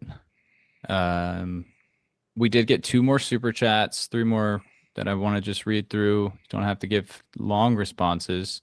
And this one's kind of more of a joke, knocking the other debaters that go against Rob. Joe2296 said for $5, how was this a good person to match Rob up with? This is the South Park kids against South Park. She could have at least interrupted with Rob. I thought, regardless of what you think of the debate, Leslie, I think overarchingly, we were able to have a civil conversation with that. Sometimes it boils down to just insanity. So I had a great time. I thought it was great. So I did enjoy the debate because I actually prefer a challenge. I follow a lot of channels on YouTube, and a lot of debaters I find are weak in their inexperience. And so I do like the even though I disagree with Robert, I like that he's a challenge as a debater. Who's your favorite person you watch their debate channel? Do you got a favorite person? Probably someone more on the left, but that's cool. Don't matter. I like I watch people more that I disagree with, so it's easier for me to tell you who I disagree with and who I'd want to debate versus okay. So who else would you want to debate then? Andrew Wilson. About Rachel? Would you debate Rachel on the history of women? And I think that'd be a great debate. Rachel Wilson, yeah. Andrew Tate, Myron Gaines, basically all of the figures of the manosphere. I bet if Modern Day Debate reaches out to Rachel, if she has time, she'd love to debate you on a topic like. I asked for her, but I think she's very busy right now. Yeah, I think so. Busy. Yeah, not me. I mean, she's coming doing it in person, so we got her for that. So that's great. We got a couple more. Smokey, where'd he go? Smokey Bear Bad for $5 said Rob 07. Thanks. And then Sniper's Ice Shadow for $10 said, I'm speaking now, Rob. Yes, that's my segment on Sundays. Yeah. Yep. Thank you. Trying to get me in trouble. Rob's speaking now. Yeah. Bro, finishing on a massive laugh. I don't know if that's me or Rob, because I was saying I don't laugh earlier in the chat. Okay, I think that's everything, guys. I appreciate y'all. Leslie's channel. Make sure she gets the shout out. That was the last. Yeah, I don't have any channels. I'll keep it short, but maybe I knew that. My online handle is 20_NMBR1. That's TWINNY _NMBR1. On X, you're more likely to find my views on that particular platform. But yeah, I'm not Rob's level. I don't have any channels or anything like that. So Appreciate it. Sorry, yeah, got sidetracked there. Trying to make sure these debate cards here are all clicked. We did have the couple new Patreon members that we wanted to shout out at the beginning end of the stream here. That was Oliver Catwell, Andrew Berry, and Patrick O'Neill. Thank you guys very much. And then big thanks to all the guys under me who are just sliding across the stream there. You guys have been supporters. We appreciate it. Get your tickets to DebateCon. That's something that I'm going to say during every pause there. And yeah, thank you guys so much. Mike, thank you for real, man. It was a real pleasure. And I know both Leslie and I like to talk in great stretches. So thank you for reining us both in. I really appreciate it. So yeah, no, I think you guys were being more than respectful to where I didn't have to do any excessive wrangling. Just wanted to get through all the chats. It would have been probably 1:30 if I didn't. And they gave me crap the whole time in the chat for doing that. So I they'll get over it. We right, don't guys. care. The debaters don't care, so they shouldn't be that mad about it. I thought it was fine. So yeah, chat. They're unpleasable, but they cannot look away. All right, guys. Well, y'all have a great night, and I am gonna be back here in just a second, guys, to repeat everything I just said about what we got coming up. All right. Thank you, guys. Have a good one. see it. thank you. Thanks, Rob. Yep, take it easy. The way to leave here. All right. All right. All right. How'd we do super chat wise?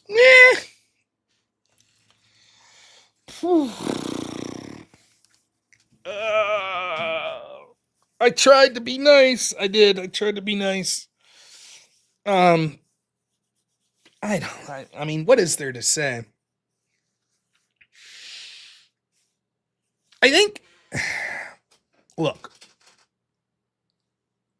I'm trying to choose my words carefully here. I'll just say this to be polite. I don't think she thought through a lot of the positions and like what sort of retorts would be. I think she has a lot of trouble with analogies, and she has a lot of trouble thinking that her subjective opinion is just like a moral truth. It just is. It is correct. It's 2 + 2 is 4. And I think that, unfortunately, that led to an inability to try, like, oftentimes I find the utility of an analogy is to simplify, right? And so it's like, look, you see how you're saying there's no victim in abortion, both sides are happy? Well, we could say the same about, like, the murder of a 1-year-old. And it's like, well, no. We didn't get into, I thought about bringing it up, like, well, what if it's my son and my wife, or the woman I had the baby with, decides to abort it? Am I happy? I say no. But I don't know. Sometimes it becomes difficult, and I do sympathize with Mike because I think, you know, especially once we get towards the latter portion of the debate and then into the Q&A, we're like spinning our wheels a lot. Like we really are. Now, I knew based on hearing her opening statement, I'm actually shocked the debate went the way it did. I thought we'd talk more about the patriarchy and we'd talk more about LGBT and things like that. Unfortunately, it didn't really get there. But I did know that one big point of contention anytime you debate Christian nationalism is define Christian nationalism. So obviously I have my definition and I expect pushback on that, you know. But I came prepared that I had at least a definition from an actual source who claims to be someone who themselves is a Christian nationalist, who has a degree in theology, etc., and was like, well, this backs up what I'm suggesting. And he sort of takes a historical look at it to suggest that's why that's the case. And I was sort of shocked. She was like, yeah, that's Christian nationalism. Once you concede that it is Christian nationalism for Christians to use their faith to help outwardly change culture and law, it becomes very difficult to say that shouldn't be the case. Because it doesn't matter if you're Jewish or if you're Muslim or you're a secular humanist or you're a Christian, whatever, a deist. We all have what we think is a moral grounding. All of us are taking actions based on what we think is good or bad, etc., etc. Some of it's laughable. Like, I'm not a moral relativist, but everybody's doing that, and you can't help it. Let me give you an example. I still like these people. I haven't talked to them in a while. I'll have to reach out to them. The libertarians that do like the non-aggression principle. So when I used to set up debates, on the Crucible, I used to have a debate show where I was a moderator. It was called The Arena. And I would bring on the libertarian. It did not matter what the topic was. Those libertarians were going to bring it back to the non-aggression principle. And it's annoying as shit because you're like, dude, we were talking about insert any topic. And it doesn't matter. They're going to be like non-aggression principle. But how mad can you be at them? Because their argument's quite literally, but that's my moral foundation. Everything that I decide comes from that foundation. And if you're a good Christian, that's probably true as well. Your moral foundation is Christianity. And so when you're like, well, we should structure culture and we should structure our laws, you're going to use your moral foundation. It's inevitable. So the secular humanist and the Muslim and the Jewish person and the Christian, they're all, whether they want to admit it or not, even if it's subconscious, they're making preferences on where they want culture to go and where they want the law to go based on their foundational beliefs, their moral beliefs. So why is it that we only complain about Christians doing that? That's what's puzzling to me. If it's okay for the atheist to say, here's my moral worldview, and I want laws that fall within that context, why shouldn't the Christian be allowed to say, and here's my moral worldview? And if your argument is, yeah, but you don't have the right to ban other people's moral worldview, fair enough. But that's not what I'm suggesting. And if you ask the bulk of Christians, none would suggest it. We started talking about it early in the debate. I'm like, I don't understand who is out there suggesting that legally we should not allow women to leave the house. I mean, other than Muslims. I don't hear a bunch of Christians saying that. So where's this idea come from? I mean, is it hypothetical if you had some Christian dictator that he could make that edict? Sure, but I'm not suggesting a Christian dictator. I'm not even suggesting an official state church. And the problem was, once she conceded my definition of Christian nationalism, she just kept going back to that old talking point. Yeah, but what about, what if you had a Christian leader like a pope or something that was like, nah, my law is the law and that's that. Okay, yeah, I could agree or disagree with that, but that's not what I'm talking about. Yeah, but this is bad. Right, but this is also Christian nationalism, and it's not bad. And you haven't given any reasons why it's bad. Well, what about white supremacy? White supremacy, bad. What's that have to do with what I'm advocating for? Well, and it's frustrating because I don't know if there was an understanding of what was going on in the debate a lot of times. And I'm trying to be super polite about this. But I just don't know. I don't know that. I don't know. I don't think she understood. I just don't. I really don't. And I'm not trying to be insulting. I'm just, I don't know how I could make it. Like, it's like, you're saying this is Christian nationalism. Yep. But you have a problem with this stuff up here that's also Christian nationalism, but it's like worse Christian. Yep. Okay. I'm just advocating for this. And you haven't really told us why it was bad. And she's like, but you acknowledge there's a difference between this and this. Yes. Oh, okay. Right. That's my argument. Yes, there's a difference. Absolutely. Yes, there's a difference. I'm not advocating for this. I'm advocating for this. You haven't given me any reasons why this is bad. I've given you a bunch of reasons why this is good. And at some point, I'm like, now the abortion thing. Why even bring up abortion? One, she brought it up. She talks about women's reproductive rights being important, and Christian nationalism would be opposed to that. And that's good, because that's an actual direct clash. If you had your way, you would be against this thing that I'm for. Great. So who's right? Should we be against this or should we be for it? Great. Direct clash. But you can see that they're just, I don't know. I don't know how to put it. There wasn't much thinking into it. It seemed, if I could be quite honest, it seemed like a bunch of sloganeering. How dare you control a woman's body? That was like the extent of the, well, we have to allow these abortions because You know, what if the kid was going to be born hurt? Yeah, that's a different question. We're talking about in general for elective abortions. And then when she's just like, well, it's just logic. It's just, I mean, I would be even if you nothing, even if you're like a pro-choice person, my guess is the average pro-choice person would say, look, 2 days before the due date, that's a human life. And to just be like, no, logically it's not. And it's like, okay, can you explain that? I already did. I said logically it's not. I don't get that. It's like, that's just your subjective. You haven't given me any logic.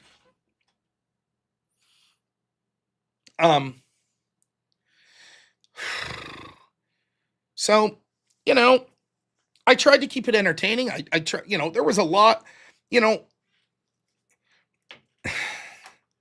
I think there's a lot of ground that we could have got in, a lot of arguments she could have made that would have led to a deeper debate. I do. And I was prepared. I took some notes. I was prepared to go on all this stuff. You know, but we didn't really get into much of it.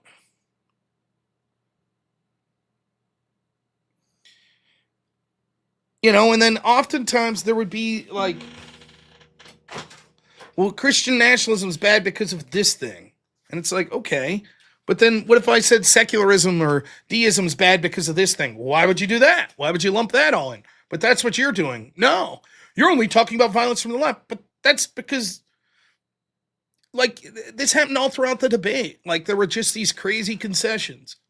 Like, okay, if people are coming to the Western countries because they are, quote, free, and then I have two questions for you. One, can you name one of these countries you consider free that at some point didn't have Christianity heavily involved in their country, culture, and politics? No, she can't. Okay, second question. Why do you think that these countries became free despite their Christian origins, as opposed to because of? And she's just like, oh. So I did try my best. I really did to try to be respectful throughout the debate, while at the same time really trying to hammer home. And then, you know, the parts I was most aggressive, I'll admit, you know, the whole white supremacy shit, you know, fuck all that. I'm tired of that. And I hope that it came clear that that was where I was most aggressive. I'm tired of this demonizing Christians and white people. Fuck all that. I'll tell the truth. That's not where the majority of the violence is coming from. Not at all. And we should be honest about it. And I'm tired of this, oh, but it's socioeconomic factors. No, of course, that plays a part of it. But it's only one part of a greater story. And even when we try to equalize a lot of those socioeconomic factors, we still see that there's more violence coming from the black community. But I didn't just say it like an asshole, right? I made sure to, and someone, if you think I'm wrong, tell me. Of course, even if we take the horrific numbers of violence in the black community, by no means would I impugn that means every black person engages in that sort of violence. And where do you think the black people that are least likely to engage in those violence are? Want to know where they're at? Church. That's where they are. So even with that issue, want to know how we get out of the problems of the horrible culture of violence in the black community? Christ. That's how. It's not going to make it perfect, but it's certainly a step in the right direction. So even on that issue, to reject Christianity and the ideas of Christians pushing for their faith to involve in culture and in politics. So I wasn't just being an asshole like black people were the worst. I gave a solution, and there was just no interaction. Just like, all the problems in the world are because of white people. There's Zach Gelpy. At least she didn't say Jews, right? That's what I should have said. Come on now, it's not white people, it's Jewish people. Ask my friend Zach Gelpy that's throwing it. But it's like, get the fuck out of here. I'm so tired of it, man. I'm so tired of making excuses. Our forefathers built the best fucking societies in the history of the world, and I'm tired of pretending it's not the case. And I'm tired of not having pride in that. I'm fucking proud of it. And I'm tired of pretending it's not the envy of the world and people are trying to come here because of that. Fuck you. You ought to be saying thank you, is what you ought to be saying, not to me, but to my ancestors. Sure, there were actions that were taken that were poor. Show me the society where that wasn't the case. And that's the other thing, right?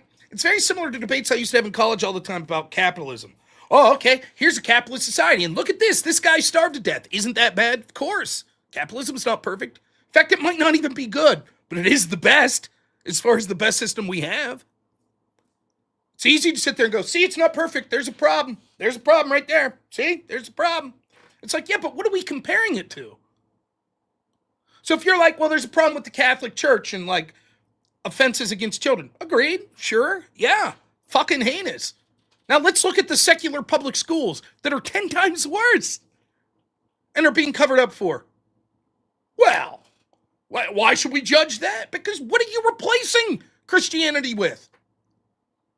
We shouldn't be able to, and it's constantly frustrating because it's like, if you're comparing like capitalism against utopia, I guess utopia wins. But there's a problem. We're never going to get utopia. If you're comparing Christianity or Christian political systems with utopia, yeah. But wait a minute, Rob, your system isn't perfect. Agreed. Isn't it true that people from Christian societies do bad things? Yes.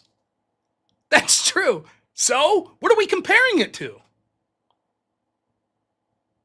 And then, the two questions from the super chatters that I got a little animated about. The question of, well, Jesus says, help the poor and the downtrodden, and that doesn't mean open borders. I'm almost 95% sure the person that was posting that shit isn't a Christian. They always do this. Oh, Jesus says, turn the other cheek. And Jesus says, you have to help the poor. So we have to have open borders. And you're not allowed to get angry. And you're not allowed to raise your voice. And you just have to sit there and take it. And Jesus, you're not supposed to get involved in the political system. Jesus wouldn't like that. And so you just sit there. And we're not Christian. But just sit there and leave us have all the power. Be gone with you. Your opinion means very little to me. To the extent that that person is a Christian, I'll guarantee they ain't living their life by those precepts. You think they're opening their home up to everybody who has a dirty cloak? Of course not. And then the other question that kept getting beat home, and this is a question here often. Well, if you're against abortion and murdering babies, well then, why aren't you putting up all your money? What sense does this even make? And I tried to use it as it's like sort of the sin of omission versus the sin of actually doing something, right? There's a better way to phrase it than that, but my vocabulary is not that good. So the idea is this, right? There are passive things that you could criticize me for not doing. So it's like, Rob, you didn't do X. Rob, you didn't give to the poor. There are times where you could say that's bad, that's immoral, okay? But that's a different level of, Rob, you did something bad.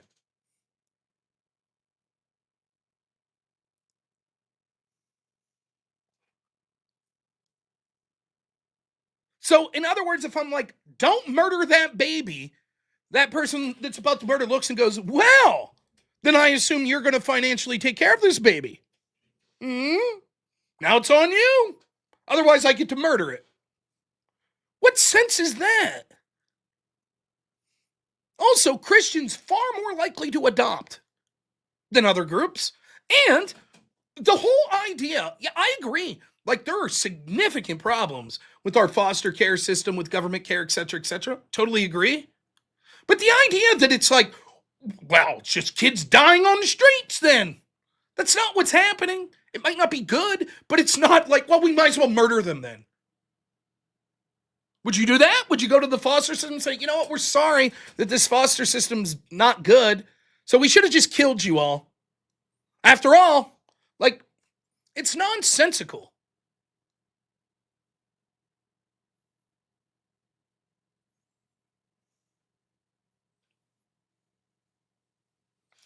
And what's the impulse that these people are, what's the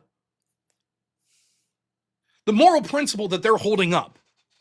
Well, a woman's right to choose. You have the right to choose what goes into your body. Really? Draw a fucking Venn diagram of the people that thought you should be forced to be vaccinated and the people that say you have a right to choose. That was different, though. That affected them.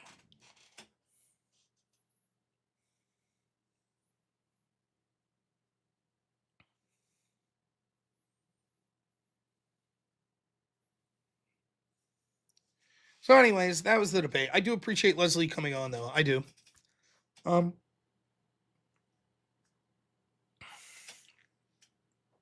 Super chats. Before we get to them. Ugh. Said heartburn there. What the hell was that about? I am going to go to the restroom. So we will play a song on my way to the restroom. Oh yeah, robnoerr.shop. Look, I got an ad for that. All your merch needs, hats, shirts, hoodies, robnoerr.shop.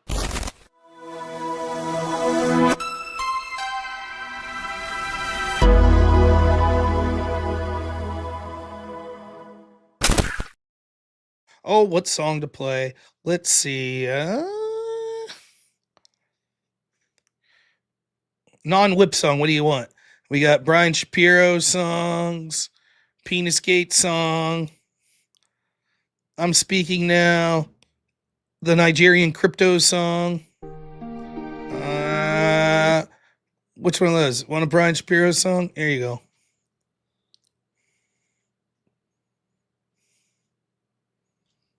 I'll be right back. Hey, Rob. All joking aside, you asked to debate me again just last week. I laughed. I brought you up to Michael and Jack, and they had no idea who you were. This is why I debated Alex Stein instead in Phoenix. We sold out tickets.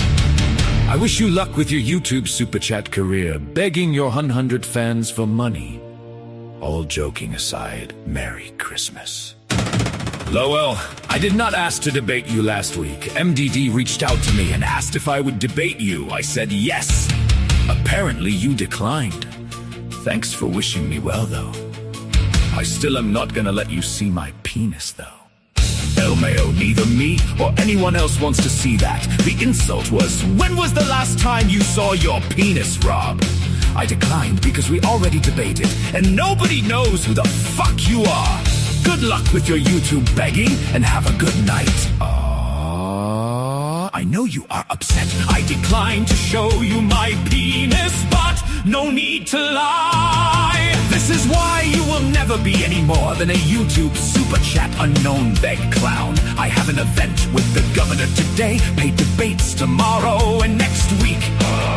You have the same 100 listeners who you will beg for donations. Good luck with that and your amazing career. I will never be known because I pointed out you are lying about asking to see my penis. Great talk, Rob, one day. You might take those Andrew Wilson simp knee pads off. You are invisible and irrelevant. I have work to do. Mute. Don't project just because you are obsessed with seeing dudes' penis. But I understand you need to get back to work. More women to send harassing DMs to, I suppose. Could be, or could be getting paid for speaking engagements and debates. I have only been doing scheduled debates outside my show for 6 months, and I get paid. You have been doing this for a decade, and nobody pays you. What does that say about your YouTube begging career? Hell no, bye-bye, Rob winning! Wow, you are impressive! Still not letting you see my penis, though. Hey! Brian Shapiro, I should have played this before we did it. This is my all-time He favorite. harasses women in messages, has a weird infatuation with men's organs. He's a syndicated radio host, and it's all about respect. He's Brian Shapiro. Yeah! All right, let's read some super chats. Left-handed assassin, way from the beginning of the night. What a Chad, $5. Thank you so much. Truth Revolt TV, $10 says, just check the Kalshi markets. Looks like you're going to destroy her. That would have probably been a good bet. Blasterbot, $3.57. Says the real goal is actually 3 minutes 7. AJ Noakes, $5. Thank you. Says, cheering you on as always, Rob. Midgets versus Pee Wee football is awesome sauce. Easy yes for that pay-per-view package. Yeah. I didn't know if that's what other people called it, but it was midget football and then Pee Wee football and then Mighty Mites. That was the H-Man, $5 says, don't think I'll make it back for any of the debate, but long live the great nation of Normandy. Thank you. Naughty Germ, $5 as always. Thank you so much. The great Robert Whaley gives 10 memberships. Thank you. Really appreciate it. Blasterbutt, 20 memberships. Thank you both. That's incredible, Blasterbutt. Thank you for the 20. AJC, $10 says, Rob, she's speaking now. Just tell her you're vibranium. I knew that's where my audience would go. I have nothing to say about that. Truthful TV, $5 says, who thinks she's going to pull the Kamala? Excuse me. I'm speaking right now. She didn't really do that. She did ramble on, but I also ramble on. So I don't know if you noticed at one point, like 30 minutes into the debate, where Mike stopped me and I was like, now listen, she got to talking a great chunk. And I'm starting to realize, because I do like to like ask a question and get a response and then respond to that. But you start to fall into this trap sometimes where you ask a question and then you ask a 20-second question and then they give a 2-minute response. Then you ask another 20-second question, they give a 2-minute response. At some point you got to be like, okay, I'm going to speak for a chunk here. You know, so also Mike was like, well, Rob, you controlled this first half of the debate asking questions. Technically true. I didn't mind responding to her questions, but you can see it never really went there. And like, it was troubling because the questions I was asking, it was sort of either a lack of understanding or just a lack of answering straightforward that drags things out. But anyways, Mechanical Mike, $20 says, nice job on the subs motion part. Thank you so much. Yeah, it's obviously we're talking about, I know they say they don't like you to say this word, but I said it a million times, abortion is what he's referencing there. You know, I think that, you know, I explained my reasons, but when it was a direct clash, it's something that she supported, I disagreed with. She's blaming Christian nationalism for attempting to end, in my estimation, the murder of millions of children. I think that's a good thing. So, AJ Noakes, $5 says, another W for you, sir. Witnessing a class act and how you treated a novice. Nothing but respect, Rob. Thank you, AJ. I appreciate it. Blasterbot, $5 says, she is so generous with others' property. Well, that's a big pet peeve of mine with a lot of left-wing people. Christopher Scott, what's up, man? $5 says, got the whatever chick now. Her got go for the hat trick. Got the whatever chick now. Her got go for the hat trick. Oh. What's her name? I know who you mean. Yeah, I would debate her. Buddha Customs, $5 says, Rob, she's still speaking. Hush your peasant white Christian nationalist. The Black Queen is still speaking. W. Rob, not one step back. Thank you, Buddha. Joseph Newton, $20 says, Michael Jackson supposedly was burned and disfigured in a Pepsi commercial years before his death. According to the conspiracy theory, Michael Jackson was replaced and Dave Dane is the real Michael Jackson. All right. Dave, says Joseph Newton for $5. Okay. A SAG, $10 says, to Steelman, she's okay with Christians advocating for changes in culture and laws unless they actually achieve any success. Then to hell with that. That's what it sounds like, and that's exactly what Circa's argument was as well. I don't know. GG, $2 says, the Canadians are not sending their best. Blasterpop, $5. Thanks, man. Says, I think she went to college based on how she argues. I can hear so many grievance studies arguments. Wow. Yeah. I've experienced it as well. Flair Riot, thanks for the $2, man. John Rock, $2 as well. Says, thanks, Rob. What the fuck was that? Set this to MMD. Oops. Yeah, that shit happens. Thank you, though, man. Christopher Scott, $5 says, so if the colorblind can't properly see stoplights, should we change stoplights? They're a portion of being affected by them.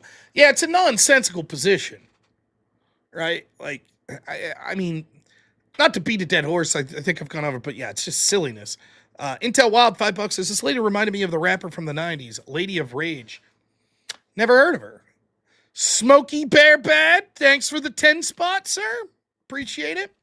Flair Riot, $2. Thank you, man. And then look at this absolute legend. Sniper Ice Shadow, my good friend. 50 memberships donated. What an absolute Chad. Thank you, man. Really appreciate it. Wonderful Lee, $2.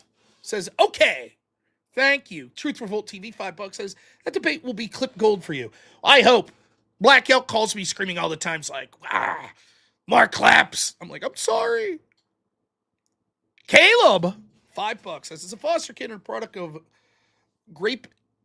Thank you for making her sound dumb. Thank you. I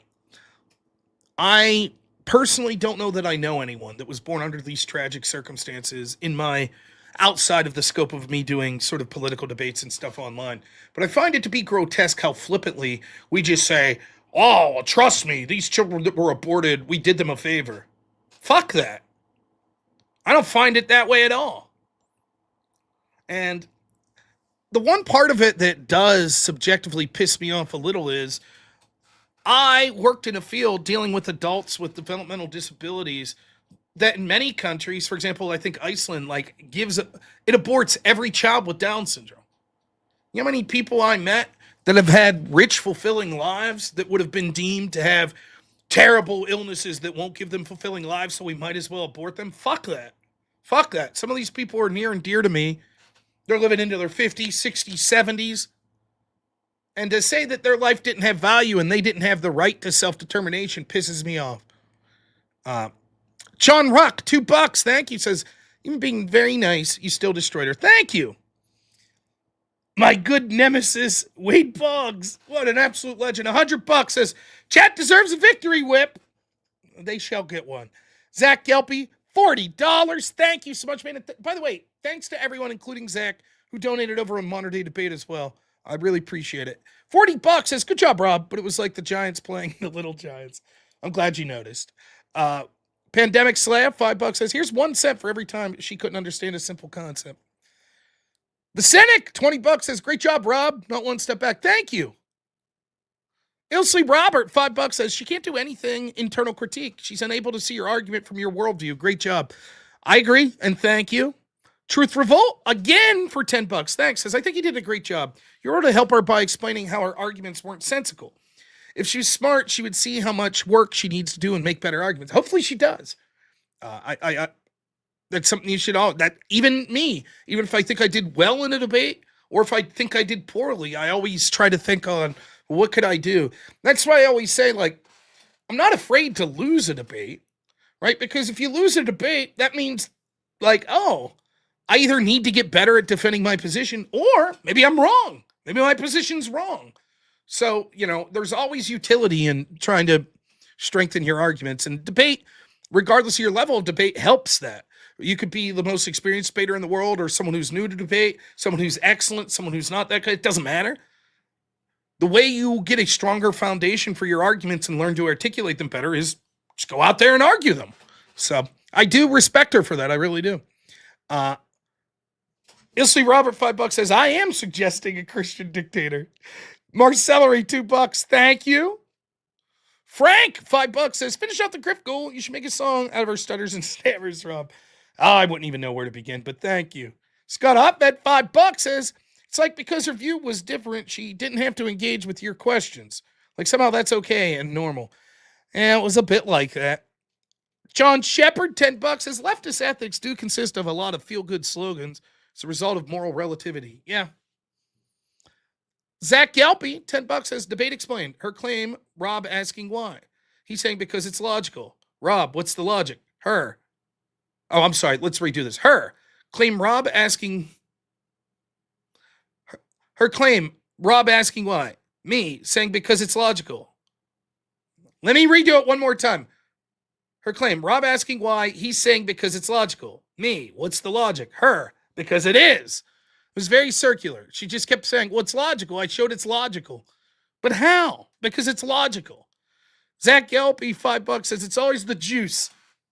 Particularly orange juice. Those damn juices. Thanks for the $5. Truth Revolt, $10 says, a good counter argument to, well, if you don't like it, why don't you give your money or adopt them would be, well, if you're against trafficking, why don't you adopt all those kids? Yeah, but they're not. But yeah, you're right.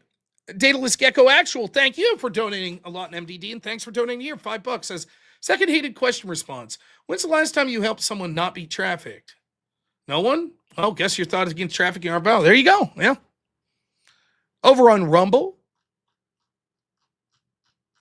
Bree, $5 says, Rob, my distant cousin from Katanning, I thoroughly enjoyed a debate. Even though the topic is not in your wheelhouse, I think your debate was an easy W for you, not one step back. Katanning, huh? I'm very familiar. Katanning's the closest place for me to get Kentucky Fried Chicken, so very familiar with the town. Rob, she didn't contend with my argument. That's all I'm saying. That's true. Bray again, $5 again. Thanks. Says, excellent job, Rob. The Q&A was excruciating because of her lack of logic. Was her justification for rule of law? You want to do a shot with me? If so, chat can join us. Saliente. Oh, I suppose I could do one little drink. And chat wants to join. Now, Amber, it's your argument. The obvious answer is she doesn't believe in heaven. Yeah, right. So, no, the kids don't go to heaven. Like, she's going to be like, no. Cheers on the victory, though, yeah. Big Chief. Oh, it was fun. You know, also I want's political debates. You know, and I keep getting offered these, like, Christian nationalism stuff. And then I know how it is. People, well, what about this verse? What about this verse? Yeah. And then I also saw someone, I thought there's, like, it's amazing to me how many people, like Dunning-Kruger will just, like, proudly say something. Because towards the end of the debate, I didn't read the chat the whole time until, like, the very end. I went over to Modern Day Debate because I was having trouble hearing Mike. Yeah. And then they were saying mute and shit. And I was like, oh, okay. And then there's a couple people over there that are like they're saying stuff like, oh, Rob admitted that his morality is subjective. No, you dolt, for the sake of the argument. Like, I don't understand how people, like, don't get that. Like, if I said, like, okay, for the sake of argument, let's say I was a millionaire. There it is. Rob claims he's a millionaire. It's like, no, you idiot. I thought you were really well contained. True. So I thought you did fantastic. It's crazy that they weren't following along with those hypotheticals at all. The fact that she got the breakfast question amazed me. I was like, I did. I was like, but she nailed it. Yeah, she got it. They all kind of dumb questions that. I'm like, yeah, there you go. But yeah, it was, it's something, you know. And hey, I'm happy that I was the first person she debated. So chances are the next time she debates, it probably won't be someone as experienced unless she ends up debating Rachel or something.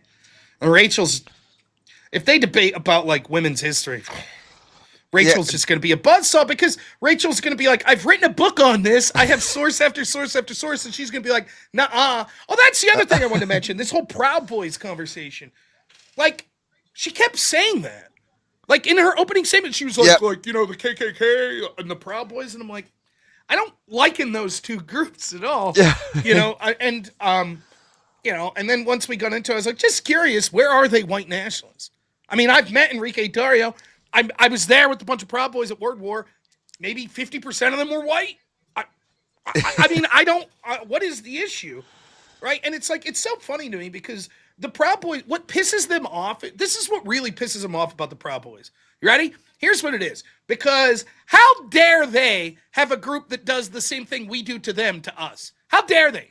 Antifa should be allowed to come and beat the shit out of conservatives anytime they do a rally.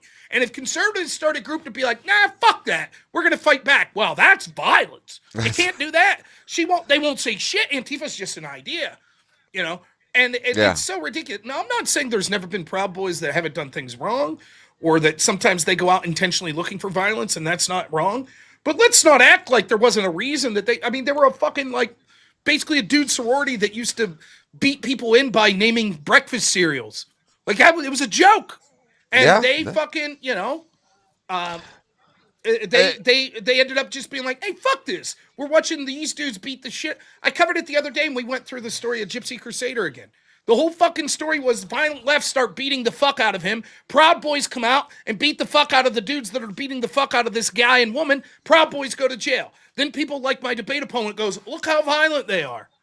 And it's like, show me the Proud Boys just beating the shit out of random lefties walking out of a building and shit.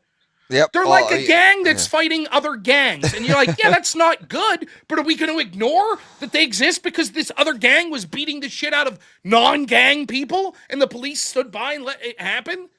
And so it's like, I always get like a fucking like, what is it about the Proud Boys exactly? Go ahead. Tell me exactly what you have a problem with them. Right?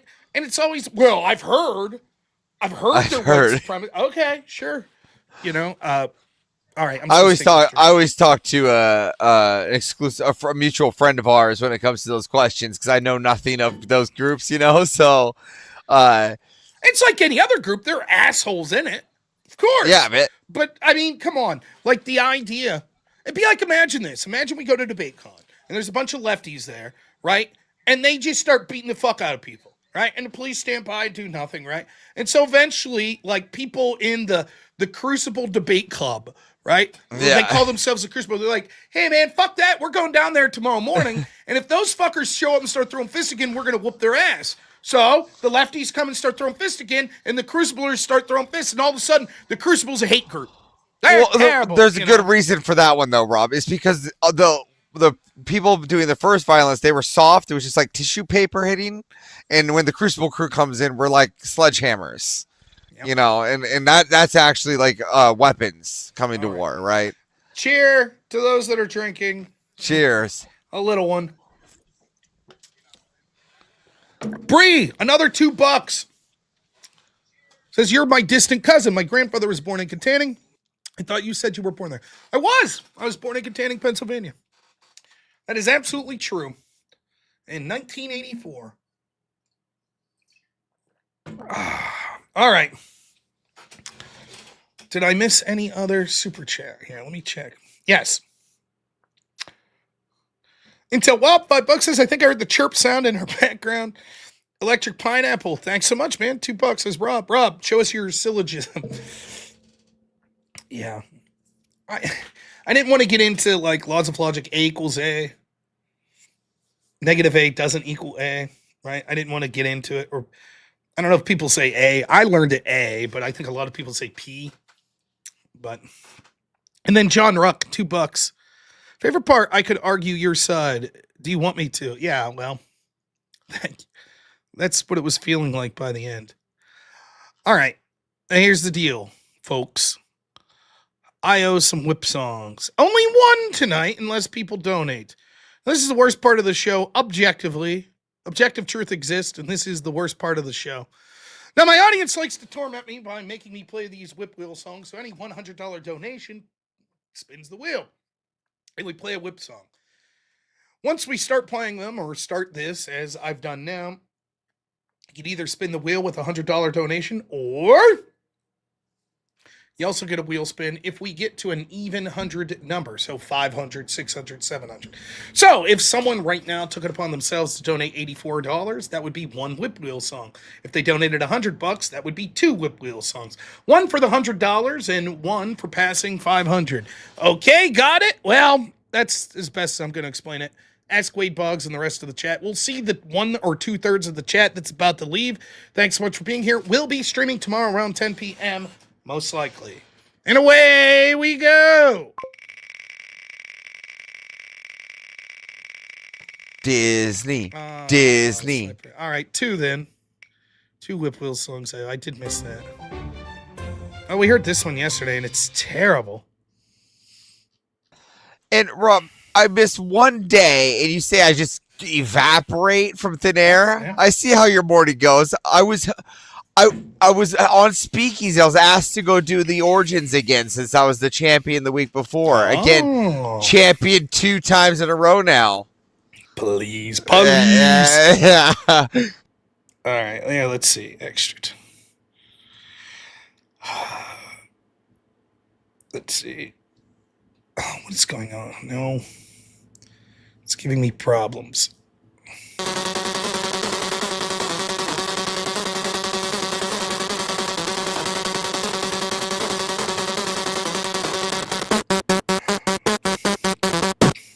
Where there's a whip, there's a way. Where there's a whip, there's a way.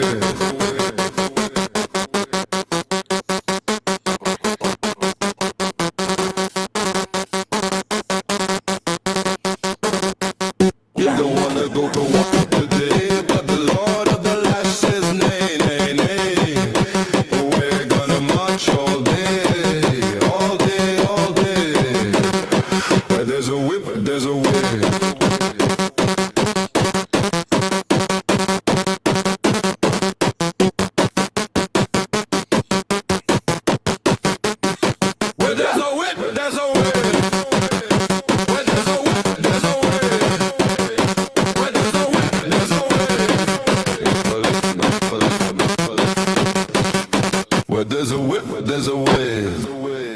crack on the back says we're gonna fight. We're gonna march all day and night and more, for we are the slaves of the Dark Lord's war.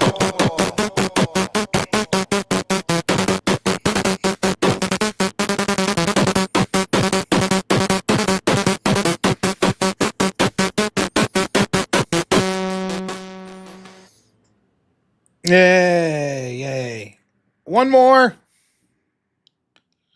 Thanks to the great sniper. He did donate 50 members. It could be Disney.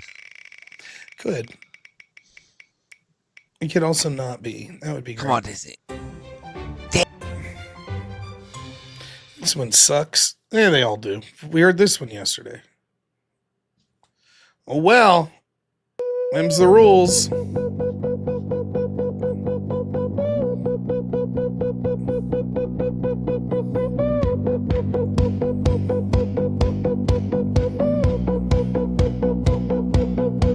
Where there's a whip, there's a way.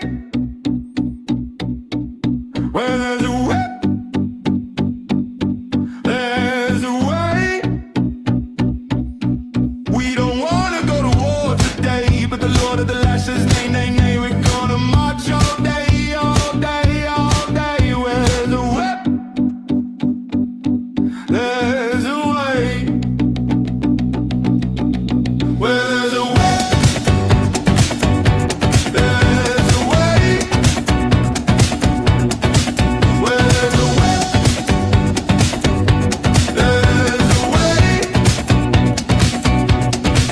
Where there's a way, left, right, left, right, left, right, left, right, left, right, left, right. There's a way, left, right, left, right, left, right, left, right, left, right, left. Where there's a way, left, right, left, right, left, right, left, right, left, right, left. Crack on the back says we're gonna fight. We're gonna march all day and night and more. We are the slaves of the Dark Lord's war. Where there's a whip, there's a way. Where there's a whip,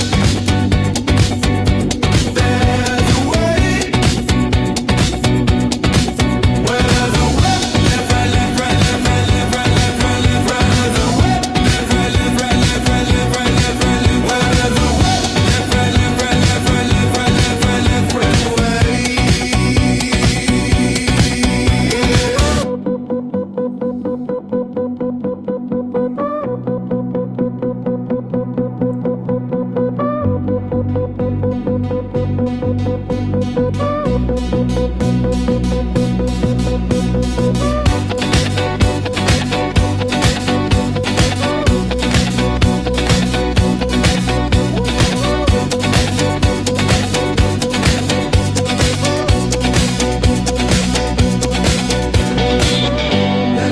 Left, right, left, right, left, right, left, right, left, right, left, right. There's a way. Left, right, left, right, left, right, left, right, left, right, left, right. There's a way. Left, right, left, right, left, right, left, right, left, right, left, right. Day. Where there's a way. Left, right, left, right, left, right, left, right, left, right, left, right. There's a way. Left, right, left, right, left, right, left, right, left, right, left. Where there's a way. Left, right, left, right, left, right, left, right, left, right, left, right, way.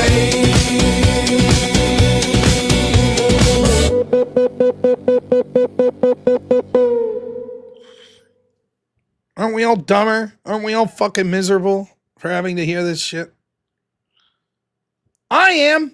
I'm miserable for having to hear it. Mercifully, though, appears we've come to an end. Oh, my goodness. What a night. I hope you all enjoyed that debate. I did. Despite everything, it was fun. So, there you go. You know what's funny, too? I'm not a big... Hey, what's up, Max? Not a big fucking Christian nationalism debater. Maybe I should be. I've yet to debate anyone. I mean, surely there's someone out there that more prepared. You know? I don't know. I don't know. Thanks. I'm glad you guys enjoyed it.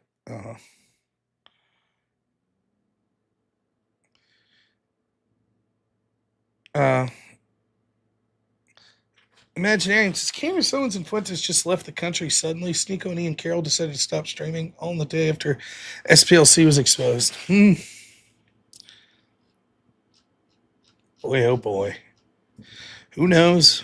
I'm not willing to point the finger at anyone yet. I think that obviously there are people that took that sort of money. But I'll do some digging. Bree, thanks so much. $5 over on Rumble says this one's for Avarice. I've been watching him on Speakeasy's channel. By the way, Mr. E and Speakeasy have no problem pronouncing my name correct. God damn it. It rhymes with rye bread and not brie cheese. Love you. I thought that I fucked that up in the past because I would say brie is what I would say. But then I was like, I think I said that and he corrected me. It's brie, but it's brie. Okay. Well, there you go. Thank you for the 5. Who is on that we could raid over? Thanks, Max. I'm glad you liked the debate. I had fun. Who can we raid? Now, I thought Andrew was going to be doing a debate prep stream, which I was going to join him, but he's not on, is he? I don't see him on. So I can't really do anything with that. My computer's being very clunky, though. I see Speakeasy on, Teriak on, We'll just do horseradish, Marte. Speakeasy wins. All right, Speakeasy it is. Rob, it is about respect. That is true. Brian Shaprio told me that. Who's that? Brian Shaprio? Who the fuck is Brian Shaprio? I'll tell you who that is. He harasses women in messages, has a weird infatuation with men's organs. He's a syndicated radio host, and it's all about respect. He's Brian Shaprio. Oh, that Brian Shaprio.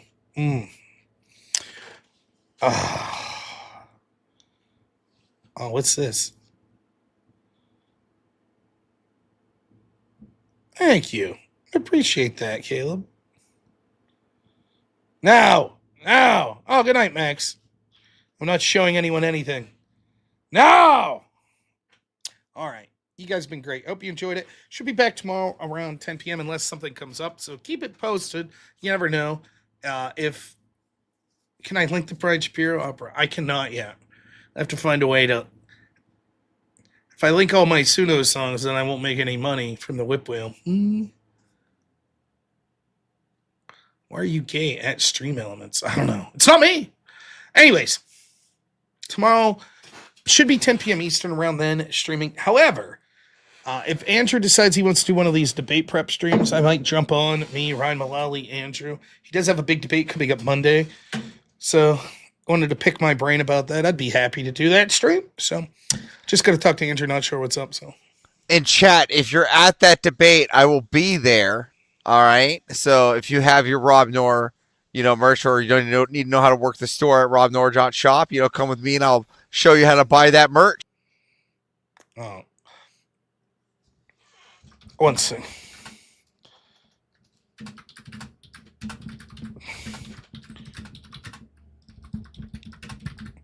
Boop, boop. Oh, Intel Wild, thanks for the 5 says, rest in peace, Charlie Kirk. Shake my hand. I hear you, man.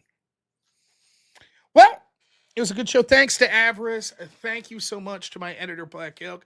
Thank you to my opponent, Leslie. And thank you so much to Big Mike for moderating the debate. I thought he did a fine job. Look, it's not perfect in my perspective because I would always want to talk more. But you got to draw the line somewhere, and we're both talkers. I thought he did fine. So no complaints whatsoever. It's good shit. Modern day debate in general, thank you so much. Thank you to all my moderators who are amazing. Thanks to everyone who donated, everyone who chatted, everyone who watched the debate, gave a thumbs up, or didn't say anything. I appreciate you all. We're going to raid over to Speakeasy, so make sure you tell him I said hi when you get over there. I think he's having some sort of debate panel. So check it out. Take a moment, as we had some fun tonight, at least I did. I hope you did as well.